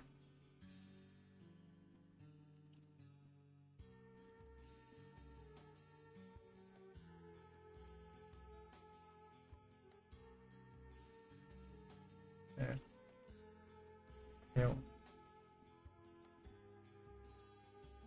Is it possible to play the same account on both Android and iOS phones? Not at the same time, but if you mean like log in on, you know, you can pick and choose which one to log in, then yeah. Best pair for Wiz? Earth Lord is the bet. Son of the Earth is the best for every single class, scaling wise.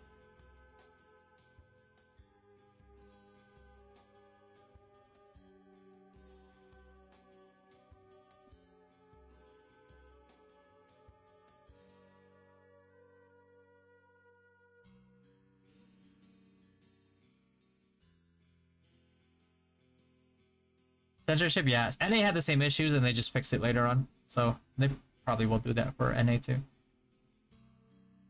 My DB type Badito was currently thinking of a bolter, or if my DB type na LK, I would like auto bolter class. You can, but it's not good. Any suggestions for Wiz pets, A and S class for Dolphin Spender? A pets definitely Son of Earth. If you're a wizard, Millie is a decent one for 8 pets because she gives heals plus like a mini Suffragium.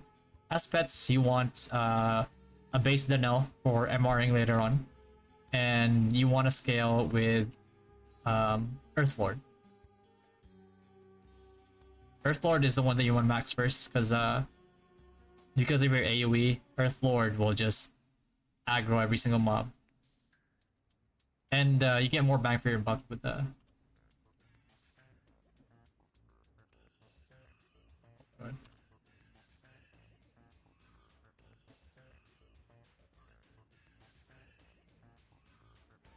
bro. I was like,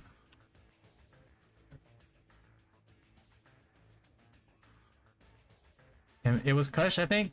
Yeah. It was Kush. I'm gonna play Sniper, I think. Go Whale, perhaps spend around 100k on the first day. I get to go Samurai, the Earth Lord. Yeah, just be careful with Sniper. Even though they do provide one of the like the biggest bursts in the game, they do have this lowest HP scaling in the game. So it gets harder. Like in 5v5 scenarios, in like dimension battles later on, they do struggle quite a bit compared to like more camps and X focused fights. It's like a 1% deposit Electron, like 1% P attack, M attack. There is, but it's more achievable here than in ROM. Because you can actually do it even if you're free to play. The caveat is that, you know, you have the MR. You have the MR. Motherfucker, I'm silence, but I don't have any panacea. Of course. I do. I have one panacea. Damn.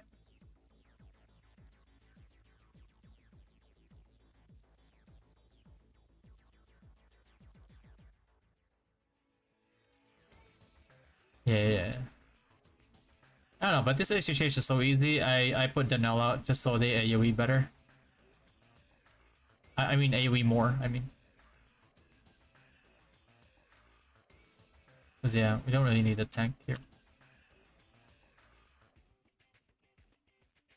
First. I'm gonna use this, I'm gonna use this. Oh, damn it.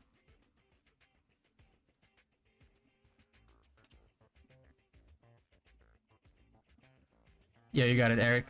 No problem, man. What's MR? MR is monster research. Basically, it's a fancy term for killing mobs over and over and over, 24/7. Even after your CT is done. Because killing a certain amount of every mob gives you monster research EXP, which in turn gives you stats, which in turn lets you drop specimens and dolls from mobs that you can use to create headgear or costumes and shit. And my man is tanking. I don't think this guy is weak to anything.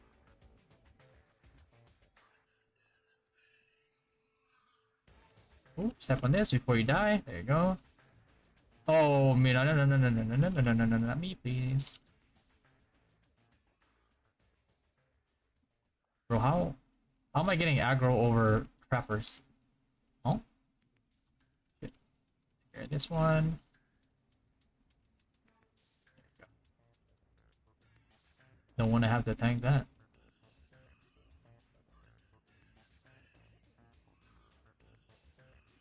Fuck you.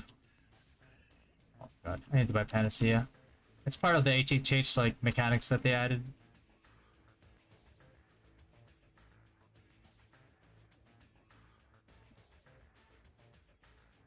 Is it CBT global? It is FH. How much do you need to spend to get that 1%? I quit wrong because of the 1% then changed the rocks. Not a lot. Honestly, don't spend on gacha, bro. Don't waste your money on gacha. Get like a decent armor and just MR. MR to get your costumes for your fashion level. You'll be fine. Because MR gets you costumes for your fashion, but it also gives you percent as well. After reaching every 5 levels, you get like 1% more physical attack, magic attack. So you get the best of both worlds. So don't feel obliged to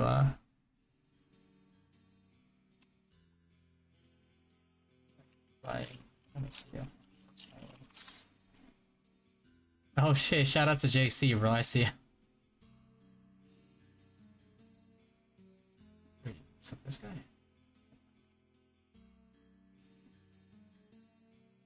Yeah, that fantasy is really annoying.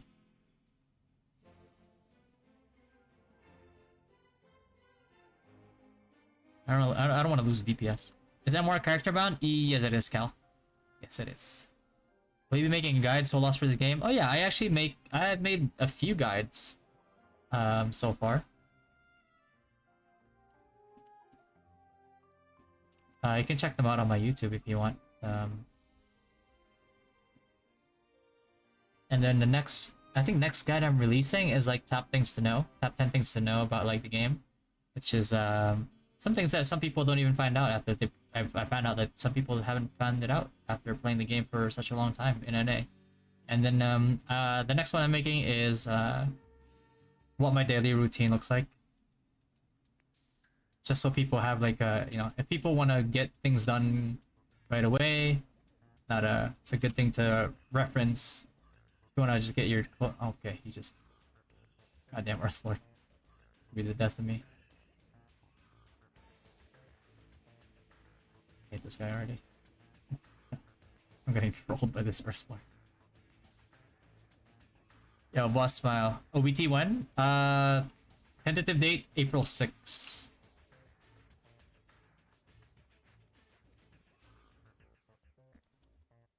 Yeah, battle passes are good too. Even if you don't buy the battle pass, you still get enough currency to buy the battle pass shop. Because besides like the costume that you get for getting the battle pass, there's also another shop where if you do all the missions every day, you can buy costumes in there and like upgrade materials and stuff. So it's a really good way for somebody who's like free to play to get costumes or upgrading materials. Yeah, it's maybe if you actively play the game, it's gonna give you advantages. And if you can't have your PC for MRing, if you can't have your PC on 24/7, you're worried about like your electricity bill or something. You could always use services like Redfinger. You can Google it, REDFINGER. It's like cloud servers that let you do MR instead of like having to do it on your own PC. So it's a lot cheaper than depending on where you live. It's a lot cheaper than your electricity bill. That's for sure.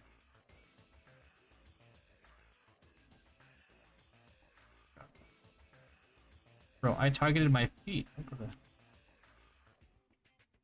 Here come the silence.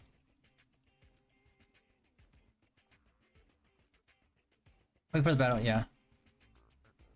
Battle passes. Battle pass is really good. Regardless if you actually buy the extra battle pass stuff or not. It's a good event to have. As soon as the battle pass comes out, bro, any sponsors? I'm on my tablet 24/7 NA. Oh yeah. Yeah, there's similar companies too. You could look it up. You could just like look up other ways of doing it on YouTube, on not YouTube but Google. But Redfinger is the one that I see people use a lot. God, let me safety wall. The safety wall tank this guy. Bro, am I out DPSing these trappers, bro? Or maybe they just died and I'm the only one that survived. Well, I'm gonna put a safety wall there in advance just in case this one falls, so I can run to it.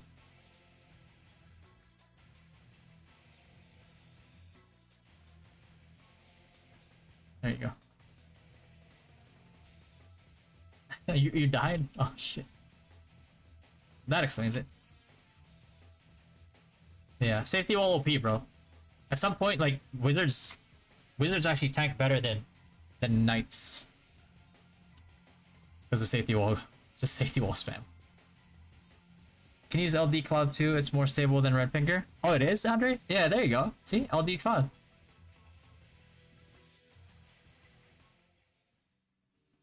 Yeah, I've never used it myself, so I haven't really known about the other ones besides the ones that I've heard people use. So yeah, if LD Cloud's better, 100% go for it.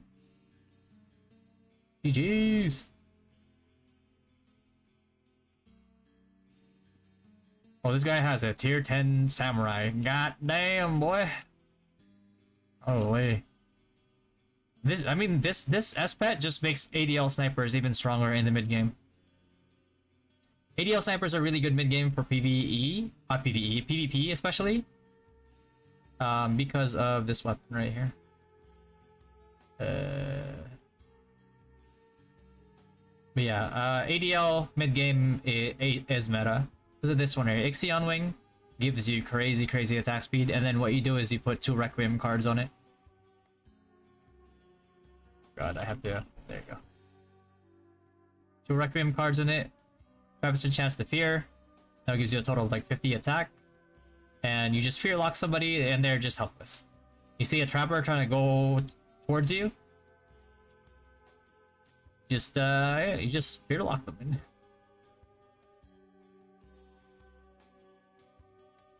I've killed like whaled out Master Smiths before. Because I just fear lock them and they just can't do anything. Will you be letting us know which server you will be playing? Yeah. I'm gonna make an announcement on like what server I'm playing. I'm trying to go to whatever server is like the most competitive, because if it's not competitive, it gets boring. Like I know some players like, dunking on weaker guilds, but winning every single time gets boring really quick.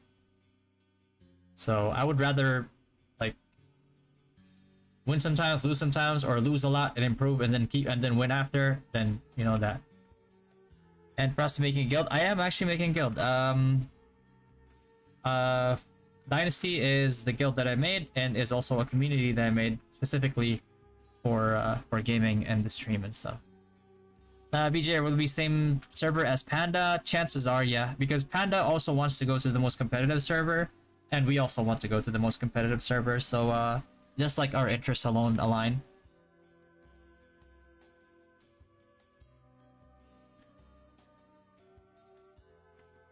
And we'll be outmanned, outgunned, all that. Like they'll have more whales, but like we've always beat people who outwhale us in especially in War of Imperium, where like cohesiveness as a guild especially matters. Yo, Specky, 999. Congrats, bro. One more. Is it you or Sam? Sam probably hit 1K a long time ago, no? Nice, more meme pro, better server, bro. It's yeah. Me? Oh, okay, yeah. Am I already close to 1,000, bro? Oh shit! I didn't even notice. I'm so close to 1,000.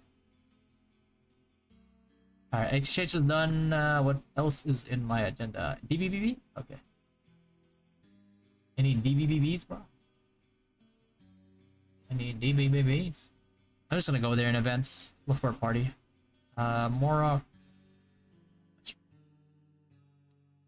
One sec. Give me a sec. I just use the bathroom. I drank too much. Give me 2 minutes.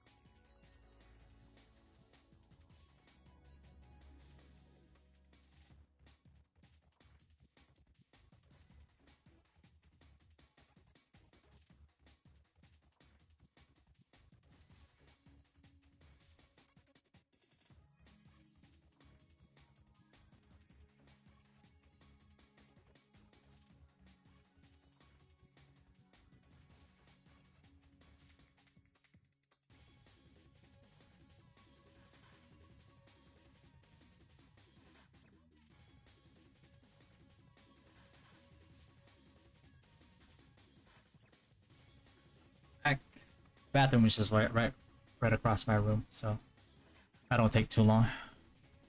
Your DBBB just finished? DBBB just finished CT? Okay, BJ. What? You guys okay there? Your elite's running away from you, boy. Is that Wiz?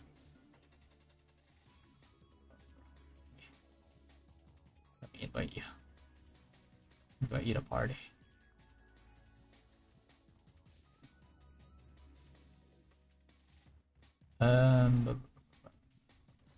BB, 3. You can go over here or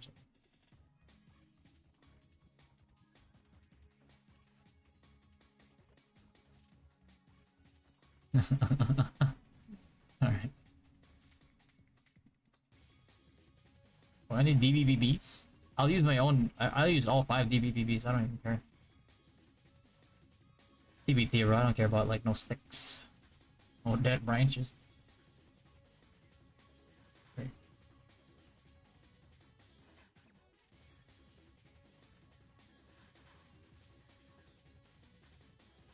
How many DBBs do I have? I'm not even trying to stack this. 14 and 21. God damn, boy.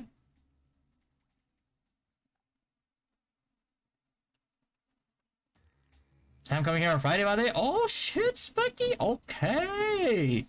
Bro, have the time of your life, man. Have the time of your life. You guys deserve it, bro. 100%. You guys deserve it. Bro, we don't have a priest. Is this okay? I think we'll be fucked, no? We're about to be revived a lot. That's what we're gonna do.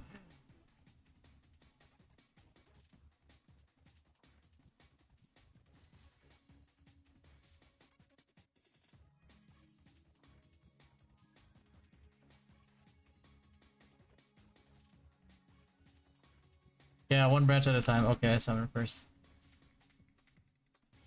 Summon. Okay. Oh, all caps.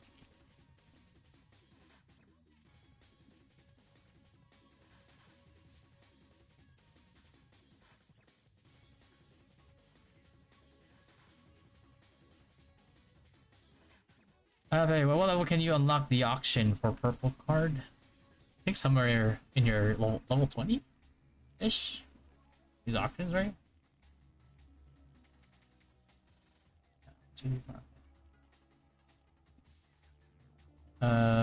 Use.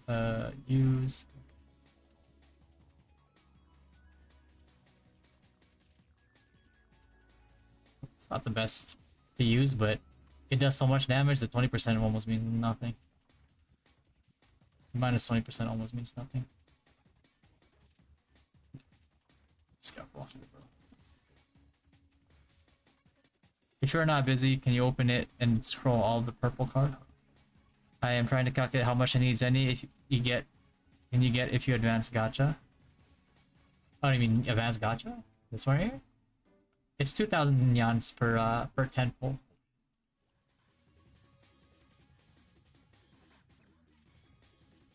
Level 38?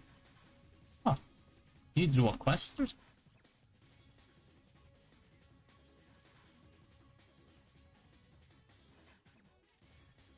Check your quests. You might have like a guide quest or something.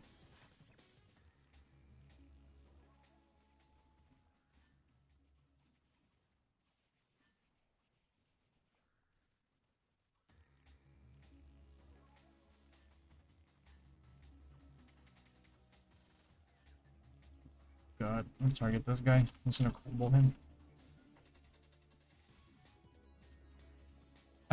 Fuji, do they have an ETA for release? They're saying tentative date, bro, is April 6th, which makes sense if you think about it, because April is the start of quarter 2, and usually companies want to maximize their earnings per quarter, so it would make sense for them to release it first week of the second quarter of the year. So it would make sense. I don't have it, bro. It's that's the thing, man. I don't remember. I don't even remember. I don't pay attention to these things anymore. I was like, to me, it's just like, they'll appear when they appear, I guess. Oh.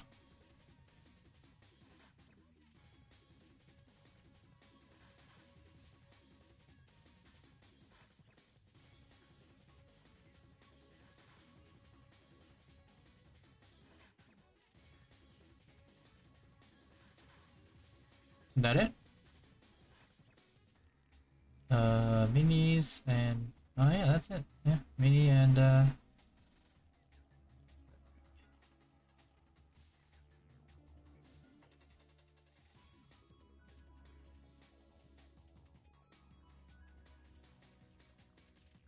Oh, oh, you probably didn't hit the other one earlier. Okay.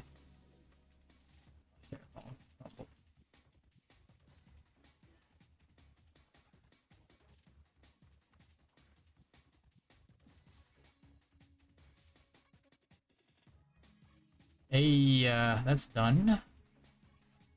What else do I need to do? I just need my MA. What do I want to MA though? The thing is, like, I'm not too worried about MA. I don't want to use my RNG, you know? But I could do more. I could do MA just as a research. That's the way to research, hard pity. But I did most of the research already. I wouldn't even know what to test.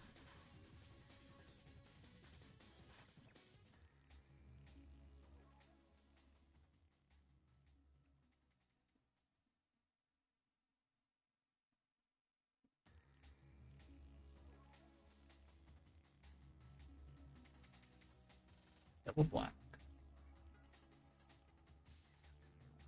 It's a black devil.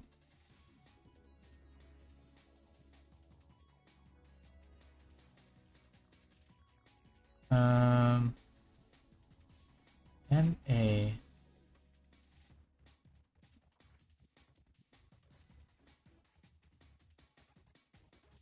When do you switch to one-handed and shield for Wiz? I usually switch at level 70.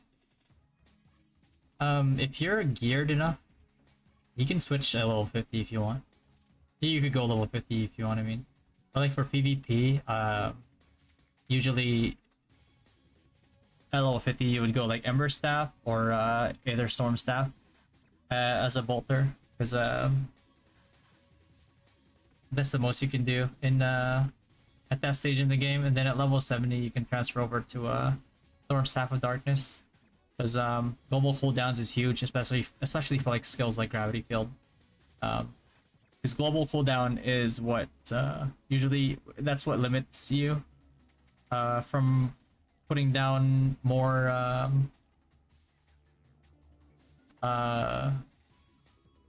more grab fields on the ground, which is huge for like grinding, and it's also huge for PvP. Like if you're defending your castle in War of Imperium, having multiple stacks of grab fields is huge, right? Because think about it this way, right? Let's say like a whale, you know, whale whiz is doing, and this is like mid game before things get way too crazy. So let's say like a whale wizard does like 100k per tick, right? Like, you know, giga whale wizard this way, yeah, like giga whale wizard does like 100k per tick, you know, and then like free to play, like, I don't know, 10k per tick, right? But if this one free to play, and let's say like average HP, say like 100k or 110k, something like that, right? So let's put it that way, just as an example. Obviously different classes will have different HPs, but you know, so have your you know, if a free to play can put down like ×3 grabs, right, that's 30k per tick, right? So let's say like you have, let's say you have like 5 free to play wizards, right? 10k per tick, right? So now, you know, 5 times 3, obviously 15 equals 15. So 15 ticks, right, is just going to be 150k. Okay, per tick, right? So just having free-to-play players, if you have a lot of like free-to-play wizards, it does so much for your for your defense in WoW. It's not even a joke. It's not even like a debate at that point as to how like relevant wizards and ME priests can be because of how AoE stacks in this game. What accessory MVP should we be hunting for? Mistress. Mistress is the easiest one you can do early. Because like the other ones is like Freoni and Osiris. Yeah, Frioni on Osiris. So right, this one is what Mistress drops, right? Because the thing about Mistress, the boss mechanics for Mistress is you only need one player who is tanking that's able to tank her Jupiter Thunder and her normal auto attacks. You can just help your tank that by putting safety wall on cooldown, right? So that's why Mistress is really easy to kill early. Later on, this one right here is pretty good as well. But you need to kill Frioni for this, I believe. Yeah, Frioni. The thing about Frioni is there's a way to kill Frioni with as long as your tank can survive at least like one tick. So just to account for like, you know, mistakes. You can actually stack safety walls in a row to be able to tank him. And as long as you can do that, and then he does his AoE, which will one shot everybody pretty much early game every 35 seconds. Exactly every 35 seconds. I think 12 seconds in he does like Earth AoE. 15 seconds in he does summon. 28 seconds in, I think, again, or 28 seconds in, he does another summon, and then 32 seconds in, oh no, 28 seconds in, I think 25 seconds in, he does another summon, 28 seconds in, he does another AoE. I think he does something at 32 seconds, but then at 35 seconds, he's gonna do the AoE. So usually, if I'm shot calling for this MVP early on, I will call for everybody by like 32 seconds in. I'll tell everybody to back off. Like back off far enough that you lose vision of him almost, right? Because his AoE is pretty large. And then after that, and then I'll say AoE, and then everybody comes back. And then he's pretty easy to tank otherwise. But besides that, this one is Osiris. Really? Yeah, Osiris. This one is also good. But the thing about Osiris is he has the coffin. Not only does he hit like hella hard, but he also has this skill that targets somebody and it hits really hard. And a lot of the times you don't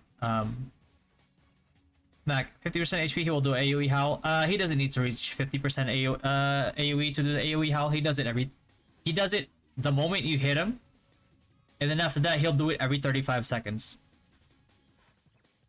There's no indication to like how he does things differently when he reaches like a certain percent of HP. It's always 35 seconds.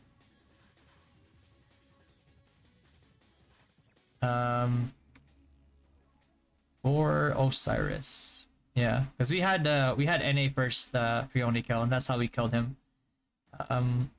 We also had NA first Mistress kill, NA first Edgar kill as well, I believe, and then we also had NA first I think Osiris kill. We also had NA first Baffle kill, Orc Lord Orc Hero kill as well. But yeah, we had like majority of the NA first kills for MVPs. Maya kill as well, only because like we figured out the mechanics and then it was just easy from then on. Like some people had an idea of what the mechanics were, but they didn't have any idea. It wasn't until like, you know, because I was asking like all the Korea like veterans at the time. I was like, hey, you guys know how to do this? And people are like, yeah, we know how to do it. I was like, okay, so when does he do like what AoE? And none of them really knew. So I had to review a VOD and I had to put the timer on it, and then that's how I figured it out. How far into launch before people start MVPing? Day one.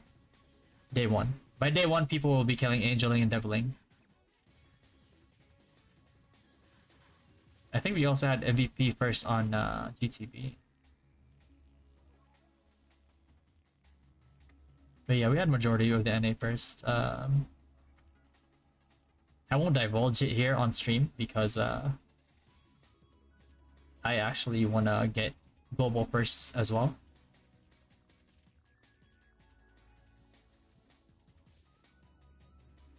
Um,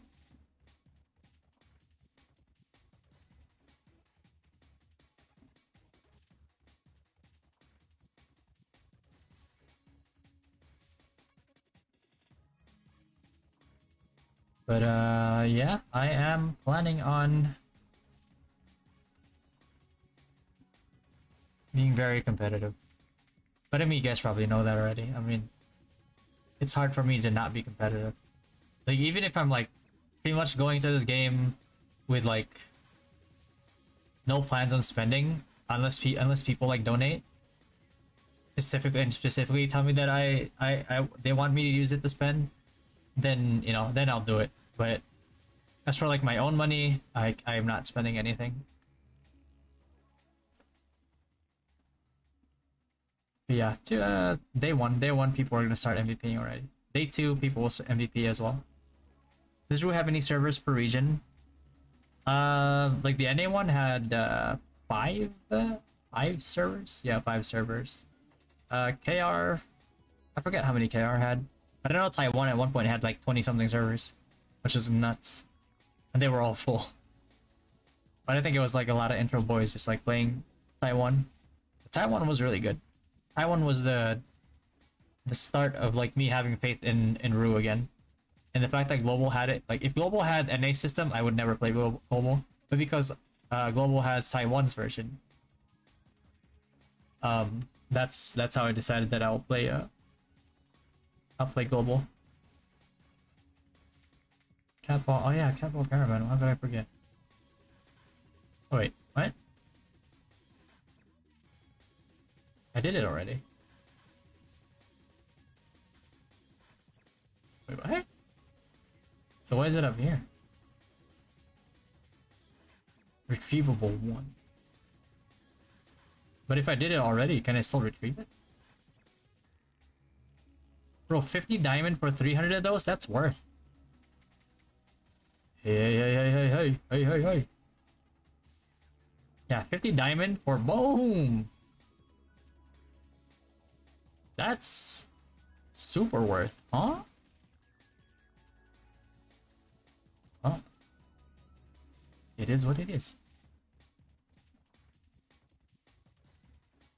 New server first baffle kill niyo nakikihit para sa achievement. Oh yeah, Mac. I was calling the server over to get the to hit Bafo so you get the which achievement was it again? It was the one that give you like a S class boss hunter or something.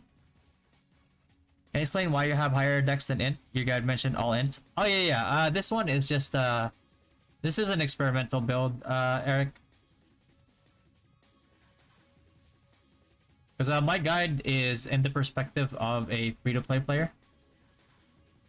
Because there's no way for me to be like, oh, this is the whale guide for high wizards, but because like I don't know how much people are going to spend, right? So all my guides are always written from the perspective of a free-to-play player. Besides maybe Assassin Cross, because Assassin Cross you kind of have to really spend to be relevant with that class.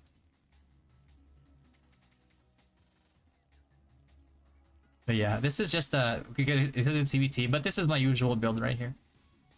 Yeah, I have like high int, 80 int. Yeah. And then I could also put some dex in that as soon as we get 80 int. Yeah. Because if you're really geared, I should probably explain my rationale behind that. So if you're really geared, right, you have like your staff at plus 12, you have like your earrings at plus 12. Your M attack gets carried a lot, right? Because like if you're free to play, you're not that geared. You need to get like as much M attack as you can get because you want to be able to kill something fast, right? If you can't one shot it with a bolt, you want to be able to kill it in one cast of a meteor storm, right? So if you're not geared, you need all the int that you can get. If you're geared, then the difference between majority dex versus majority inbuilt is, you can see here on the side, right? Magic attack 1281, and the preset 2 is so 1281 versus 1201. So it's actually only a difference of 80 M attack. Yeah, sure. It's all good, bro. I'm gonna edit the video, and then I'm gonna post the podcast on YouTube.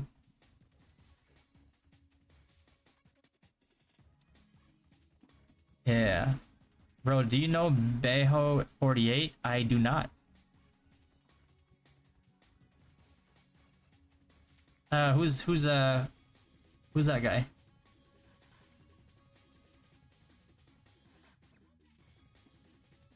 I don't mean that as like something offensive, by the way. I'm just curious. I'm just actually curious, like what's. Oh yeah, it was this. Kill MVP monsters and you get this one right here. S rank monster hunter. There you go, and you get the sticker. Nice.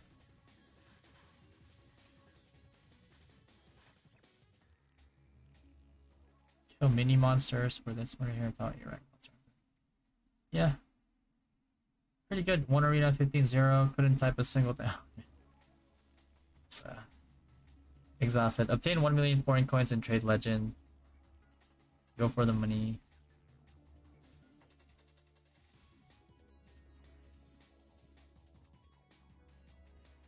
Yeah, I think it would be nice to mention builds for spenders versus non-spenders, just like you did now. I have all plus 12 still with higher intelligence. Thanks for the info. Oh, okay, yeah. Yeah, but the only reason why I didn't like include high spenders on there is because, like, you know, like I said, it's like I don't know how much people are spending. So I could be like, oh, this is if you're a spender, and somebody's gonna be like, well, I'm a mid spender and I didn't get there yet. So what the hell's fatty, you know? So meanwhile, like a high spender would be like, oh, great guide. Like I followed it. It's really nice. I have all plus 15 weapons and accessories. Really good guide. You know, like the comments on that are gonna be so split, bro.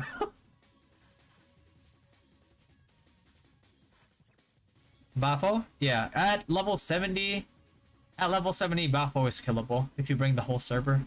With the amount of like S-pets that people have, Bafo is very killable.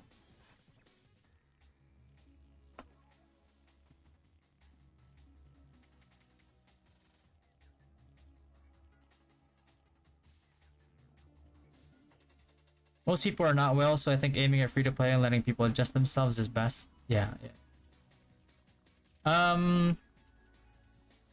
But I mean, yeah, thanks for the idea though, because I guess what I'll do is when I make the level 70 to 100 guide, I'll start it off with the perspective of a free-to-play player. But then I'll also do a part where I speak on builds for like mid to like high spenders, or maybe I can just like say like, yeah, whales, if you're a whale, do this. You know what I mean? So yeah, I think that works, SP. I'll do that. Yeah, I'll sneak that in there in the end. But yeah, you can always say the extreme ones. Yeah, exactly. Yeah, that's a good option to have. Yeah, we'll do that. I'll add that to the script. Yeah, if you're where, I'll do this instead. But the thing is, the more percent magic attack that you get, the higher this differential becomes.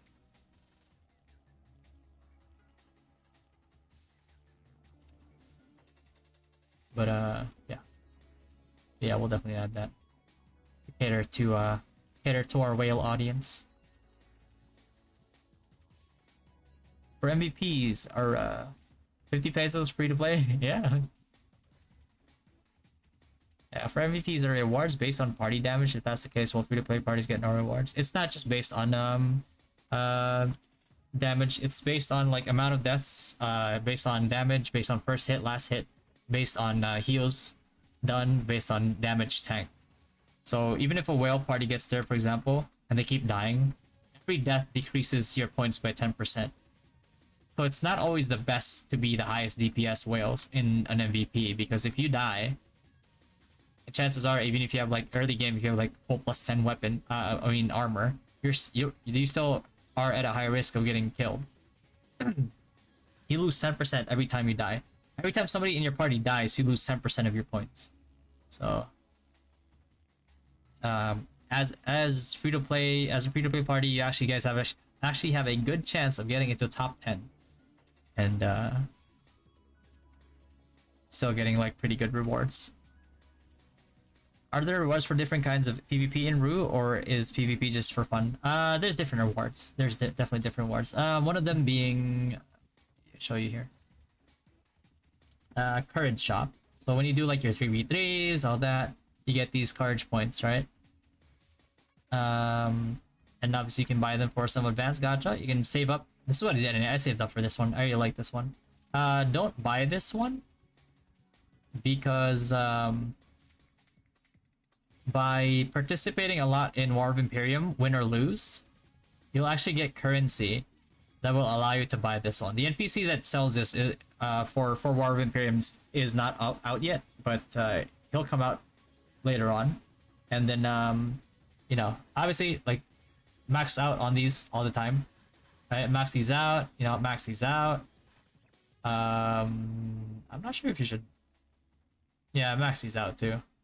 Weekly limit 4. Yeah, max these out, max these out, max these out. This is pretty expensive for one moral coin because like more temps are pretty expensive. This is decent for leveling your pet, which does give you some EXP. I think this one, Advanced Gacha Wheel, is decent because it has a higher chance of getting Advanced Gacha Wheels, which is your Dimix, your yellow course. But don't get baited by this one right here, Beginner Cogwheel Gacha. Because like when you open this, extremely low chance of getting Advanced Cogwheels, so don't get baited by that one. Don't buy that one. Let me see if I can have an example here. Yeah, Advanced Gacha, higher chance to getting it. But even the higher chance of getting Advanced Cogwheels is not that high of a chance. So just forewarning. Planning on playing Priest. Is Priest a good class for PvP? Can Priest skill? Yes. ME Priests. Watch my Priest guide here on YouTube, CJ. One of the highest top fraggers in NA. The class that holds the highest kill, the highest record kill, is an ME Priest. Because ME Priests have a core that, combined with like the Swift set, makes it so they can instantly cast Magnus. Oh, another thing to rear in is eventually when Dimension, I'm not sure if we're experiencing Dimension here yet, no, but Dimension Battle, it actually gives you even more rewards that way, and a chance to get your red course later on too. So, by the way, I didn't know what size works on mages. It didn't use what size cards. All types of size cards and race cards work on mages SP. It just depends on what monster you're fighting. Is it hard to make priests strong in PvP and WoW? I don't know about hard, but I'd say like expensive. Nowhere near as expensive as like a sniper or a Synex, but you know, still they're still pretty strong. Like your minimum requirement is basically a plus 15 ME weapon, so you ignore magic defense, right? So having that is really good. Free to play MVP hunt recommendation. When it comes out, Biochemist or Creator is really good, even if you're free to play, because of how Acid Demonstration works. Just does a lot of damage on all MVPs. Just has a high global cooldown is the issue. Wizards ME Priests are really good, even if you're free to play, because of how much like tick damage Gravity Field and ME does, especially in like Demon Shadow, like undead type mobs. ME's Emmys will get a lot of MVPs on those bosses. How much does it cost if you buy both of the monthly Nyan? The VIP card? No, the Nyan license? Like $20. And that's a total of like 4,050? 4,050. So it's 800. It's like 750 Nyans shy of being the same value as like a pack of like the $100 pack. Yeah, you can buy both. This is really important, Supreme VIP, because of these right here. The mystery shop. I explained this too in my what to buy video for Nyans on YouTube, on my YouTube as well. But those things that you get is what's used to refresh this right here, and eventually, I'm not sure if they'll change it, but I don't see why they would. This is one of the fastest ways that you can get your red cores when they come out, which is really crucial, especially depending on your class. And you want to get that as soon as possible because, you know, that's like one of your highest or best like power spikes. Thanks. It's cheaper compared to KR server. Oh yeah, compared to NA too. It's a hell of a lot cheaper. If the Bicam already out on Rue Global, it is not, Alec. No.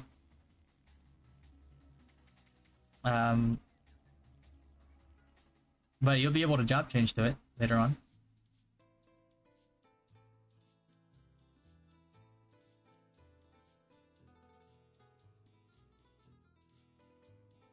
Is Emmy Priest the build right now? Emmy Priest is always good, yeah. Even if you don't have the plus 15 bonus appears when you get your level 90 weapon. But even before that, Emmy is still pretty good. It's good for leveling, it's good for MVP.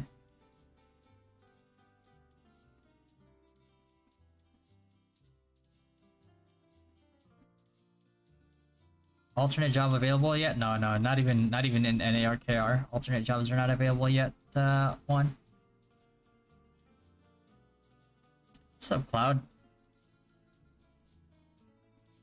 I have no idea what that means, so let me go ahead and put it on Google Translate. Google Trans.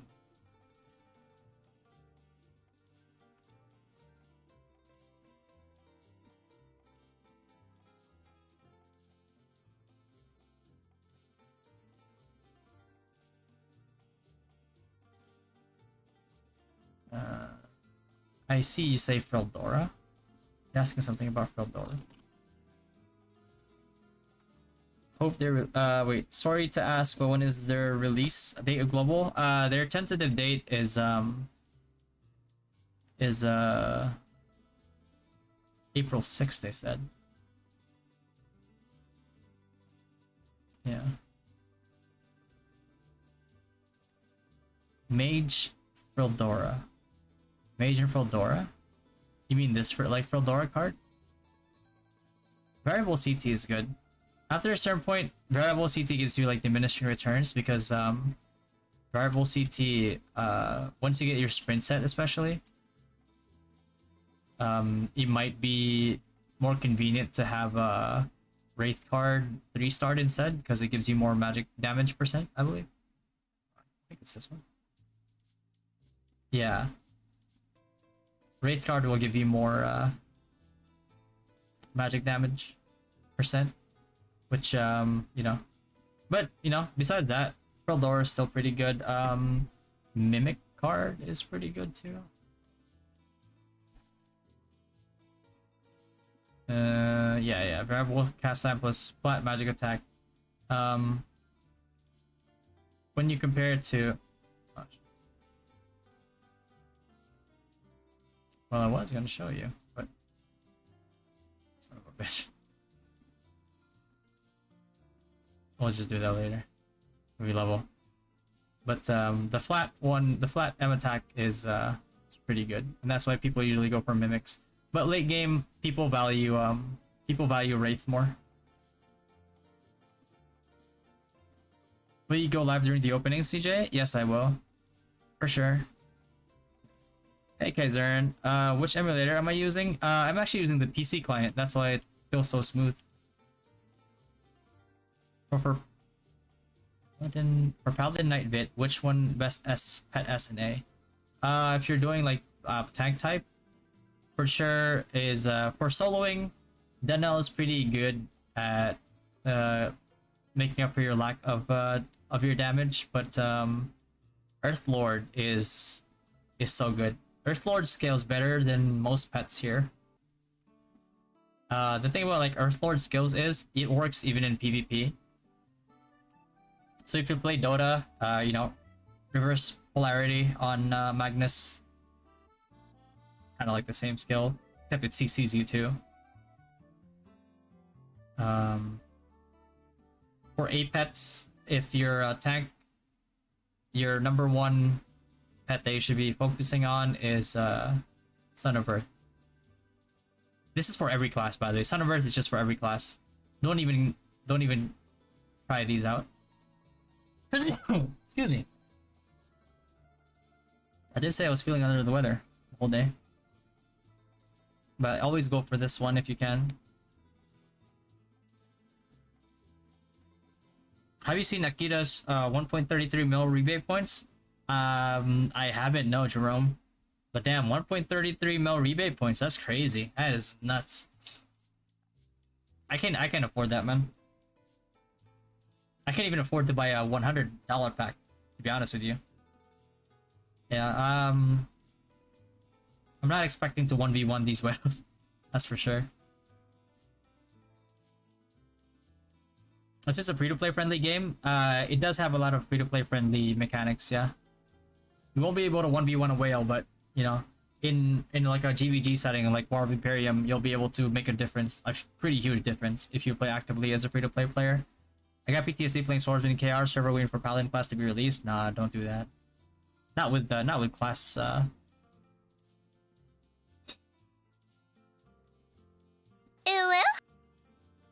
up, Kiros? Realdora, you want it for Hood? It's really good too. It's really good. But actually, no, you won't get rated card for a very long time. But you could do Orc Baby.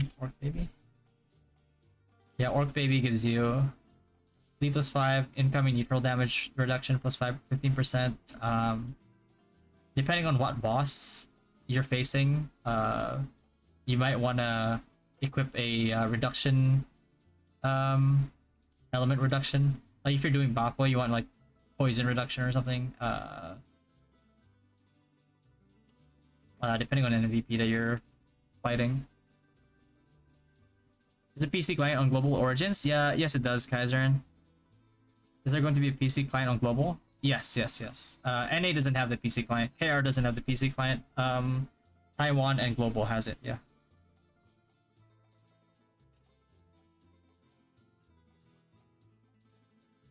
Reverse polarity into PA coup de grace with Battle Fury. Easy win. Akita went crazy. Yeah, that's crazy, bro. I can't do that at all. It's like I can't even pay to win, bro. I'm worrying about paying rent at the end of the month. You know what I mean? I can't do what they're doing. 1.3 mil rebate. That's nuts. Oh shit, Eevee's here. The devs release balance changes for classes. Compared to Taiwan or compared to NA? I haven't, when it comes to like global, I haven't heard of any concrete changes that they're trying to make.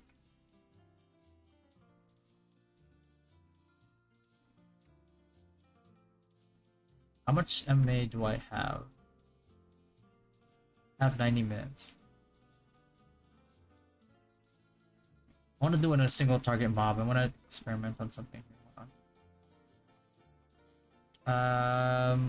Maybe I should try a Hydra. Let's do Hydra. Because I know for a fact Hydra is just like the high tier purple.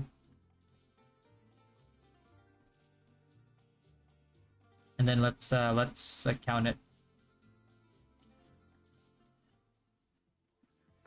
I swear to the old baby here, yeah. You got it, guys, right? Is your current account free to play? This one? No, it's not. Well, somebody else topped up for this account. I'm gonna be using a free an account that has not bought any Nyan at launch.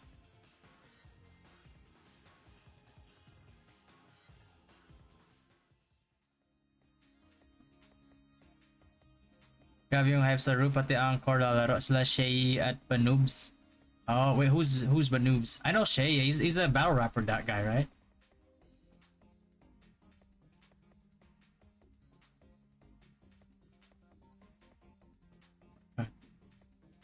My guy is trying to kill Steel. I haven't started it yet, so I'll just count. 5135. So we started off at 5135. 5135 Hydra, and let's unlock.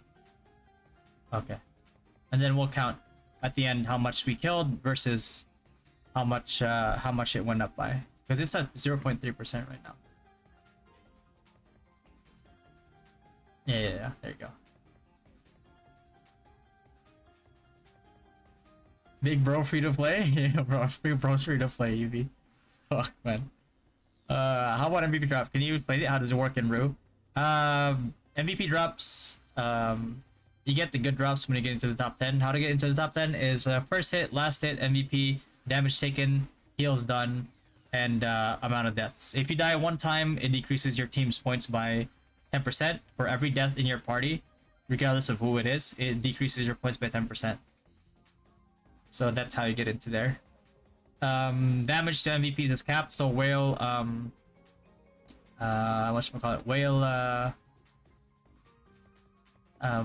Whale champs can't abuse like MVPs anymore.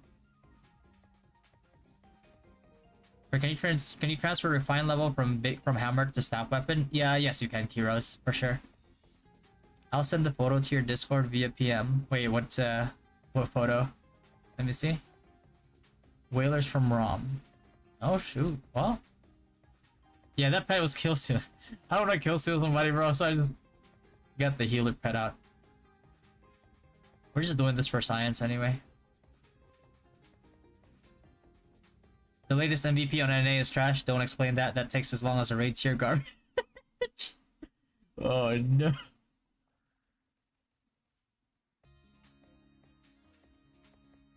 Let me see. Did you message it to me?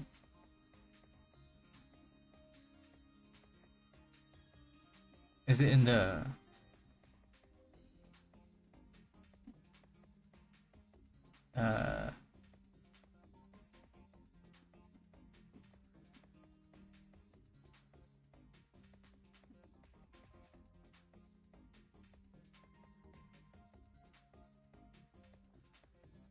Alright, I'll wait for it. You send it. Are you in my archive messages? No. Okay. But no, I can't expect to compete with those guys, man. It's fucking crazy. So technically you can have a chance on MVP by having just a perfect comp in team play. Yeah. I mean, the first guy to reach 2,000 MVPs in NA was a free-to-play guy named I'm Your Savior. So I'm not gonna explain it here because like I'm gonna be abusing it too. But like you just really have to know like certain MVP mechanics. And you know, kind of abuse it if you want like consistently get MVP. But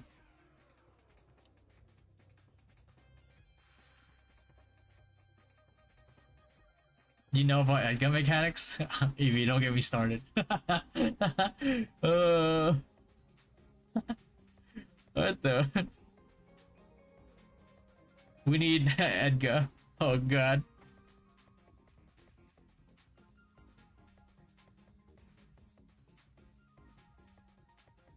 No, we don't, Evie. We don't need Edgar. Just need that. We don't want to give away all the tech, you know?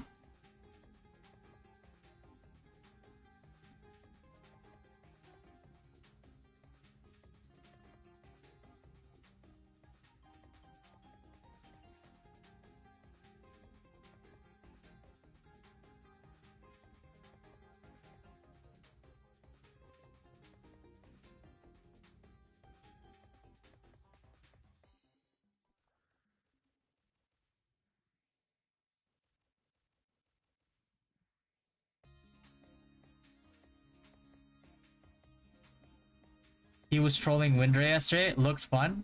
Edgar? How? Whalers from ROM invading Choo Choo. Yeah, everybody from every Ragnarok game is coming over, so that's really good though. That's a really good sign. A lot of hype for the game, a lot of population, a lot of competition. I can't wait. What is the card progress thing in the card album? That is the pity. That's what we're testing right now on Hydra. Hydrea, wow.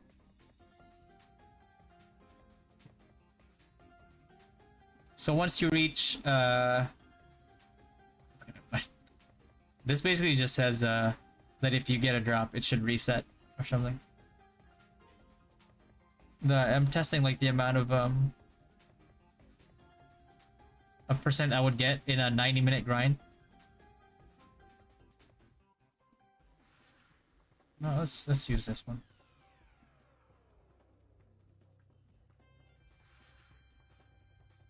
Yeah, we might as well use this one. I mean, I guess it's more like materials, so why not? Is Wiz free-to-play friendly, Sushi? Yes, yes it is. It's one of the most free-to-play friendly classes. Oh, on Dota, what the oh, okay. Oh, I thought you said he was trolling Winder yesterday. I was like, huh? Oh, how was trolling Winder yesterday? It looked fun. I don't know. I wasn't really trolling. I was carrying him, so I don't know. Should ask him how he feels to get carried.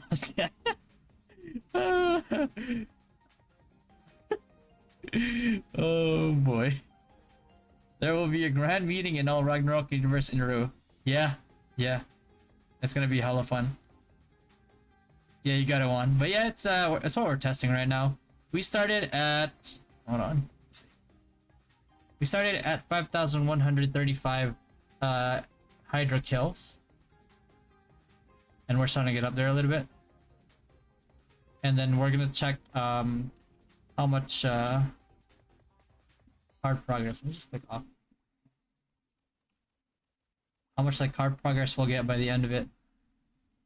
Using MA. I've noticed though that it gets a bit delayed. So if we don't see any changes initially, I'll wait till reset and then I'll jot down the progress that it actually gave us. Because we don't really know. Because like last time it was like 0.2 like the whole day I was doing it. And then the next day I haven't even done anything, and now at reset it changed it to like 0.3 from 0.2. And that was just using regular CT, not even MA. Is there benefits of creating multiple characters in one account? Absolutely not. There's no benefits whatsoever. Because we can't even share storage. So if you get something rare on an alt in your account, or on another alt account, it's just stuck there. And your main can't even get it. Which is unfortunate, but it is what it is, you know?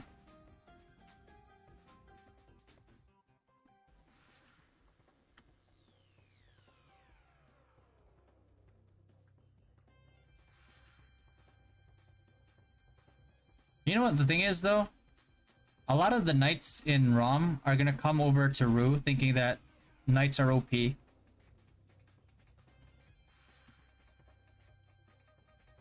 Bro, imagine like the ROM whale guilds are all like knights in their guild. Like 50%, 60, 70% knights. Only to get shafted? Oh god. Are you playing on any servers in Dota? Yeah. Sometimes if we get desperate, we play in the Japanese servers, but the ping is fucking horrendous. Because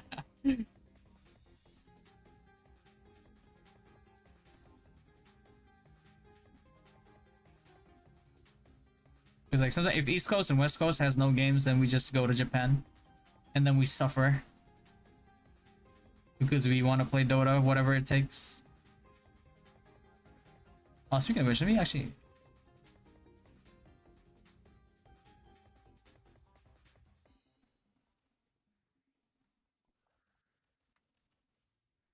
enter these.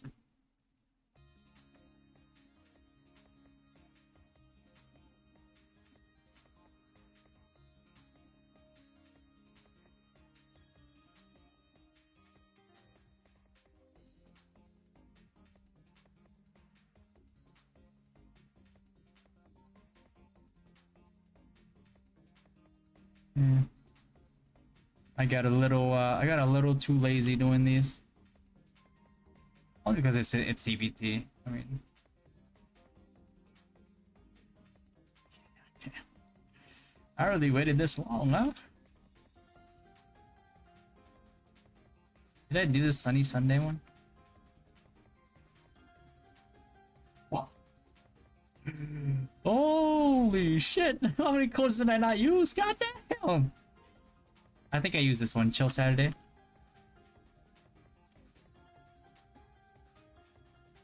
I definitely use this one.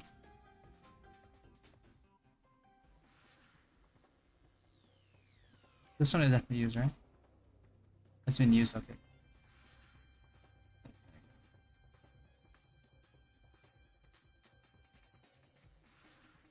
I thought NA server is dead. That's still alive. Depends on what time you're usually playing, but certain times, you just get insta queue pops, pretty much. That's the real server. Yeah, you are. Remember when Kenny had to play mid Oracle? He said he had 300 ping.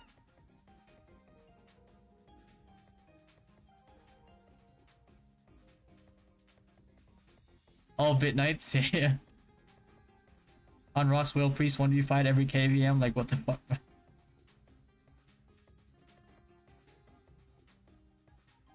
Yeah, you can't quite get that OP in Rue. I think that's one of the good things in Rue. You can't really get that OP. Like you can't solo a whole guild, you know what I mean?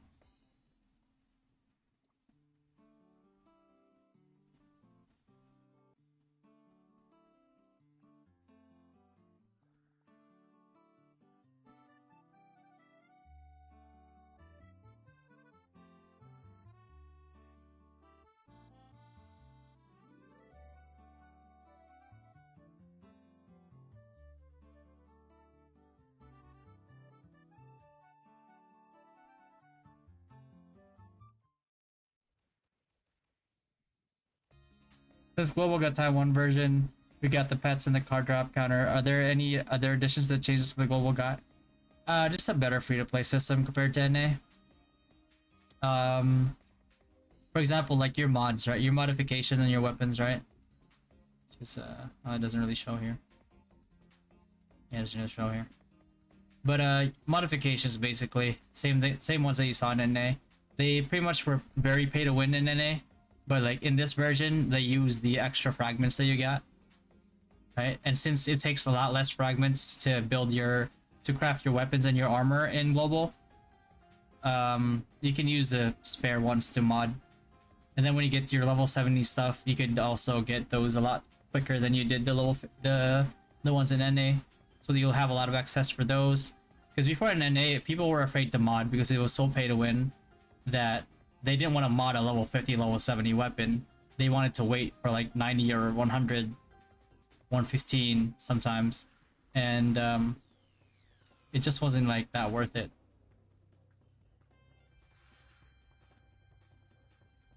But because of the new modding system that they have, all of a sudden like modding is no longer pay to win. It doesn't use zennies from what I saw so far, and it only uses copper plus fragments. So yeah. Did you play Lost Ark? I played Lost Ark for like a month or so, maybe. I remember it's like they introduced like the files and all that stuff, and like a lot of pay to win stuff. It's like, bro, if I play a mobile game, I accept that it's free, that it's, pay to win. But if I play a PC game, because my thing is like I usually play one PC game, one mobile game at a time. Like Rue is gonna be my mobile game, and then like my PC game right now, I mean I don't have any besides BDO. But my next PC game would be Diablo 4 Throne and Liberty. So if I want to play a PC game, I don't want my PC game to be pay to win. If Diablo 4 shows any hints of like pay to win, I'm just like, you know what, man, I'm over it. The quality of life in global server is by far better than the other server. Yeah, it's not even comparable one. Honestly, it's so global's so much better, bro.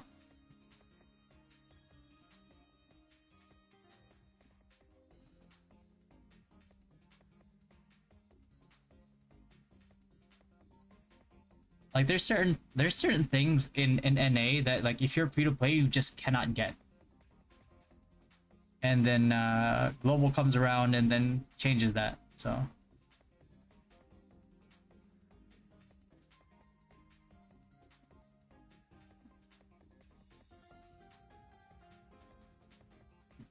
hey Zen. Oh yeah, true, true, true. Bro, I'm like hitting this mob for 50k and it has like fucking 11k HP or something. Yeah, bro, I'm so sleepy. It's like 6:30 a.m. here right now. Oh, nice. It already went up by 0.4. Yeah, this mob has 7k HP. Hold on, hold on. Thanks for telling me that. Oh, hold on. Just took that. You can kill it in like level 3 bolt.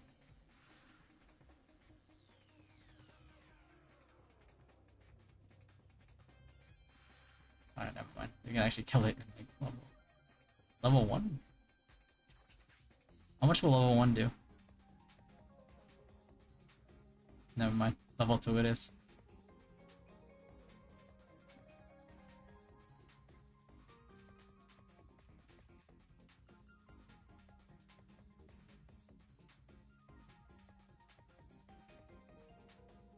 There you go. Yeah, thanks for reminding me, Zen. Bro, I was so busy talking, I didn't even look at it.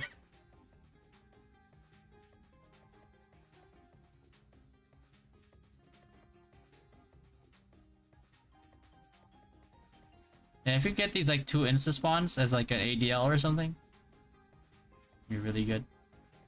I mean, eventually I'll have Magic Crasher anyway for my MR slash Hydra farming build. So that's not too bad. Do you think the trap roll will be nerfed, Jared's? I don't know. Honestly, I don't think Trapper is that broken. Is it really good for grinding? Yeah. Does it do like really good damage in PvP? Yeah, it does.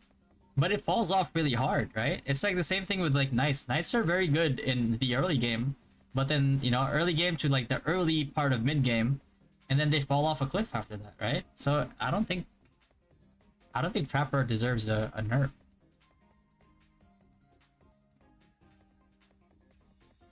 Like, if they're doing crazy damage, like, yeah, by all means, let them do crazy damage.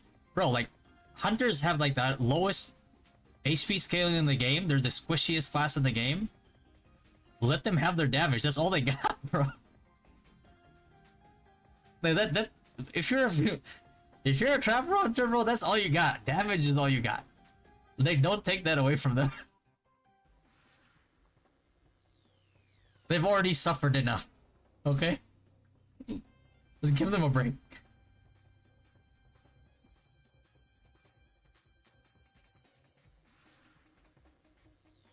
Like, you have to realize, like, 70 and higher, once, like, once, like, the game becomes more focused on, like, ranged burst stuff, if you think that, like, you're gonna be free to play, and... or not even free, like, even if you're, like, a whaled out Trapper Hunter, right? If you think for a second that people are just gonna let you walk up to them and throw a trap on their feet, bro, you got another thing coming, bro. Oh god. Bro, you try to walk up to a high wizard, bro. It's like, I'm gonna throw a trap at his feet, right? Like, he'll drop a grab field on your butt and just like kill you. It's crazy. Trapper hunters are so one-dimensional that if you don't know how to counter it, like at 70 and higher, I got news for you. Hey, Marvelous. Am I in the US? Currently, yeah, I am. I'm in the East Coast. Please make a video guide for ME Priest from level 1. Just follow what my priest guide. You don't really want to start with ME.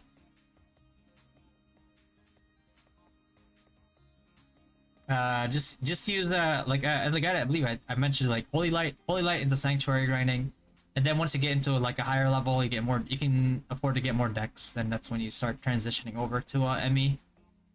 You don't really need the ME staff. If you're free to play, you don't want to invest in like multiple weapons.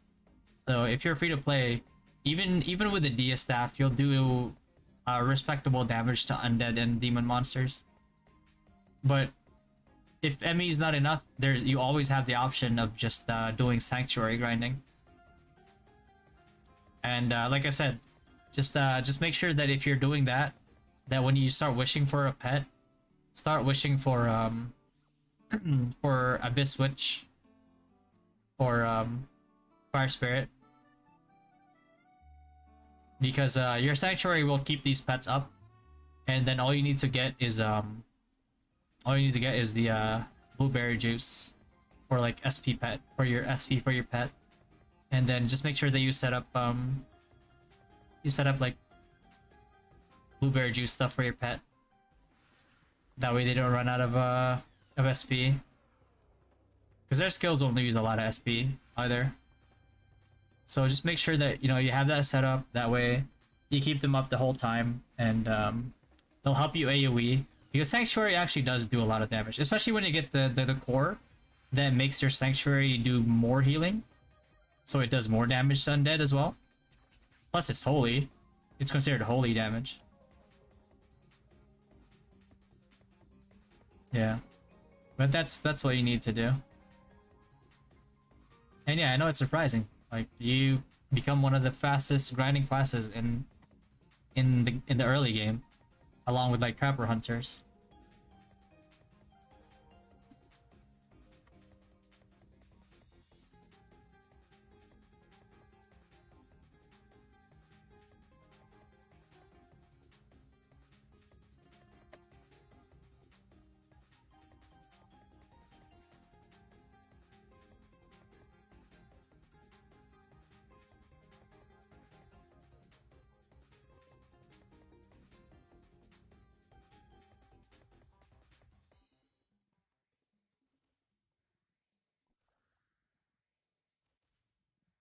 But yeah, the best part is like Sanctuary in this version. I know R1 you would use like blue gems for Sanctuary, but in Ru, you don't use blue gems for Sanctuary. So it's cheaper than ME, because ME you need blue gems. And if you're free to play, like even with MA and CT, you do get a lot of Eden coins, which makes ME sustainable, like easily sustainable. But you don't want to use it if you don't have to, because like if you're free to play, you don't have a lot of sources of like copper, right? Like you have a lot of copper that you need to spend on like modifications, even down to your life skill, right? Like in order to level your life skill, you have to pay copper, right? And it's like, you pay 180k, it's not even gonna level it up, right? It's gonna level it up by that, and then level it up by that, level it up by that, and then boom, right? So you spend a lot of copper, or Eden coins is what they call it. I call it copper because it's copper and it has letter C.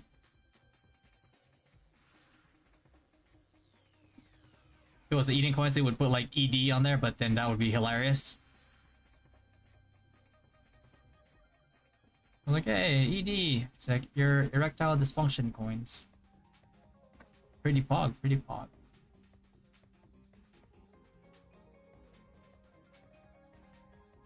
Jared, Assassin over Hunter then? Only if you spend a lot of money to make Assassin good. Otherwise, I'd say even with the discounted rates that we're selling them, yeah, around 10k to make Assassin kind of work.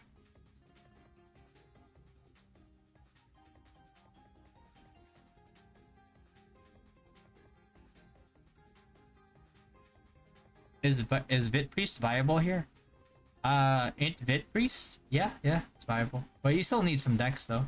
You don't want to be too slow cast. But yeah, Invit works pretty fine. Especially if you're free to play and you want to just be like extra tanky, and eventually you get your I mean early game obviously you're gonna go for like the Eden set, right? Because of the neutral damage reduction, and then eventually that's when eventually you'll go for as a full support you'll go for Goibnies. I don't know how you pronounce it. Goibnies. Let me Google it. Level 70 FS Priest, better grind using Sank or level 50 Golden Mace? If you have the Sank core, maybe you can probably still go for Undead. It has to be Undead though. Sank does damage to demon monsters like Sohi, but it's less than what you would do to an Undead. Let's see, what are high level Undead HP? Let's see, Orc Cave. 6k 66k with Sank damage plus like pets. That actually will take you. Actually, the funny thing is, I don't think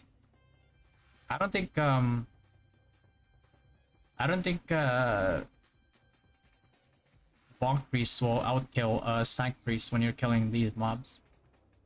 Just get like a Fire Spirit. But when you get to these mobs though, go for ME. Like this is the point in the game where ME is quite good, and you can always just have your Son of Earth out.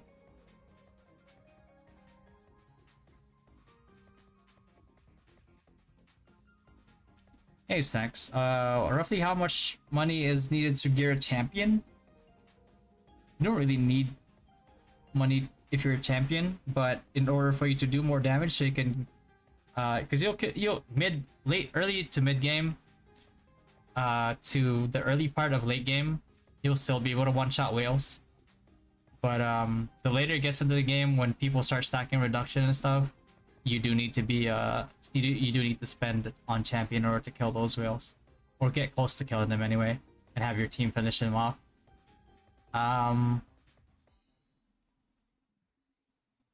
Not as much as Synex's, so maybe I don't know, like 4 or 5k. That's assuming that you're not going for the FO build for grinding when you get to level 100. Bonk Whitesmith is good. It's not the best. If you like fast attack speed, then yeah, by all means.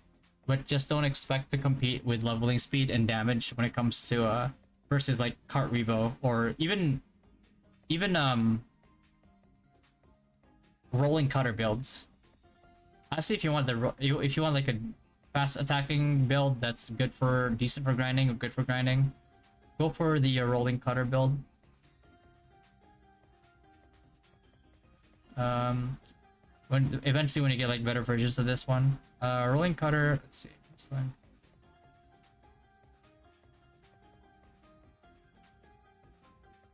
I think it's level 90 that you get like the best version of it. Hold on. 90? Oh wait, hold on, I'm a mage. Merchant.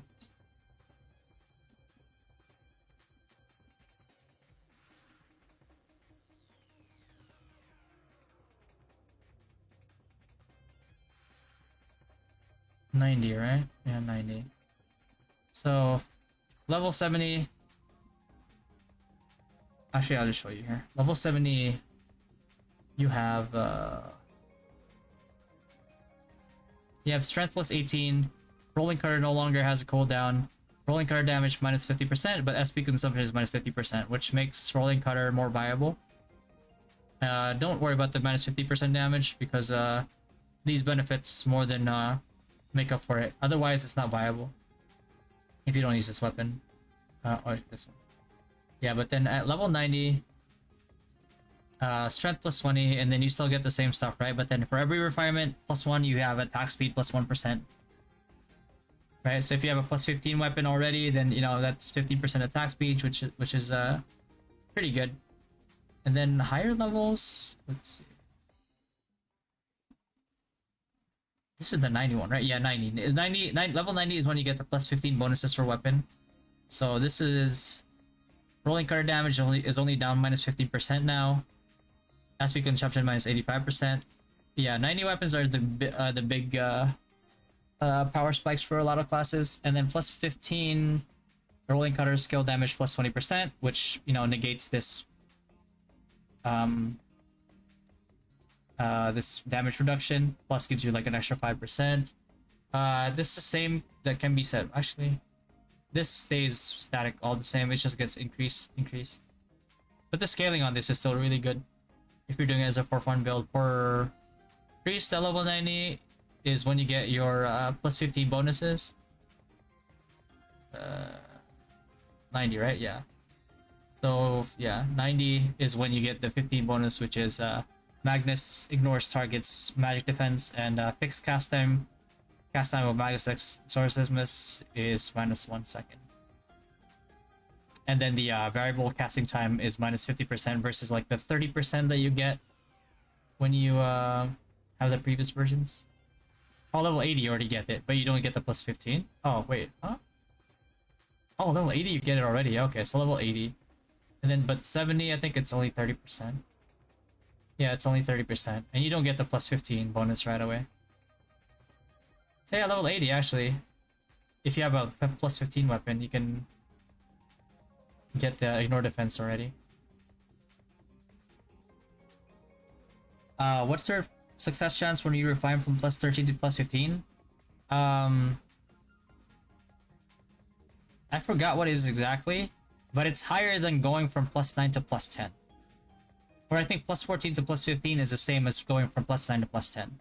And plus 13 to plus 14 is a little bit higher. Like, I think 2 to 4% higher.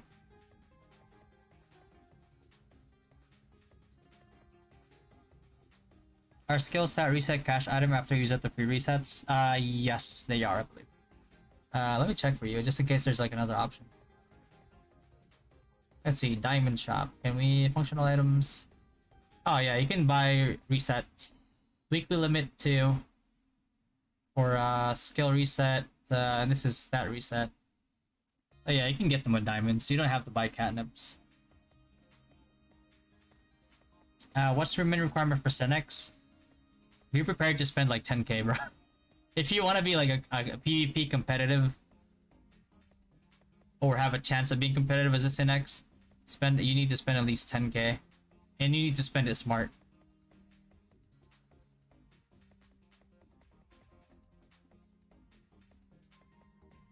Yeah, you got it, Alec.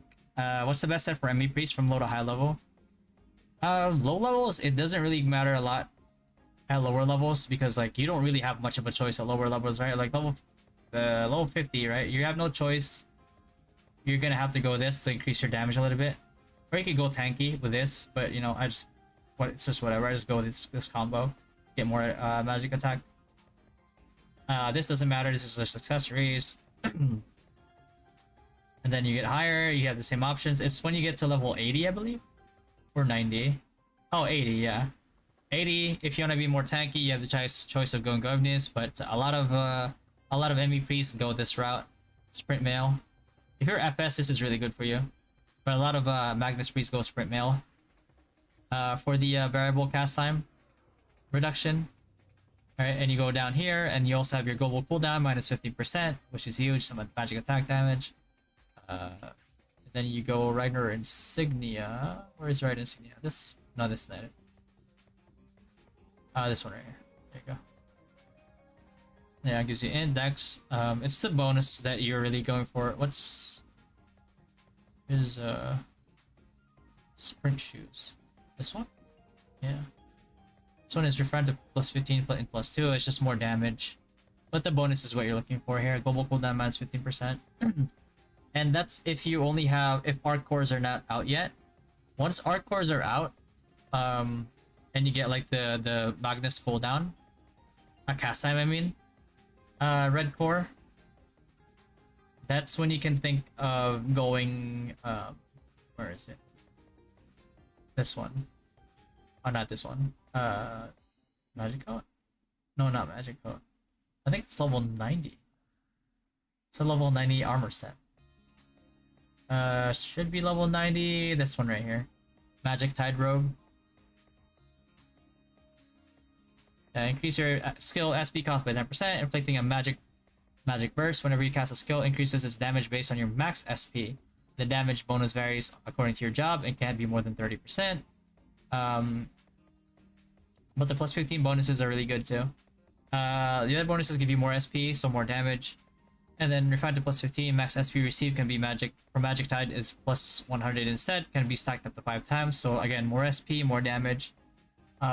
Plus the burst, and I mean, these other ones are just, you know, just more SP. Same with this as well, plus 15. So it's a really good option. That's what you need to do.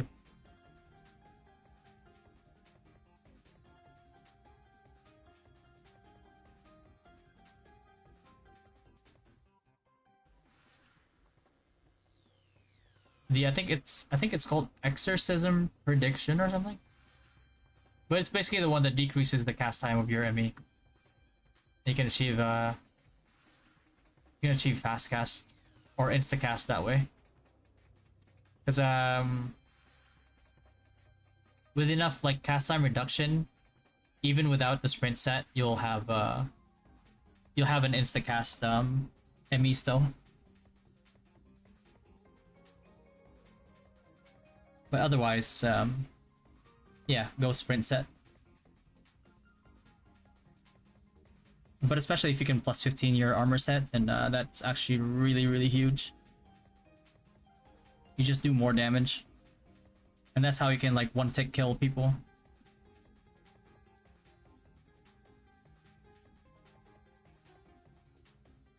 Let's see our progress. Hydra. Oh, we're actually 0.7% already. Damn. Off of MA too. How many kills have we done? We're at 6,188. Okay. 0.3%. Okay, so at 6,100. Just round it down. 6,100. At 0.7%. So with like rounded down around like 2,000 kills in MA gave us 0.4%. Okay. Oh wait, it's not. Wait, hold on. It's not even 2,000. It's 1,000. 1,035 kills gave us 0.4% with Monster Annihilation. So far. We still have 52 minutes. Yeah, so Hydra card is very, very much achievable for free to play. That's really good news.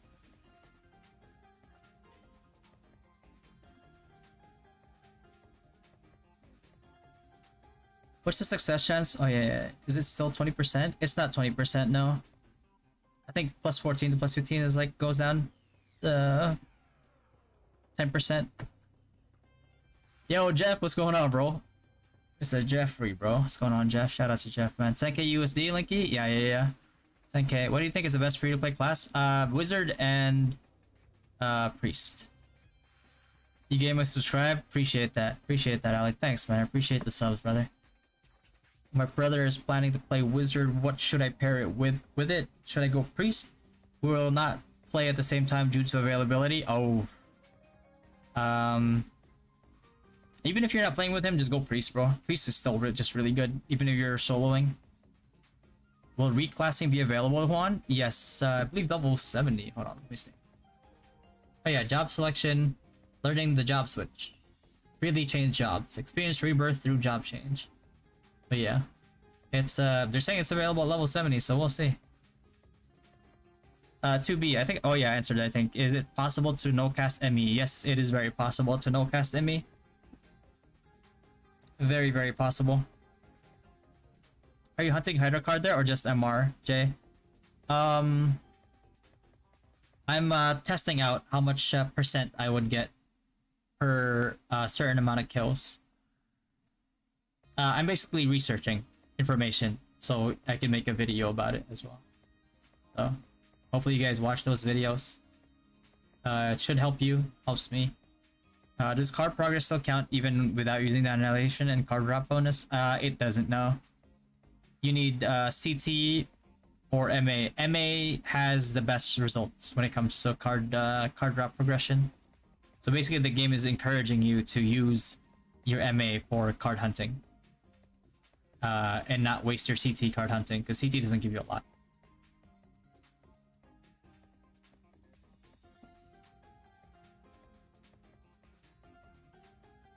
God damn, that's half a mil.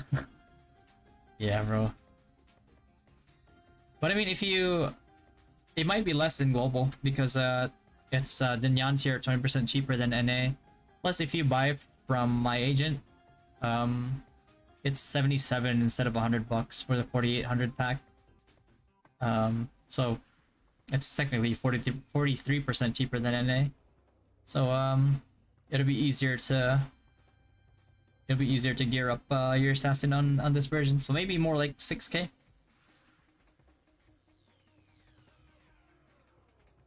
Yeah, 6k sounds good with the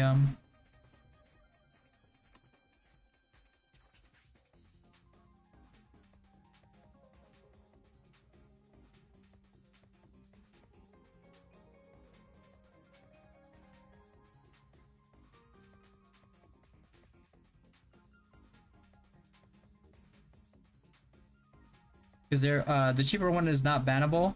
No.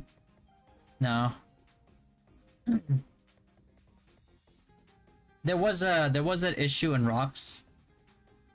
Oh yeah, you mentioned it. Yeah, there's an issue in rocks, but the agent that I used at the time, the reason why I use him is because and there's a lot of people that can vouch for him for this one.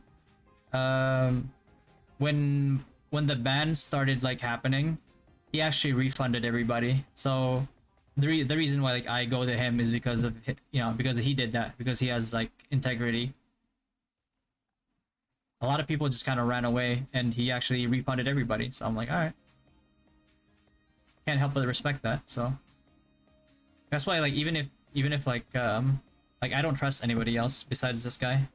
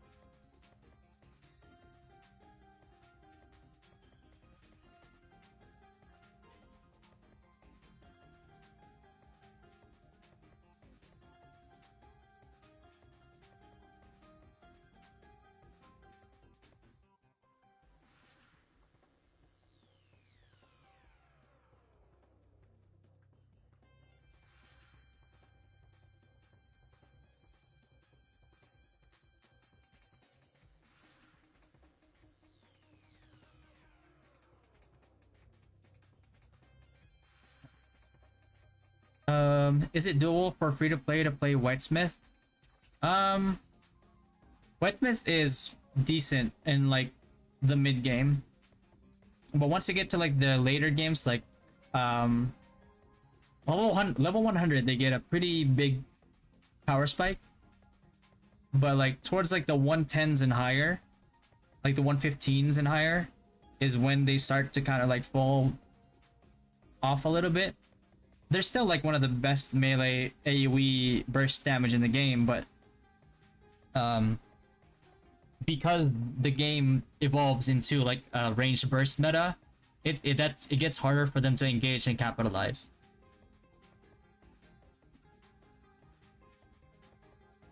And that counts for even like, you know, whaled out Whitesmiths, or like mid spender Whitesmiths. So free to play, you'll definitely fall off around that time as well. Doesn't mean that the class is bad. Class is still pretty good. It's just that you won't be able to be as much of an impact as like say like a wizard or something or a priest. Is the shop selling card gacha? Oh, this one right here? Yeah, it is. Which is crazy. This is actually 2,500 yans cheaper than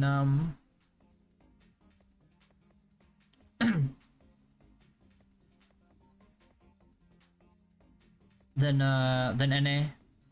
Our night class is gutted in global. Was planning to go night, but I heard they nerfed nights hard with the various cores and equipments.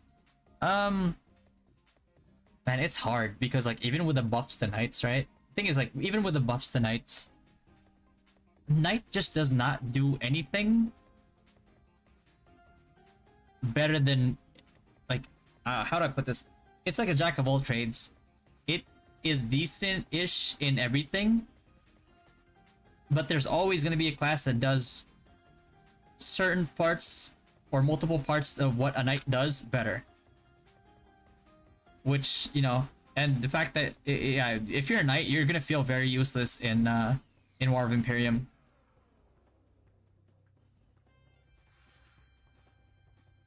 Yeah. Hey Candy King, how is 5v5? Can you give an overview? 5v5, it's pretty much 3 teams of 5 each, and it's the best best 2 out of 3. I said BO3, right? Like 2 wins, you win. And you set up teams.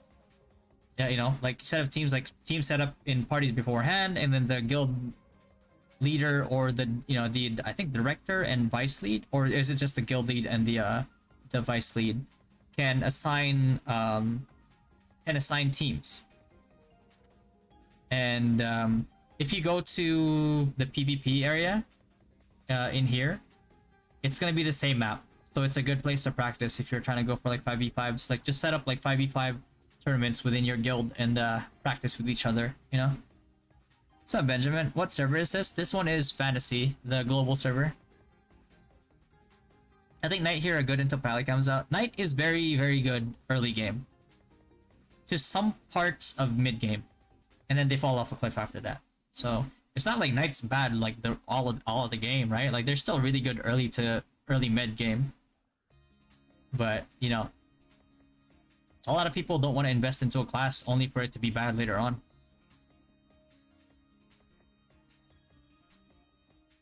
Best class to start with free-to-play PvE PvM without Slave Priest, thanks. Wizard, Glenn. Easy. Definitely Wizard. Yeah, you got it, Candy. If you have any other specific questions, just let me know, bro.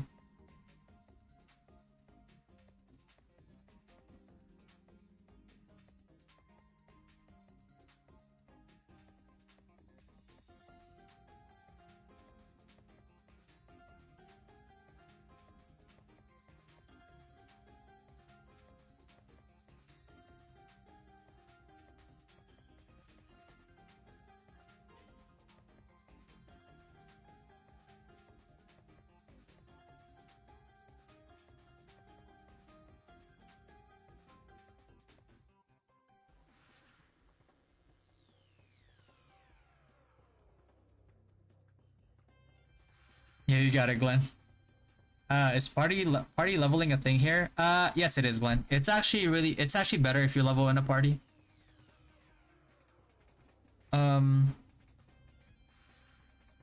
If you have a party with like really fast grinders, let's say like you have a party of like 5 prepper hunters, then it becomes like really good. If you have like a party with like 5 prepper hunters or like a wizard or a ME psych leveling priest, and you all have like a Danelle or something, then the EXP gets pretty crazy. Because like the good thing about being a party is that even if you didn't kill a mob, let's say like your party member kills a mob, right? Every time your party member kills a mob, there's a chance for everybody in the party to get a card. If you know what I mean.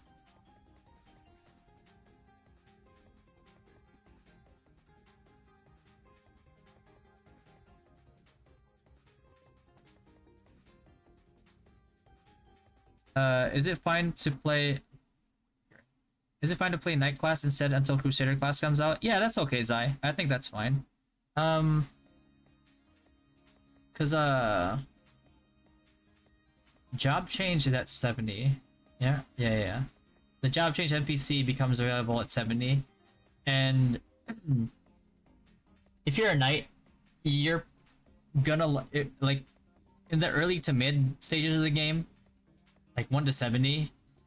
I think knight levels better than paladin or a crusader anyway. So once you become like, you know, choice between like a LK or a or a paladin, then you know that's when you really want to change over to paladin anyway. So yeah, play knight while it's strong in the early game, and then switch over to paladin as soon as it comes out.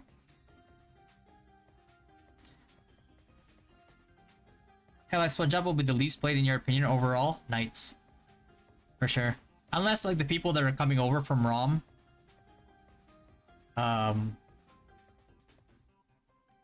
decide to play knight in Ru. But I highly doubt they wouldn't research what like the meta classes are.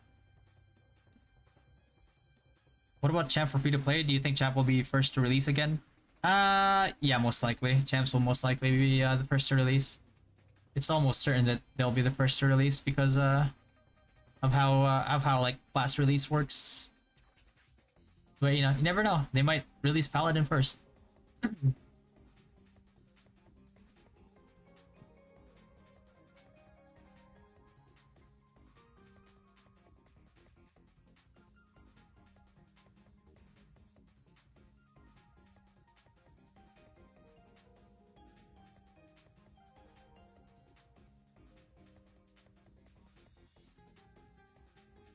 Alright, where are we at now? Hydra. 0.9%. At 6,007... 0.9, okay. 6,700. At 0.9%. So what's the differential? 600? And then you jump up 0.2.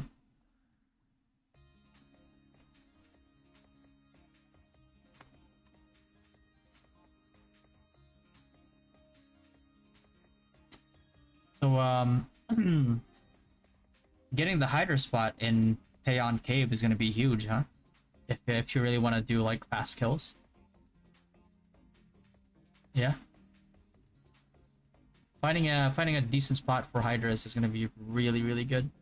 And I think the only double spot with like multiple spawns is I think Payon Cave. Yeah, I think just Payon Cave. What is it?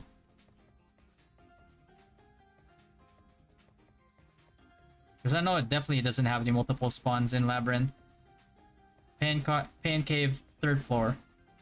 Maybe Shipwreck. Maybe it does have some multiple spawns in Shipwreck. But then there's also so many mobs in like Shipwreck that you're gonna end up hitting other mobs. But the only thing is, I don't think it matters.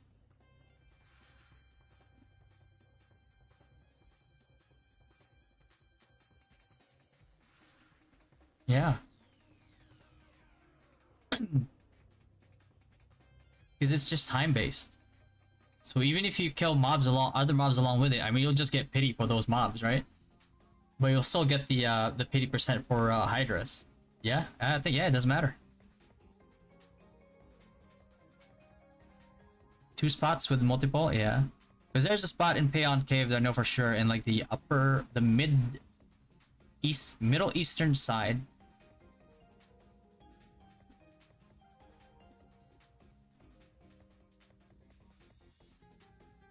Yeah, that has like a double spawn. Like a double triple spawn.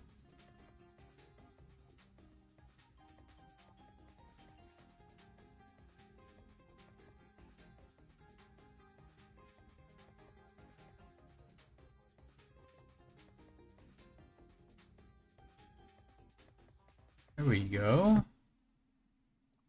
Guild benefits, I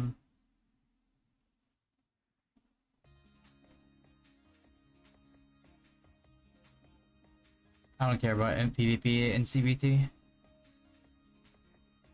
I don't need PvE damage reduction either. Oh, I need to be level 62. Laboratory reaches level 2. Okay, never mind. We're not gonna get that. So might as well go this route.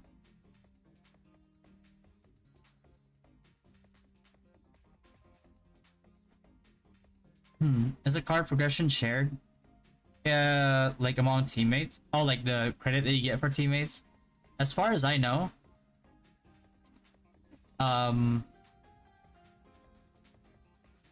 there's no difference between like who attacks it and who doesn't. Because I tested, hold on, let me bring up my chart here. Yeah, so I tested it. Like green card, I tested it on green cards. I haven't tested it on purples yet, but I'm pretty sure it works the same. Yeah, so green card kills, like I tested it on Savage Babe. 10 kills equals 0.1% towards card pity. With party, takes same amount of kills to earn percent increase in card pity. And I tested it on like me killing it versus my party member killing it. And it gave me the same percent. So that leads me to believe that regardless of who's killing, it's just better to be in a party.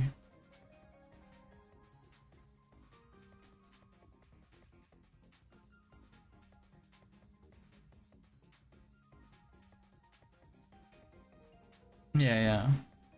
Spellworker or Hydra, which is better to use Blessing to farm for Wiz? Either or, honestly. Because like Spellworker gives you a lot of like places to farm. Place choices to farm. But at the same time, it's the same thing goes for like Hydra, right? Like Demi-Human gives you like quite a bit of choices to farm. I mean, eventually like you're gonna be doing like double spawn Pasana grinding, kobolds eventually. But then yeah, even Marduk, because you need Marduk card eventually too. So it's good to get this through like pity just by using CT. Size type, medium size. Medium gives you even more options. So it's also pretty decent.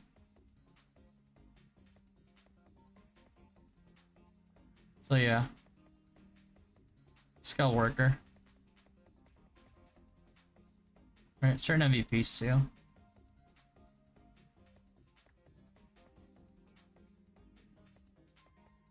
It's a decent like placeholder.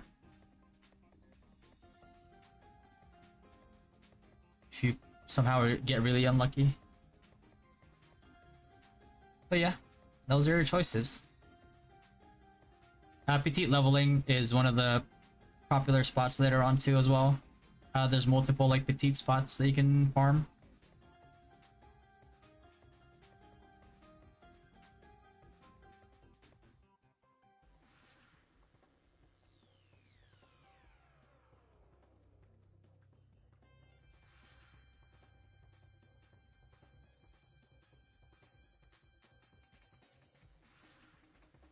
But yeah.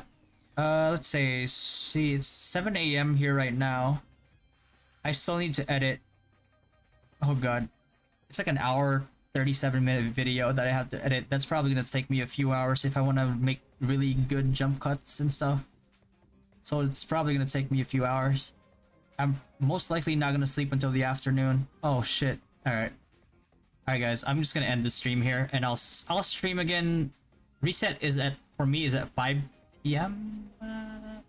5 p.m. or 6 p.m. I think yeah, reset for me now is 6 p.m. So yeah. You have a wonky ass sleep schedule? Yeah, I do. Well, I'm slowly fixing my sleep schedule to match the event times in global. So slowly working on it. But yeah, I'll stream again tomorrow. Or maybe this evening even. Most likely. It depends if I want to record a video or I want to stream. If there's like a high enough demand for a specific guide, just let me in. Yeah. We said it's 6 p.m. not 5 a.m. It's 6 p.m. for me because I live in the East Coast in the US. Pork. But for GMT plus 7, it's 5 a.m. Yeah.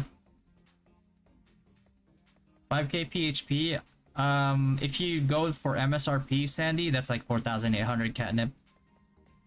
Yeah, you got it, Eric. Yeah, I'll be back tonight, guys. If you have any more questions, again, I'll be more than happy to answer all of them. If you have any specific guides that you guys want, just leave them in a comment in any of my videos, literally any of my videos, because I read all the comments, and then I'll start working on that guide. I want to get all the guides out before OBT. That way, in the first like day or week of OBT, I want to be able to just focus on the game. I'll be streaming the whole time, obviously, but I'm gonna go. I have a lot of plans for day 1, week 1 of OBT, so it's gonna be an intense week for sure. More paladin guys in interview, yeah, for sure. So I have that planned already. I think the next video I'm gonna release is like the hunter video, hunter to sniper video. So yeah, all right, guys. My wife is messaging me. Oh shit. Okay. In case I might be in some trouble. Hold on. Or I might not be in trouble anymore. Huh?